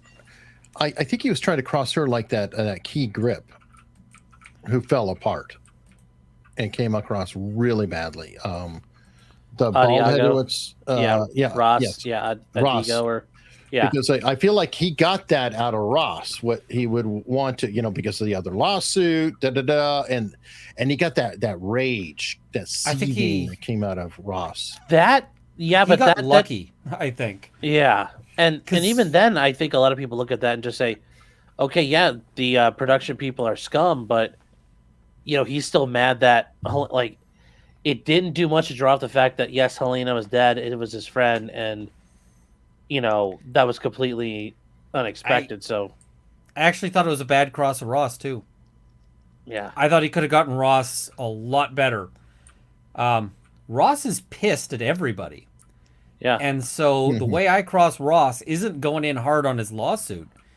I bring up his lawsuit and I say, and you're suing these people because they f***ed up, right? Baldwin screwed up, right? Yes. I'm not saying, oh, you, like, I'm going in and I'm getting him on my side if I can. And I save if I got to break this guy, then I can go after him. But I'm going to start out by going, can I get this guy on side, pointing the finger at Baldwin, at Zachary, at these people, going, and they could have probably got him on side saying, it's their fault. Hannah was just like, you know, the young sucker they brought in for this. That's the line that they could have gotten out of him. And they didn't. I mean, I'm a big fan, cross-examination-wise, of the principle of start gentle, and you can go hard later, but you start out, you know, because you can never go back from that. And you see Bowles tries to. He goes in hard on the guy, and then he's like, but let's back up and let's be friends. And Adiago's like, nope, we are not friends, sir. If I recall, you and Rob were talking, though, shop a little bit on one of your shows together. I can't remember. And that there is a methodology that's coming in hard to train them like a dog, I think one of you said. That was Rob, yeah. And is that what he was attempting to do? Just come in and have the strong answers, or the what? thing is if you're going to do that, you have to be able to keep that going for like 20 minutes, not one burst.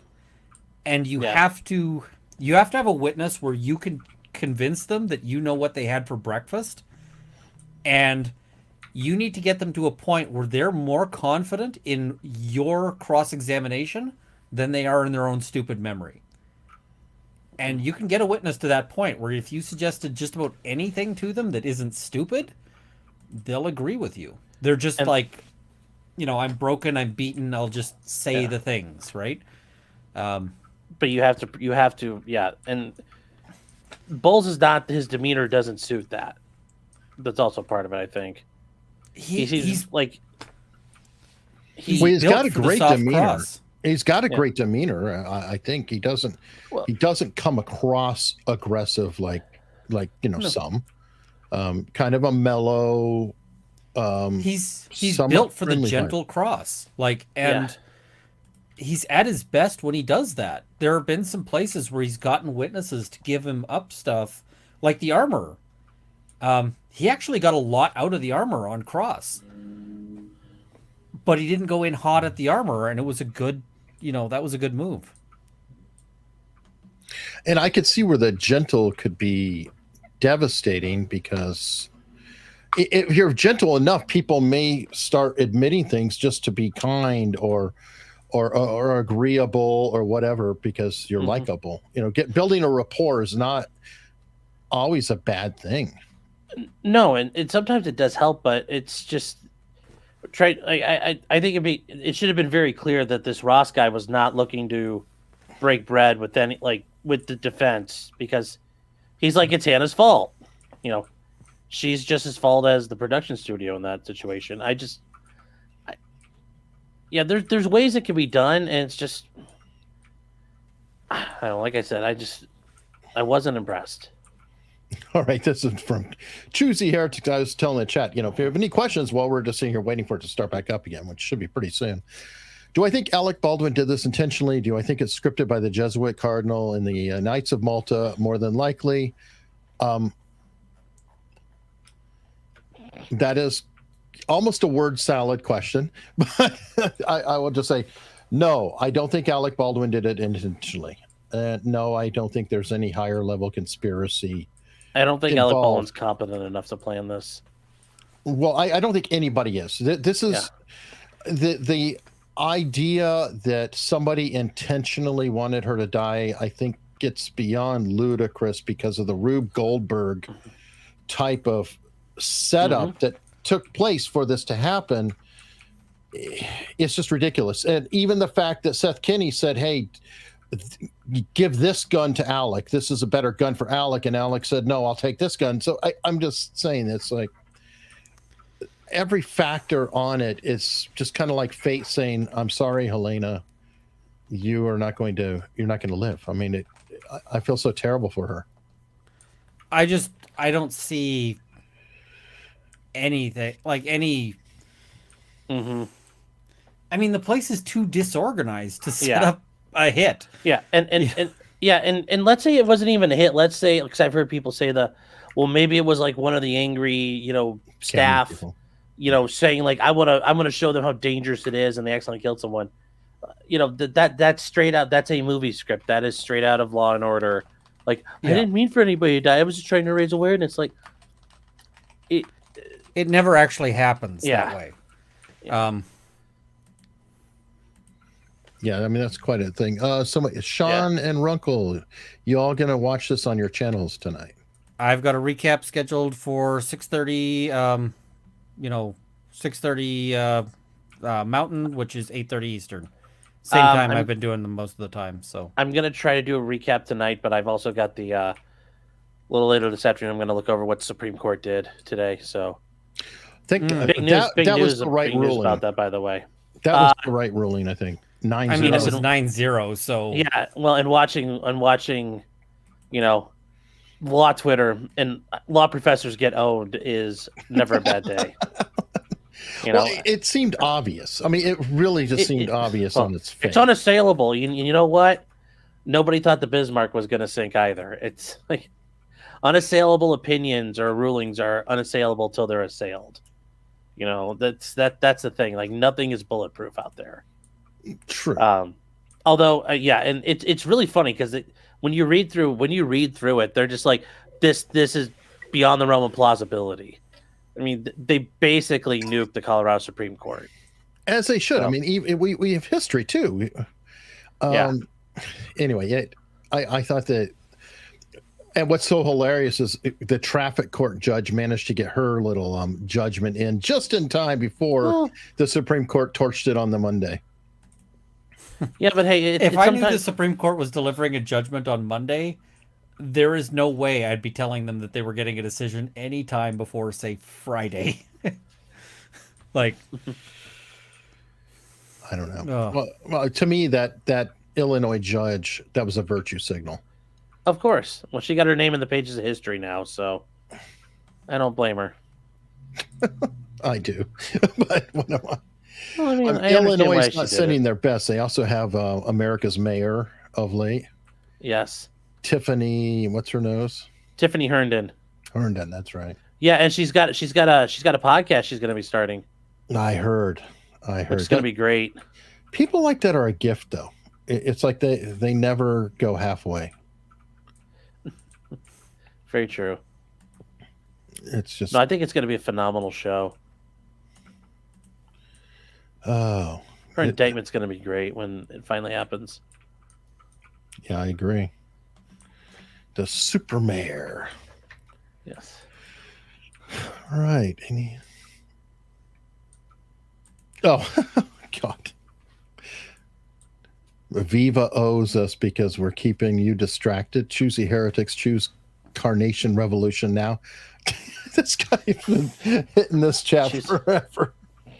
But somebody asked earlier, they're like, is that a bot? I'm like, I don't know, but it's nothing really offensive. It's just Normally a bot is selling something. I haven't seen this person sell anything. It's just I don't weird. see Bitcoin. I don't see, any. Yeah. Oh, Eric, I was going to say, how'd you come across Gavin? Because that was an awesome guest to have on.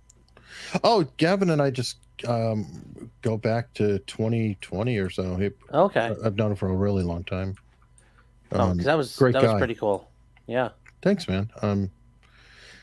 I did reach out to have a couple of the behavior panel on too, but it's hard to just at the last minute. Especially, I'm not a trial streamer, and I'm doing this as kind of an exception because I don't like competing with with lawyers who I have on a Friday or whatever, and I don't want to step into it. But again, this is kind of my guy.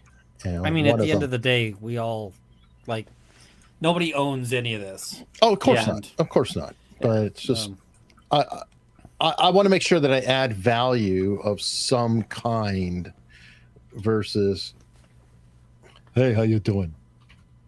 Let's watch a trial. This will be fun. Oh, he objected. That means he objected. Yeah. No, I understand what you're saying there, but I think I think you offer quite a bit on your own. I think you have a better grasp of things than some of the lawyers, but I'm not going to name who. Ouch. Mostly people on Twitter. Well, yeah. If you go on the Twitter to be better than law Twitter, to be better than law Twitter, is that really an accomplishment? I mean, it sets the bar. Yeah. Although, yes, that should make you be very worried that many federal prosecutors are like, that's the caliber of what you're getting. Well, I remember I got into some dispute during Rittenhouse because I said it was before, or the jury had just been sent off to go deliberate, and I was like, Rittenhouse is getting acquitted, and they're like, how could you possibly think that? I'm like, by watching the trial and having some grasp of this, and they're like, well, I've been a U.S. prosecutor for however long, and I could say, and I'm like. And they brought out, of course, you're a Canadian, so you don't know shit. And I was like, that's almost like being a European. I was like, I think that honestly, I tried to get them to put money on it, and they wouldn't. I think Kyle Rittenhouse is damned lucky that entire thing was on video, or he would be in prison. Oh, 100%. Oh, yeah. He'd be under the prison. If he wasn't on video, he'd be screwed, but he was. So, and to me, it's a unique case in that, because I mean, if you just take the surface things and say a guy with gun kills 2 unarmed people and almost kills one who is armed, it just sounds terrible. I mean, it sounds terrible in every way. That video is so compelling, and it makes me think about other cases or other situations. And I mean, especially bad considering that the guy who was armed was pretty quickly unarmed. Yes. John, I understood that joke. I got that reference. Oh God, no, that was it was also a very scary trial, though, seeing the way Binger manipulated things. Mm-hmm. Well, the thing is, we're both defense lawyers. We've probably seen worse from prosecutors. Yeah, before. that's the one thing I wish this would show people is this is every day in America. Like, imagine they're doing this here. Okay, well, on a drug trial or some basic assault trial, like this is. As far as following law Twitter, if you guys want to follow something, follow some of the defense attorneys or public defenders that are out there. Like, it'll open your eyes to the way things go out in the world.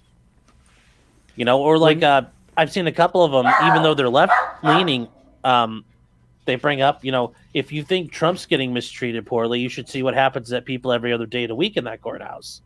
Yeah. So it's when you see when you go through and look at like wrongful conviction cases and you look at like the background to them, there's a lot of grease to them a lot of the time.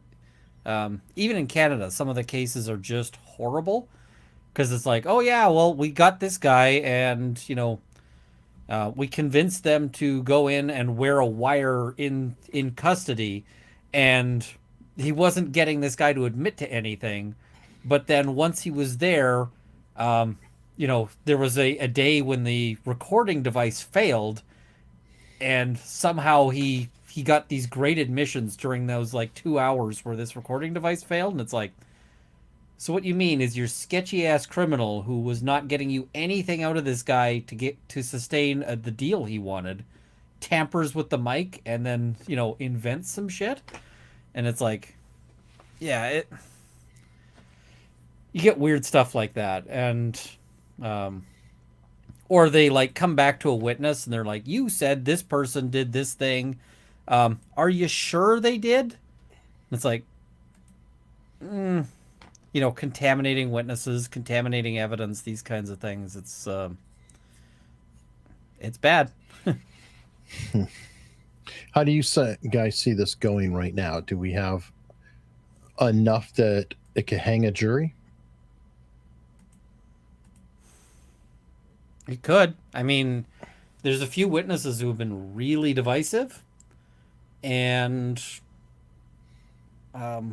if you get those kinds of fights over the jury, like what is it? The first grip. Some people really liked him. Some people really hated him, and you could see them fighting over it. It's tough. I agree with. I know this is also known as Otto. K1 Fate is also Otto in other places, but yes, lunch is taking too long. Like I feel like in these trials and stuff, though, it's more of a suggestion than it's a firm deal. Because when I watch, it'll be like, yeah, we're going to come back at this time, and it's always like 10, 15 minutes after that time they kind of stumble in. And the other thing is that they come back after lunch, and what is the first thing they do? What business do we have? And so they discuss that business, and that business might be things like, hey, we got to have a big argument about whether this next witness is admissible and that kind of thing. And so it can, like during the Depp trial, there were days when it was like, okay, I'm sitting in the courtroom and we've come back from lunch, and it's just, they're blasting static at the room, and you just sit there and watch it. Okay. And then what happened there on the feeds? Did they just not start up the feed either? Or they'd start up the feed and it would be silent because they didn't play the audio of the static that they'd blast, but you just see everybody up at the judge, or they, so that happens. Just is what it is. Oh, here we go. They heard me. Please continue. Thank you, Aaron. Good afternoon, sir. Good afternoon. Mr. Kenney, before lunch, we talked about you. Hey, Eric, I'm gonna step had out. I was gonna get my stream 25 going. So live rounds All right. from the Thanks for coming by, man. 1883s, that yeah, came it's been a back. pleasure, you guys. Take care. That's great. See you. Oh, likewise. See you guys. You also Yeah. testified that the state took 10 live rounds total from your place, correct?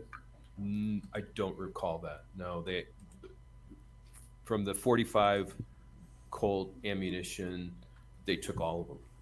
And we've seen the pictures, there was 10 total on what was shown today. You recall that testimony? 10 live. Yes. Yep. What's the objection?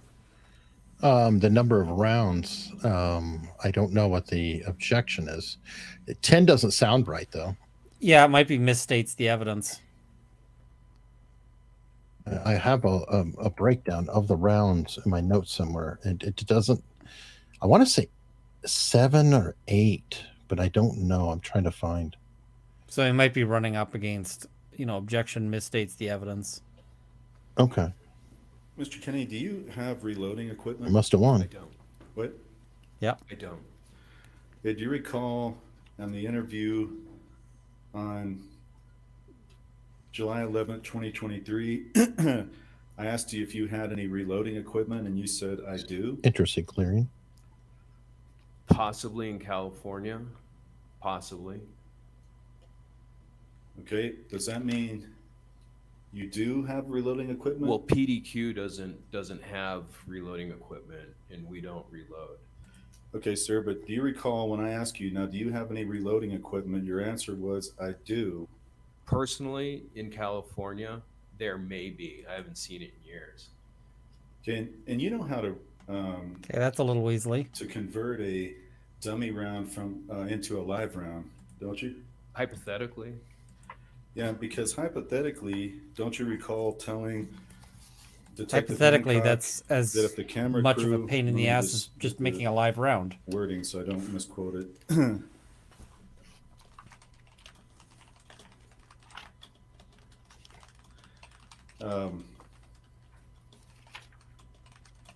If the camera crew wanted to send a little going away present, and then you describe the process. It's Do you 8 recall rounds, by that? the way. One hit Halyna and 7 others on the If set. I showed this to you, would it refresh your memory? Sure. It's gonna be on this page, and then the final page.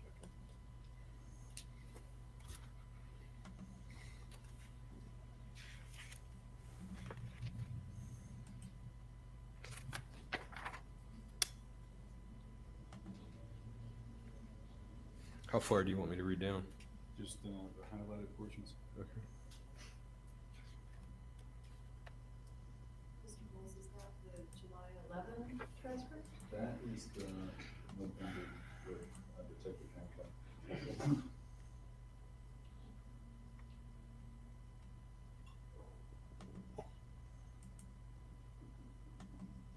Not sure where he's going with this.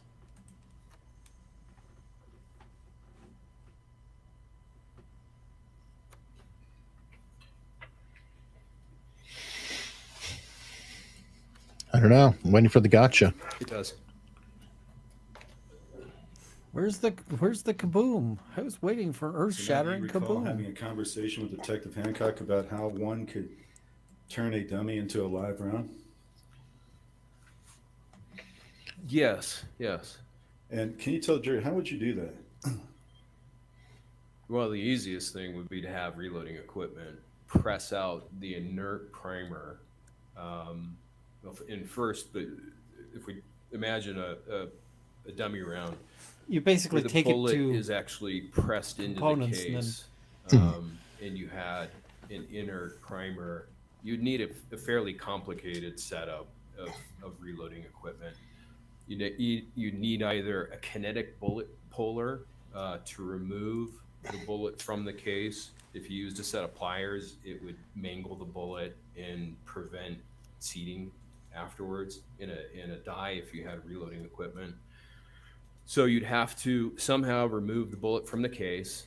We're assuming there's a BB or a number 2 lead shot rattle that would have to be removed. You'd have to have a decapper to press out the inner primer, and then you could use the same bullet, assuming it wasn't mangled, and you'd have to have a live primer. Seems like it'd be easier to fire the bullet and then use the.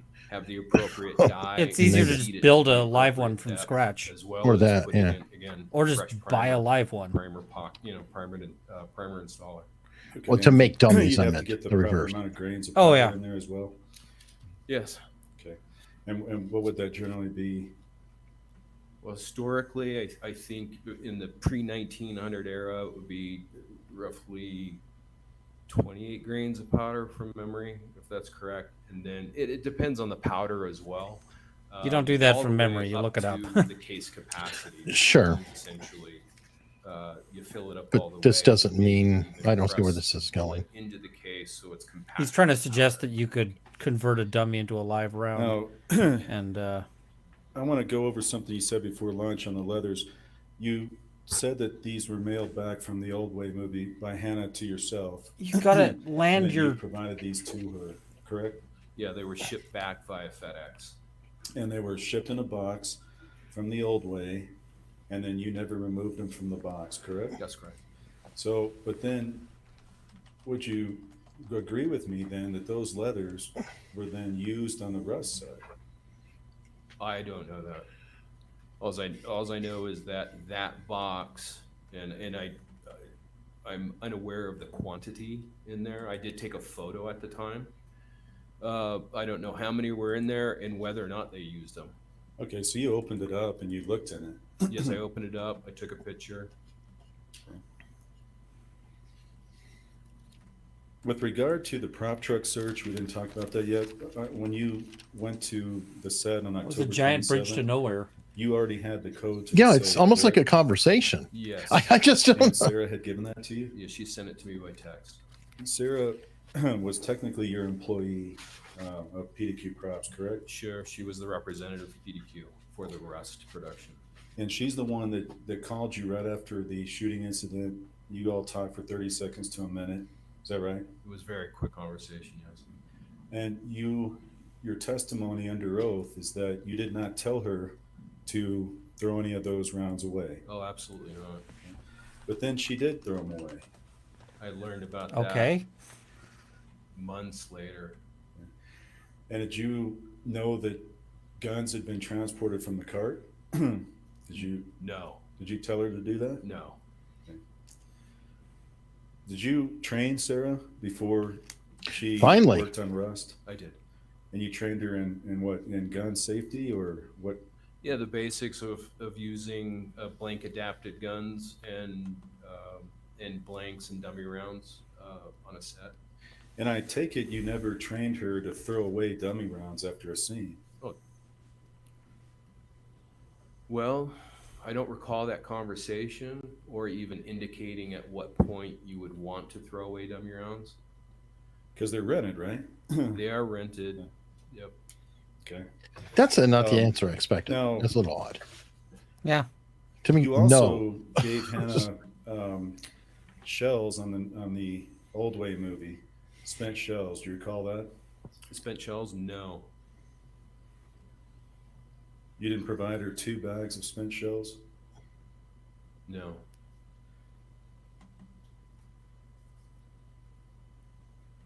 You knew that Joe Swanson loaded Trail Boss type powder. That's one of the powder he uses, correct? Sometime after a meeting with Detective Hancock, trying to trace down the origin of the live rounds found on Rust, that was part of the questioning of that. I did call him and say, do you recall? And don't get into what he said. Okay. But your impression after it was that your understanding is he loads Trail Boss powder. That's They'll Reed, they say? Yeah, or his you also friend. I remember forget. telling Detective Hancock after you called Troy Teskey that he Yeah, was Troy going to Teskey. provide Yeah, anyways. a box and a half of reloads, the same batch from Joe Swanson? I remember that conversation. I don't remember the quantity of which he was willing to provide. Okay, so in any event, whatever the quantity was, you knew that Troy Teskey had rounds from the same batch of live reloads from Joe Swanson. That's what I understood. And you understood that he was willing to provide. Of course, everyone's using Trail Boss.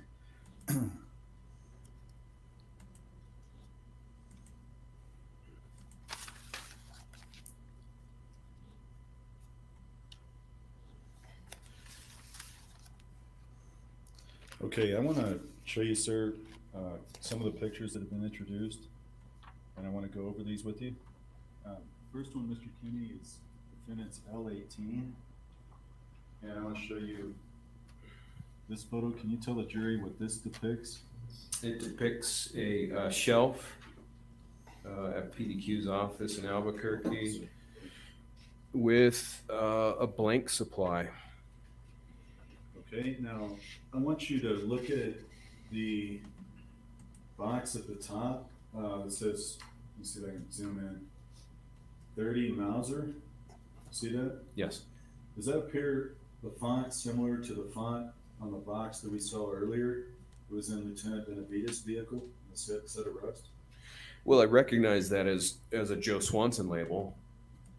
And you have Joe Swanson labels then in your business, correct? Yes. Now, the other thing that I've noticed on some of these photos, and I'll show you, but that some of them have JS, some of them don't. Is that a fair statement? I noticed the JS. I don't notice when it's omitted. How do you get those labels? Do you make those labels? No, that's all a Joe Swanson manufacturing supply. Okay. I want to show you defendant's L15, and that's we've seen this. You think they'll earlier call on Joe different Swanson? Angle. This is more of a close-up. I don't know. I haven't looked at the witness list. I know lots of people are, but I'm not trying to. I'm trying not to predict things like that way. There are, well, I don't know what that they're going to get shelf out of Joe Swanson though. fairly well. There's a mixture of on top. We've seen a collection, what appear to be 12 gauge blanks. Okay, and then how about the boxes underneath? And I'm going to point to these boxes in here.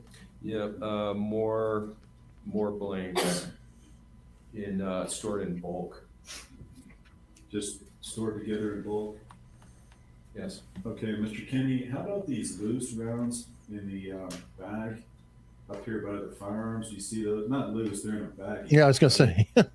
And there's a label on stored it. in bulk. From memory, I think they're 500 per bag, approximately. What type of rounds are those? They look to be 223. Are you certain? No. Okay. How about defendant's L2? What is this scene? Oh, jeez, sorry. What is this scene here? Defendant's L2. That's in the backyard And what of PDQ's headquarters, or PDQ's space in Albuquerque. What are all the boxes there for? They're just waiting to be thrown out. Congratulations, you found our garbage pile. How long have they been sitting there before they were thrown out? Well, in that pile is one of the boxes is from the shipment of the new guns from Pieta. So some of it very recent. From Pieta before the movie? From before the movie, correct. Okay, so that would have been in October, early October, when you got that Pieta. So this was late November. Yeah, so they've been there roughly a month. Month and a half. Okay. Okay. Like I've got a L5. I got a rubbish pile in my backyard that's like same view, a the year same old. stack of boxes looking to the side gate exit entry. Okay. Sir, how about defendant's L6? You can tell the jury what's in that picture? There's a lot of empty gun cases. Some of them are populated with guns and other So is props. Pelican cases. Underneath, there's a bunch of locked cabinets. You just say with, it's dirty. I mean, I'm trying to get to a point. firearms, and other various props inbound and outbound. Okay, so some of these are live or real weapons? Yeah, primarily these are going to be live. I'm going to say 90%. There's also the possibility that there are other things in there that are inert or replicas. Okay, let me show you defendant's L10 now.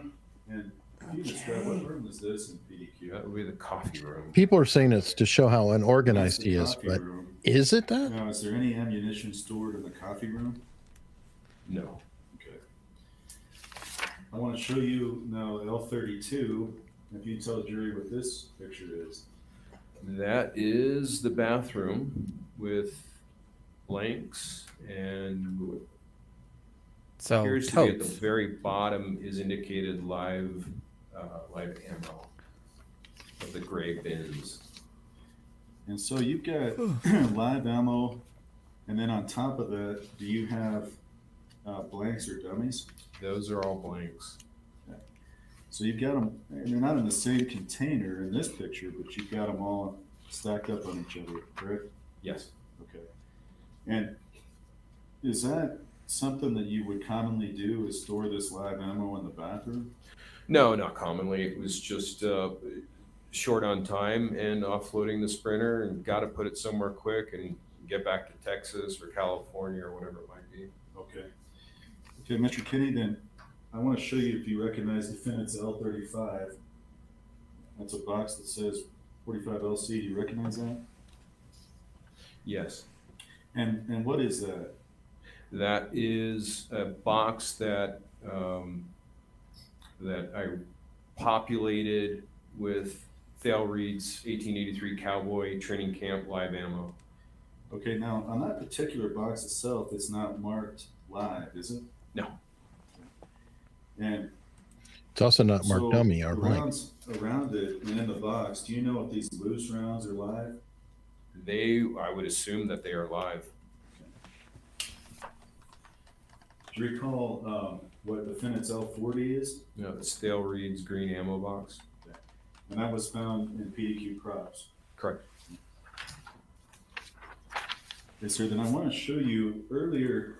This is defendant's L43. Earlier, you talked about this photo. You remember that? Yes, I do. Okay, and I think you said that this was the dummies you had provided, correct?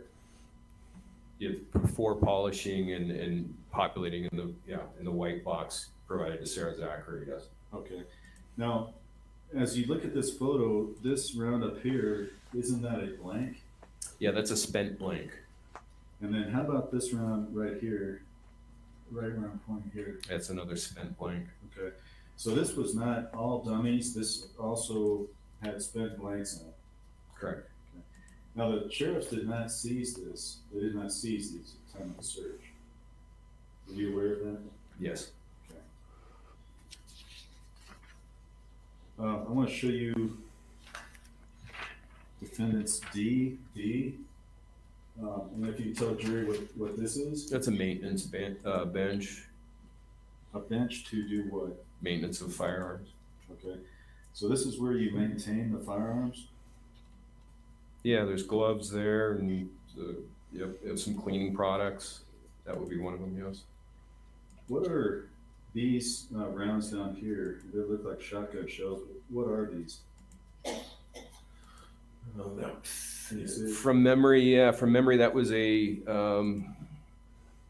a project on a previous film. Okay, and then you have rounds in the back here. Do you know what those are? I can't see. It's hard to see. Okay, dummy. I see dummy blanks. Shall I circle it? Yeah, thank you. Okay. Right there. Yep. It says 45 ACP dummy blanks.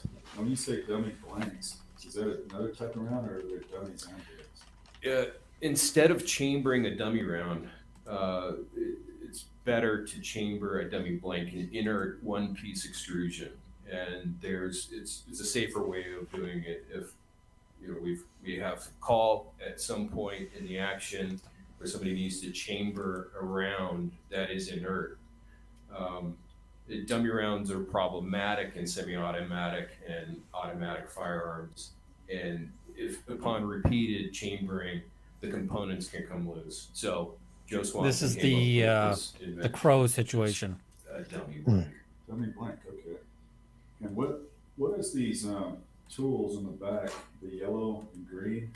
One is an Allen wrench set. The green one is a Torx set. What do you use those for? Again, it would just be actually the yellow handled ones are used commonly to attenuate the flash of semi-automatic and fully automatic weapons. Defendant's BB. What is that equipment or device right here? Those are a pair of vices, small vices. Is that your gun maintenance table as well? Yes, it is. Okay. Now, defendant's S, is this, you recognize that? I do. And is this your box as well? It is. Are those live rounds? Yes. Well, the box, I remember writing 45 long Colt and thinking that this is odd not to write dummy or blanks or specify what it is. It's 45 long Colt because it's 45 long Colt live. And That's what I was wondering. Live. It's just live. 45 long Colt. Okay. Yeah. And defendant's V, can you tell the jury what that is? Those are Joe Swanson blanks. defendants AA. So what is he shown other than Again, it's we have those Mauser a boxes cluttered at the shop? top of that font, and that's a Joe Swanson font. Those are definitely Joe Swanson boxes and fonts. He's got to line this up a that I little commonly better. see from him. Okay. Or maybe this he's is just trying to confuse the jury and bore them. Why? And again, let me show you the overall picture. But you see that? Yes, I do. Can you tell the jury what that is? That's that same wooden shelf. He's pro bono auto. Holding blank crowns. Okay, and again, we have at the top these 300 blackout. Is that the Joe Swanson font? It is. Okay. And you see some of these boxes, they got the JS like on the 9mm. I see that. Yes. Okay. That's what I was noticing before, but you said they're on some of them and some of them. I commonly notice, bless you, I see the JS, but if it's omitted, it's not, it's just not something I notice. Okay, and I want to show you defendants X now. What is this picture? That's that same wooden shelf. Okay. And defendants W. Can you tell us what that is? Yeah, that's the top of the black bookshelf that's adjacent to the wooden cabinet.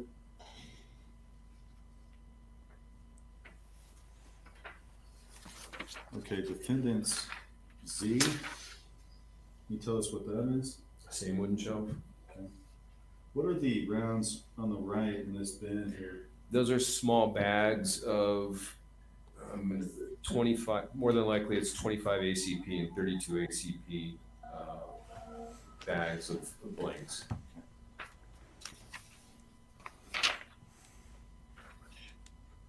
Defendants U, again, these tools. It's the same, same Allen wrench set and Torx wrench on top of the maintenance table. Okay, defendant CC. See that? I do. And this box over here, is that a Joe Swanson? It is. Okay. And these spent So shells, what I'm seeing is he's got dummies on everything that's where are written those? that's supposed to contain dummies. caliber? So in a weird way, there is some organization. It's ugly. It's not great. But I haven't seen a commingling yet. Have you? No. Okay. Like, You know what these spent shells were? Which is bad for them, I would think. the smoking gun they're looking for is here is a box of dummies that also contains live. Right, but they haven't done that. Those are the kind Nope. of thing that can be reloaded. And also, because PDQ is Yeah, sloppy, unless doesn't the mean that case that is should be torn, sloppy. if it becomes brittle and straight How's this fracture, work? You can reload it. This is defendants. But the jury might D. say this guy's a mess, That's, so who knows what he is this sent the him. live memo from Okay. 1983 that And she's incapable of telling the difference. And I Well, don't know. Yeah, I don't I know. want to show you defendants N27, and I'm going to show you that upright, but then I'm going to turn it around. Is that your writing on the blue box? It is. And I mean, maybe he's defendants getting it because N29 everybody's is that like, same he's box? sketch, he's It sketch, is, he's it's so one sketch side in or the the chat. other. So Because the jury could say, both maybe that's it. have the They think label he's just just, like that. sketch as hell. Both ends. Now, a couple more questions on the prop truck that I forgot to ask you. When you were going there, do you recall telling Sarah to put a piece of tape over the safe? Yes. Okay. And what was the purpose of that? Well, I wanted to make sure that nobody Anti-tamper. got into the safe before the law enforcement showed up. That's responsible. Yeah.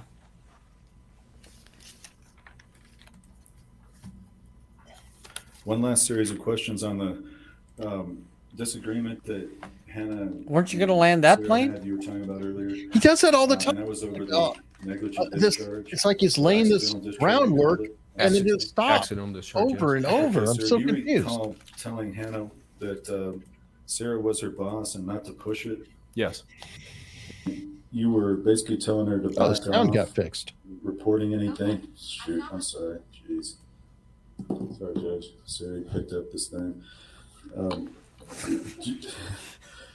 you recall telling Hannah something like to back off because she wanted to report to production? It wasn't that she wanted to report it to production because Sarah had already reported it herself That was the issue. Okay. But in any event, you told her that she should just move on. Yeah. Okay, Your Honor, may I have just one moment? Okay, I want to answer this real quickly because people might be losing track of it. The PDQ sloppiness that they're showing was actually in November, well after. And as I had mentioned, they had just struck the Las Cruces set. And I think you've heard his testimony, how he grabbed things out of the Sprinter and put it, wherever it might be. He did not know that there was going to be a search warrant. That was a complete surprise. So he did not. This is not him dressed planning up. for a warrant. No, believe me. Just notice this. His head is so shiny that you can see the jury box. Hopefully you can't recognize people off of his head.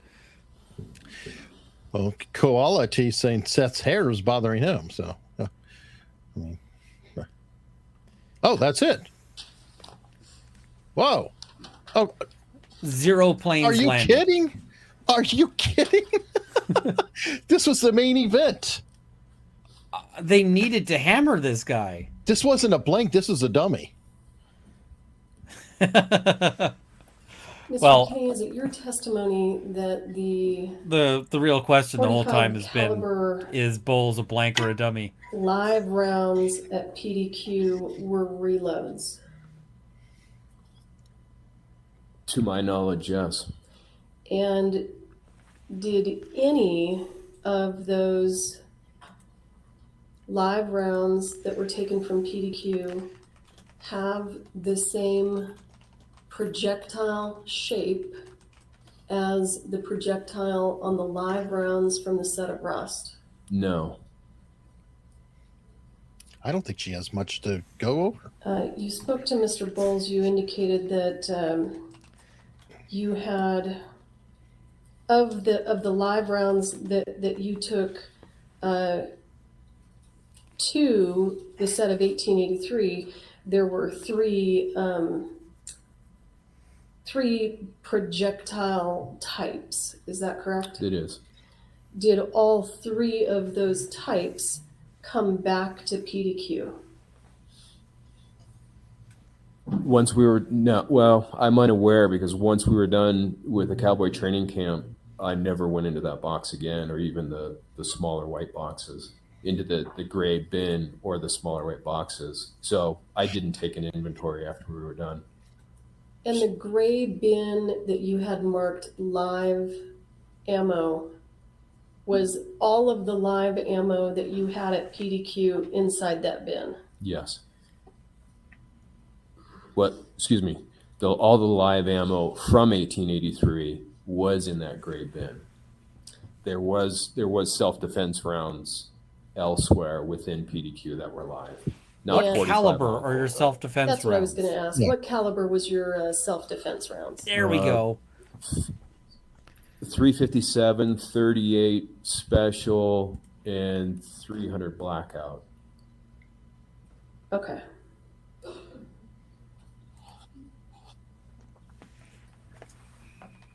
Approximately how many firearms does PDQ own? Hundreds. Sorry about the typing. Just Do you taking keep some, all of them at the timestamp Albuquerque notes. location? No, Do you have another location? I do. Where's that? It's in Lake Havasu City, Arizona.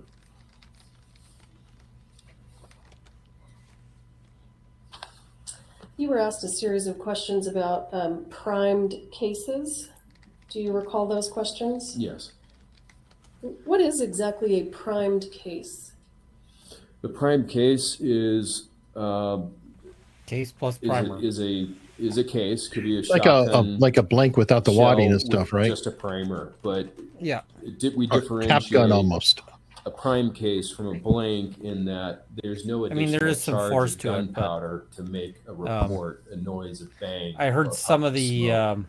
And so some of the it's a armors have good called it a training suicide tool. load. It's a loud cap gun when it goes off. Use it with helps a plug, initiate action and on then a it's set safe to put where up there to needs your be head. choreography of movement. You first. And if You do it with an talcum powder, entirely it plugged provides gun. a bit of a puff to it. And the armorers I So spoke to said that a they used primed them. case is just simply They show an it empty first, like up brass. against their hand or I'm going to whatever. suggest brass. I know it doesn't have to be brass. Shell casing with a live primer. Is that right? That's correct. But it has no gunpowder. No gunpowder. And it has no projectile. Definitely not. That would be a live round. Can a primed case kill someone? It can lead. Yes, it can. In a number of different ways. How would that happen? Well, in the Brandon Lee situation, a prime case initiation of the primer was enough to deliver the bullet, the projectile, into the barrel, causing what's called a squib load. And in that instance, what happened is Then the they prop loaded a crew was blank. unaware of what had happened. They emptied what were supposed to be dummy rounds, and they were not, because the live primer thus makes them something other than. And it's.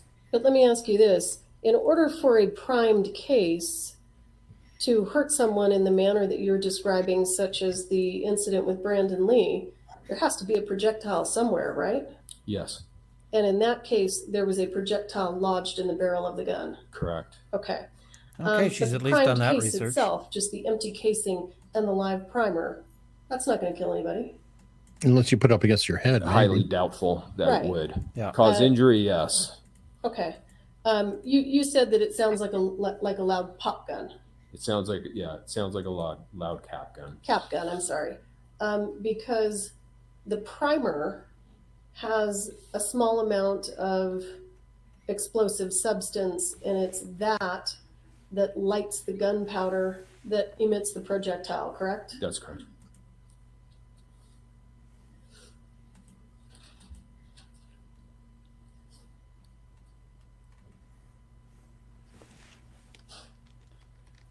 Were all of your 45 long Colt caliber live rounds that you had at PDQ, were they all taken by the Sheriff's Department? Yes. You were asked some questions about Starline brass casings. Is Starline brass a very common casing? It's one of the primary sources of cases for Joe Swanson. But I've come to learn that even the Santa Fe County Sheriff's Department uses it as one of their duty ammos. Well, there's only so many manufacturers for I this want to stuff, talk right, to you a Ian? little bit about Yeah. the package. I mean, that you I actually received went and from looked Ms. at the 45 Gutierrez long Colt that after I've she got finished her of work live on the ammo. old way. Starline. You Oh, indicated there that you go. there were some leather belts, but you didn't inventory those. Yeah, correct. Did you notice, were there appearing to be dummy rounds in those leather belts? Yes. Did you inventory those? I did not. Were those your property? No.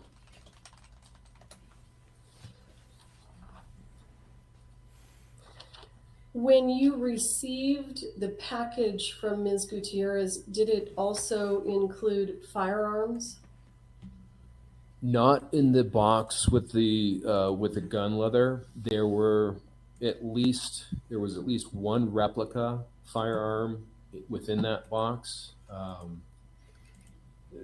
In separate cases, I believe there are probably 2 Pelican type hardened cases that contain firearms as well as other replicas. And the box just containing the leather did not have firearms in it. But you did receive a box from Ms. Gutierrez that she shipped to you from Montana that contained firearms, is that right? Correct, yes. And those were shipped to you because they were your firearms, right? Some of them were, yes. Some of them were also Thales. Okay. When you received the box that contained the firearms, was there anything concerning about the state they were in? Yes. The primary concern is that some of them were loaded.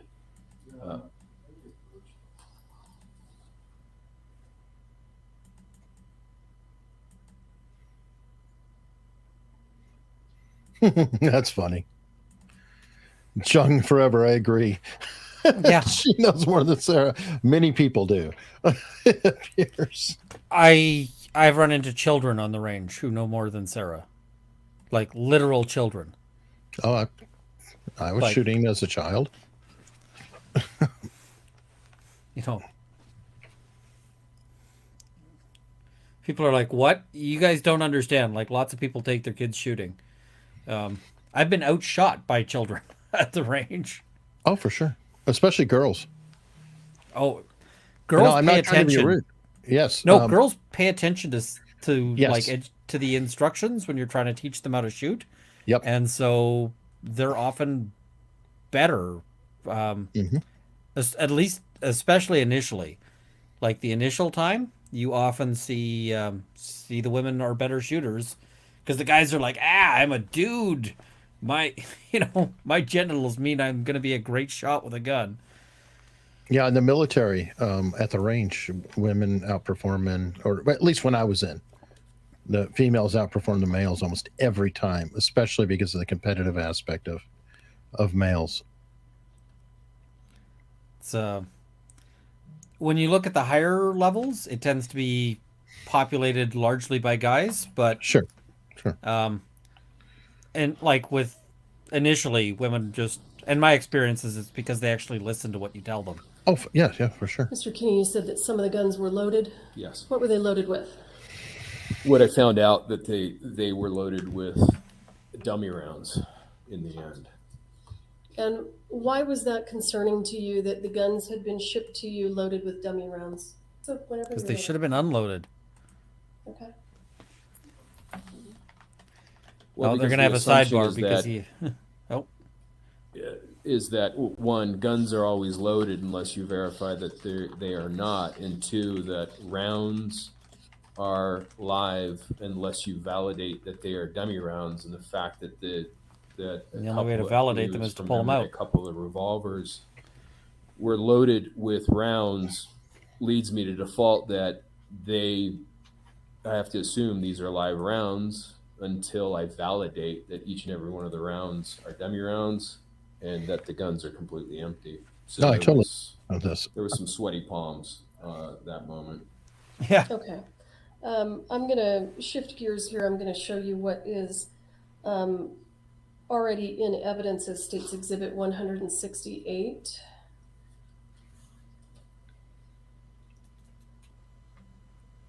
I want you to have a look at this photo and tell me if the projectile shapes that you described to Mr. Bowles are present in this photo.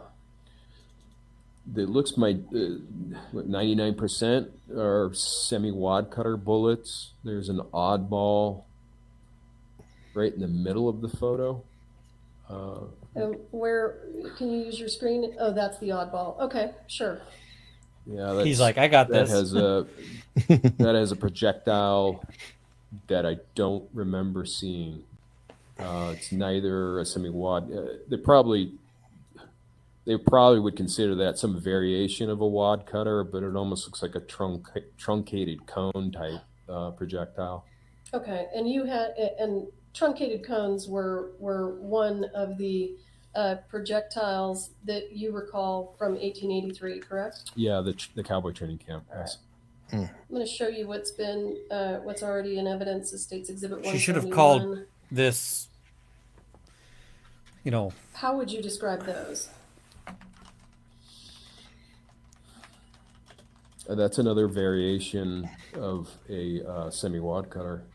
Okay. Would you consider that a truncated cone? No. All right.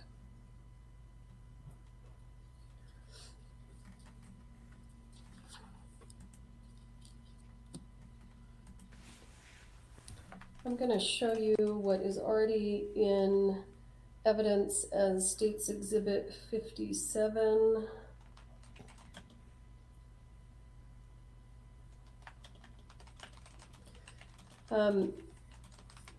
Would these be a primed case? Well, I can't see what's on the opposite end away from the nickel primer.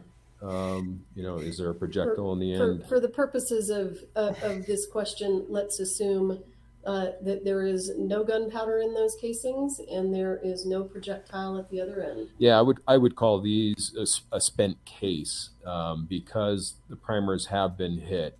But at the same time, we have to assume that any primer is potentially live, even though it's been struck, because it could be a hard primer. But easily, commonly, if somebody, the layman took a look at this picture and said, well, what is that? I would say a spent case casually. But I would not make a dummy round out of that. Sure. In order for a primed case to be a primed case, it has to have an unstruck primer, correct? Yes, and we assume that it's not an inert prime case.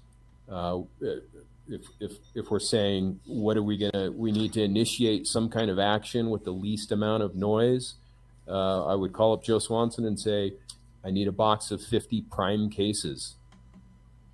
Okay. But those don't appear to be that to you, do they? They don't.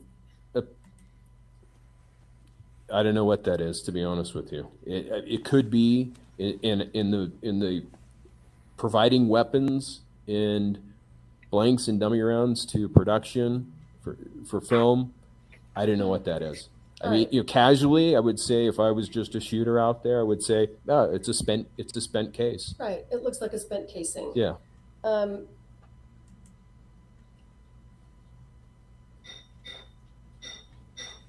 All of the dummies that you provided to the set of Rust, the 45 long Colt dummies that came directly from you, did all of them rattle?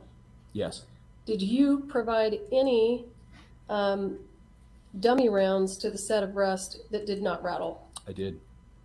Which ones were those? Those were the 44 Henry copper plated rounds. And those are completely different looking than any of the 45 long Colt dummies, correct? Correct. They haven't made 44 Henry since the pre-1900. So the 44 Henrys, how do you know that those are dummies?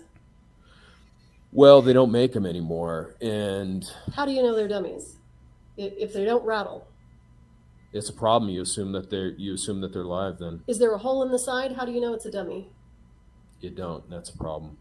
There's no hole in the side. There's no hole in the side. Do you know whether or not? Did you say they were 4470s? 44 Henry. 44 Henry. Do you know whether any of the 44 Henrys were ever even used on the set of Rust? No. You don't know? No. And to be clear, the 44 Henrys don't have a traditional primer. You cannot reload them. They're like a 22 rimfire. It's the same thing. It's just an oversized version of that. All right. You were asked some questions about how many times. Don't get them into rimfire. Now they're Hancock.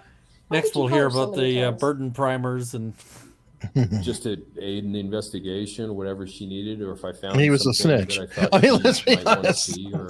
He called any questions. Hancock all the time. It was routine for us to. I'm kind of buddies almost. Okay. You made a statement on cross-examination that you didn't want to work. I think it was in a text message, maybe, that you didn't want to work with Ms. Gutierrez in the future. Is that correct? Do you recall making that statement? Yeah. Okay. Yes. Why didn't you want to work with her in the future? Be right back. Well, the issue of loading a full load blank with a horse in the vicinity is a huge violation of an armorer's work.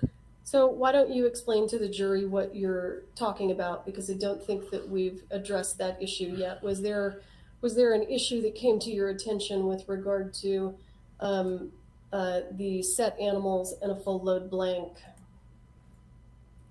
There was several days prior, and I don't know exactly when it happened. Sarah Zachary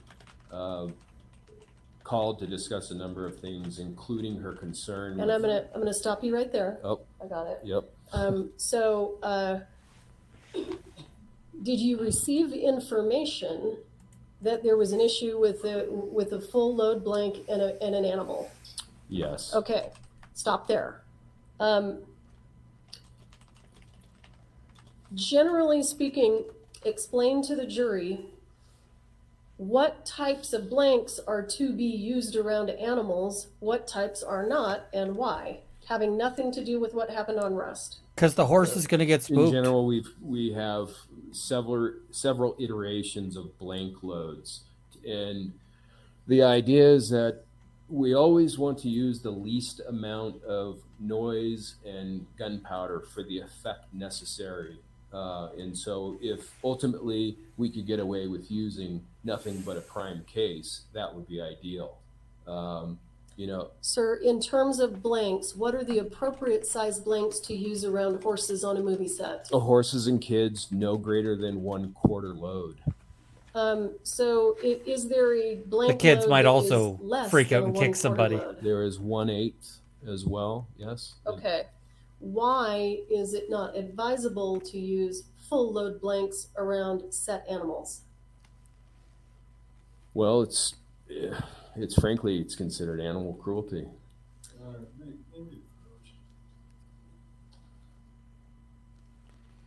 You objected to that a little late, son.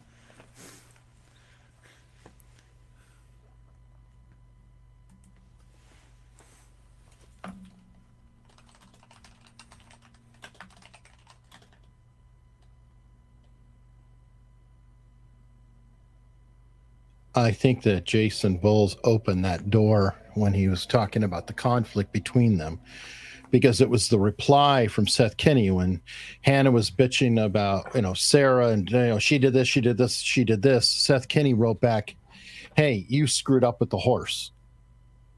I've got those texts too, if you want to see them at some point. So, because that didn't come up on the direct, so I have a feeling that she loves to save stuff for cross or for redirect, and she goes way beyond the scope of it. I guess if they let her, I don't know. Oh, they've been letting her get. I'm wondering if like New Mexico just has no rules on that, because it's wild. It's funny though, because she's a defense attorney. She's doing a heck of a job as a prosecutor. Yeah. Okay, Mr. Kenney, we're going to move on. You were asked some questions about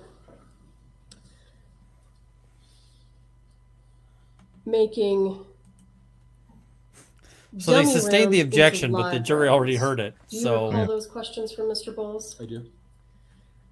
So it sounds like that would be a bit of a complicated process. Do you agree with that? Absolutely. Let's talk about the opposite. Would it be considerably easier to turn a live round into a dummy? It would be not. It would be. It's not the ideal situation, again, especially if we're talking about. I'm not asking what's ideal. I'm asking, would it be easier? There's one less step. Well, no, actually, we're excluding. You'd have to press out the primer. It's less complicated. So, if one were to try to turn live rounds into dummy rounds, would they need any special equipment? They would need full reloading. I'm just asking you if they would need special equipment. Yes. Is one of the pieces You of need a equipment press. that they might need an inertia puller? there we go. The There polar we puller, go. yes, a kinetic puller would be one of them. Yes. All right, thank you. Why was that left to redirect, though? You were asked some questions about your training of Ms. Zachary. Did you train Ms. Zachary specifically on how to handle a single action army revolver? No. Hannah did. You were shown a series of photos and asked about Joe Swanson labels. Do you remember that? Yes. Mr. Balls, you want to come up there real quick?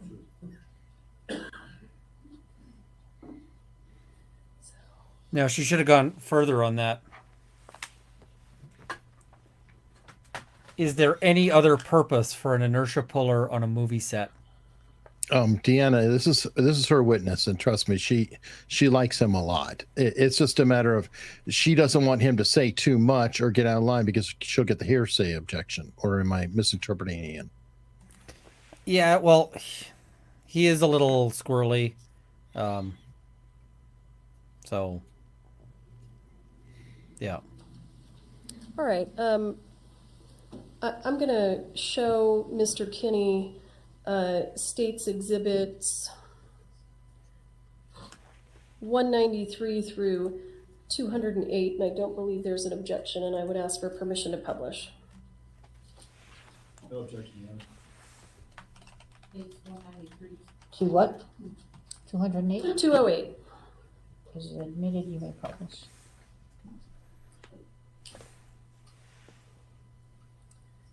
Now, Mr. Kenney, for the purposes of these questions, I want you to think back to the photo that you saw of the Joe Swanson box that was taken from the set of Rust. Do you recall the photo I'm talking about? If not, I'll show it to you again. The one on the prop cart, just to be clear. Yes. Yes? The dummies. Yes. Joe Swanson dummies. Yes. With the JS in the middle. Yes. And you indicated that you have never had a box that had that kind of label. Correct. So, Specifically 45 long cold. well, let's go through them. States Exhibit 193, are those labels just like the one from the set of Rust? Well, no. Right, that's not a trick question. How about these? States Exhibit 194, are those just like the ones from the set of Rust? No. Same question here, 195. We've got several boxes. If you need me to zoom in on anything, I'm happy to. No. Yes. No, I don't. Need you to zoom. Are any of those the same as the box from Rust? No. These, are any of these the same as the box from Rust? No. How about these? No. And that's, for the record, States Exhibit 197. States Exhibit 198, how about these? No. States Exhibit 199, how about these? No. States Exhibit 200, same question. No. States Exhibit 201, same question. No. States Exhibit 202, over on the left, same question. No. States Exhibit 203, same question. No. Now she's just States rubbing Exhibit his. 204. Oh, yeah. States Exhibit 205. No. States Exhibit 206. No. States Exhibit 207. This is what spiking the football looks like, people. States Exhibit 208. No. Because you could have just asked, do any of them look like that? But You testified that you provided some I mean, there's nothing wrong with her doing this. I would do the fake same gun thing, but to for Rust, is that right? Yes. Replica guns, yes. Did you provide any fake long guns for the set of Rust? No.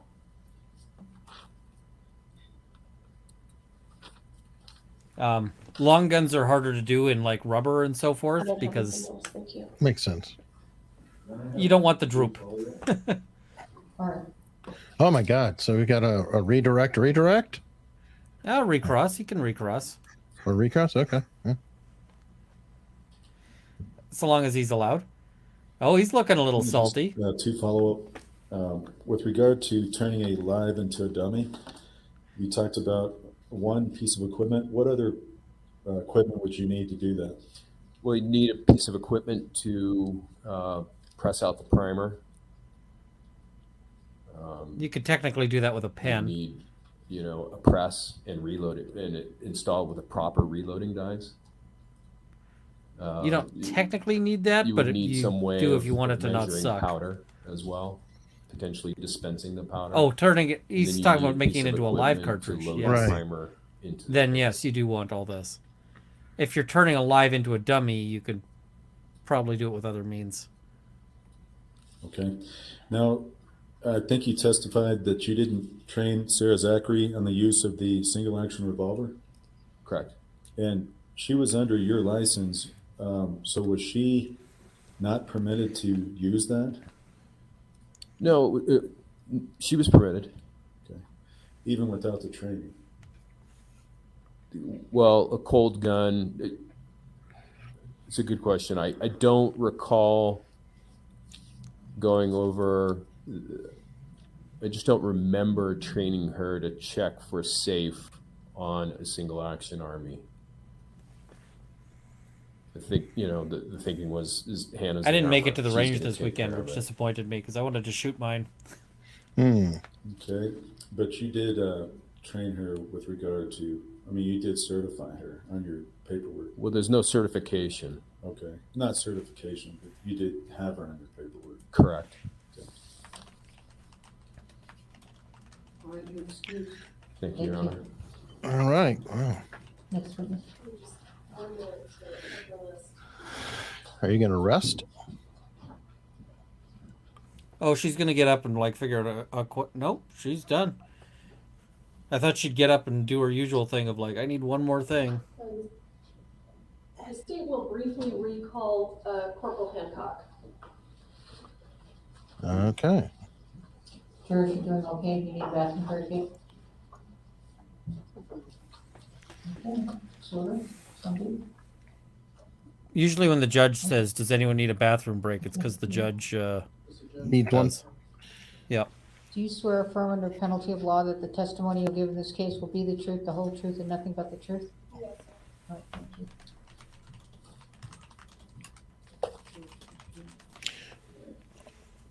I think part of the reason he called her so often too is he probably is attracted to her. Just saying. Well, she does have stellar hair, and what is with her lips? Corporal, thank you for. I don't know. Your It might be. Round. Is Seth Kenny single or? As a I don't know. I think he's as a got sworn kids. law enforcement officer, are you familiar with the crime of negligent use of a firearm? Yes. And what are the different ways that the Why are you calling this through the use witness? of a firearm can be fulfilled? Yeah, no shit. That's not appropriate. And besides, the only person charged with that is Halls, which he pled, right? Why the? But you don't call law through a witness. It's the judge who determines the law.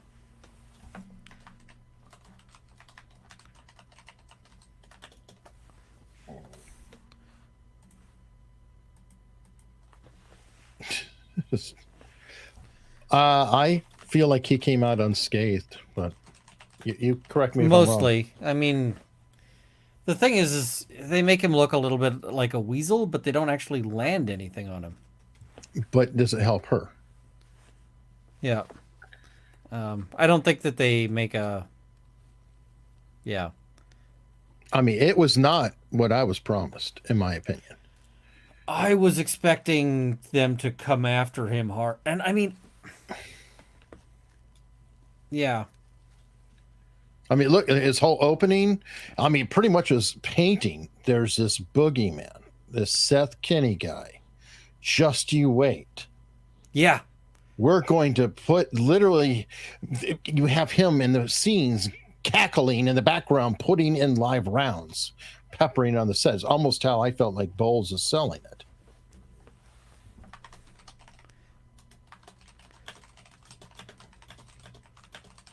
She realized she forgot the elements in opening. I don't know. Yeah, she didn't ever say that in the opening.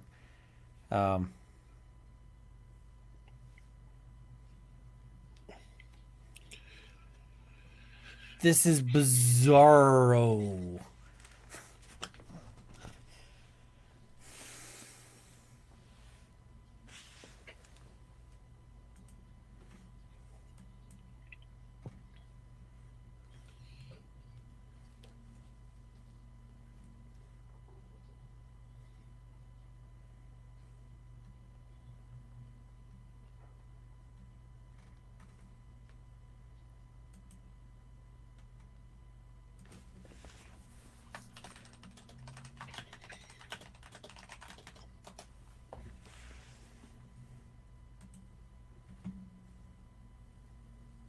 Good question, Otto.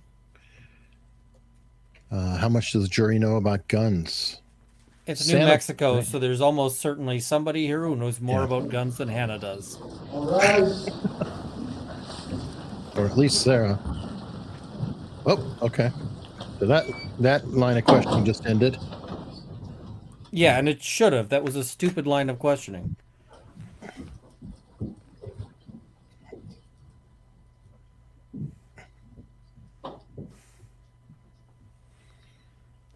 You don't get the law out through a witness. The judge does the law.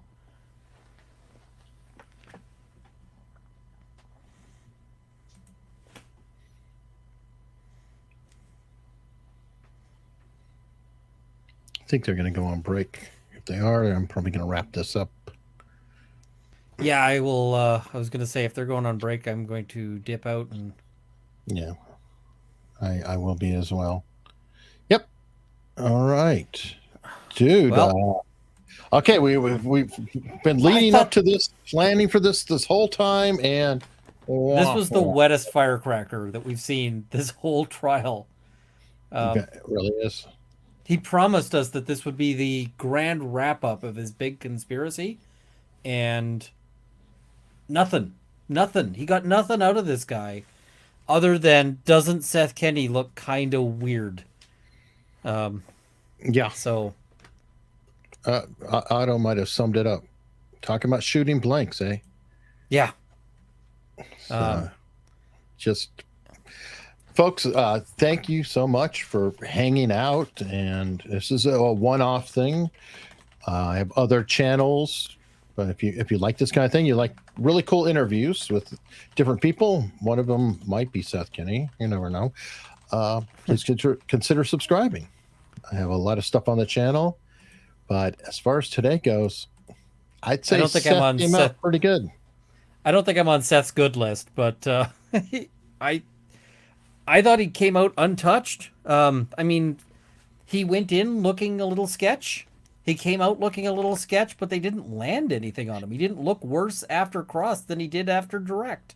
I think he looked better coming out of all this because there's been so much painted about him out there. And then like Crime Circus has this series about Seth and Sarah, and I'm like, okay, so why? I mean, honestly, Ross, the grip looked creepier, or, worse in some ways than Seth. So I don't know. I just don't think so. Well, I just put a poll on Twitter. Although, I got to edit it. Well, I got to delete it because I put the time for too long. I set it for like a day, and I'm like, a day. I'll have to check so it's, if Bowles was on a film set, what would he be? 1, a blank. 2, a dummy. 3, a live round. Ouch.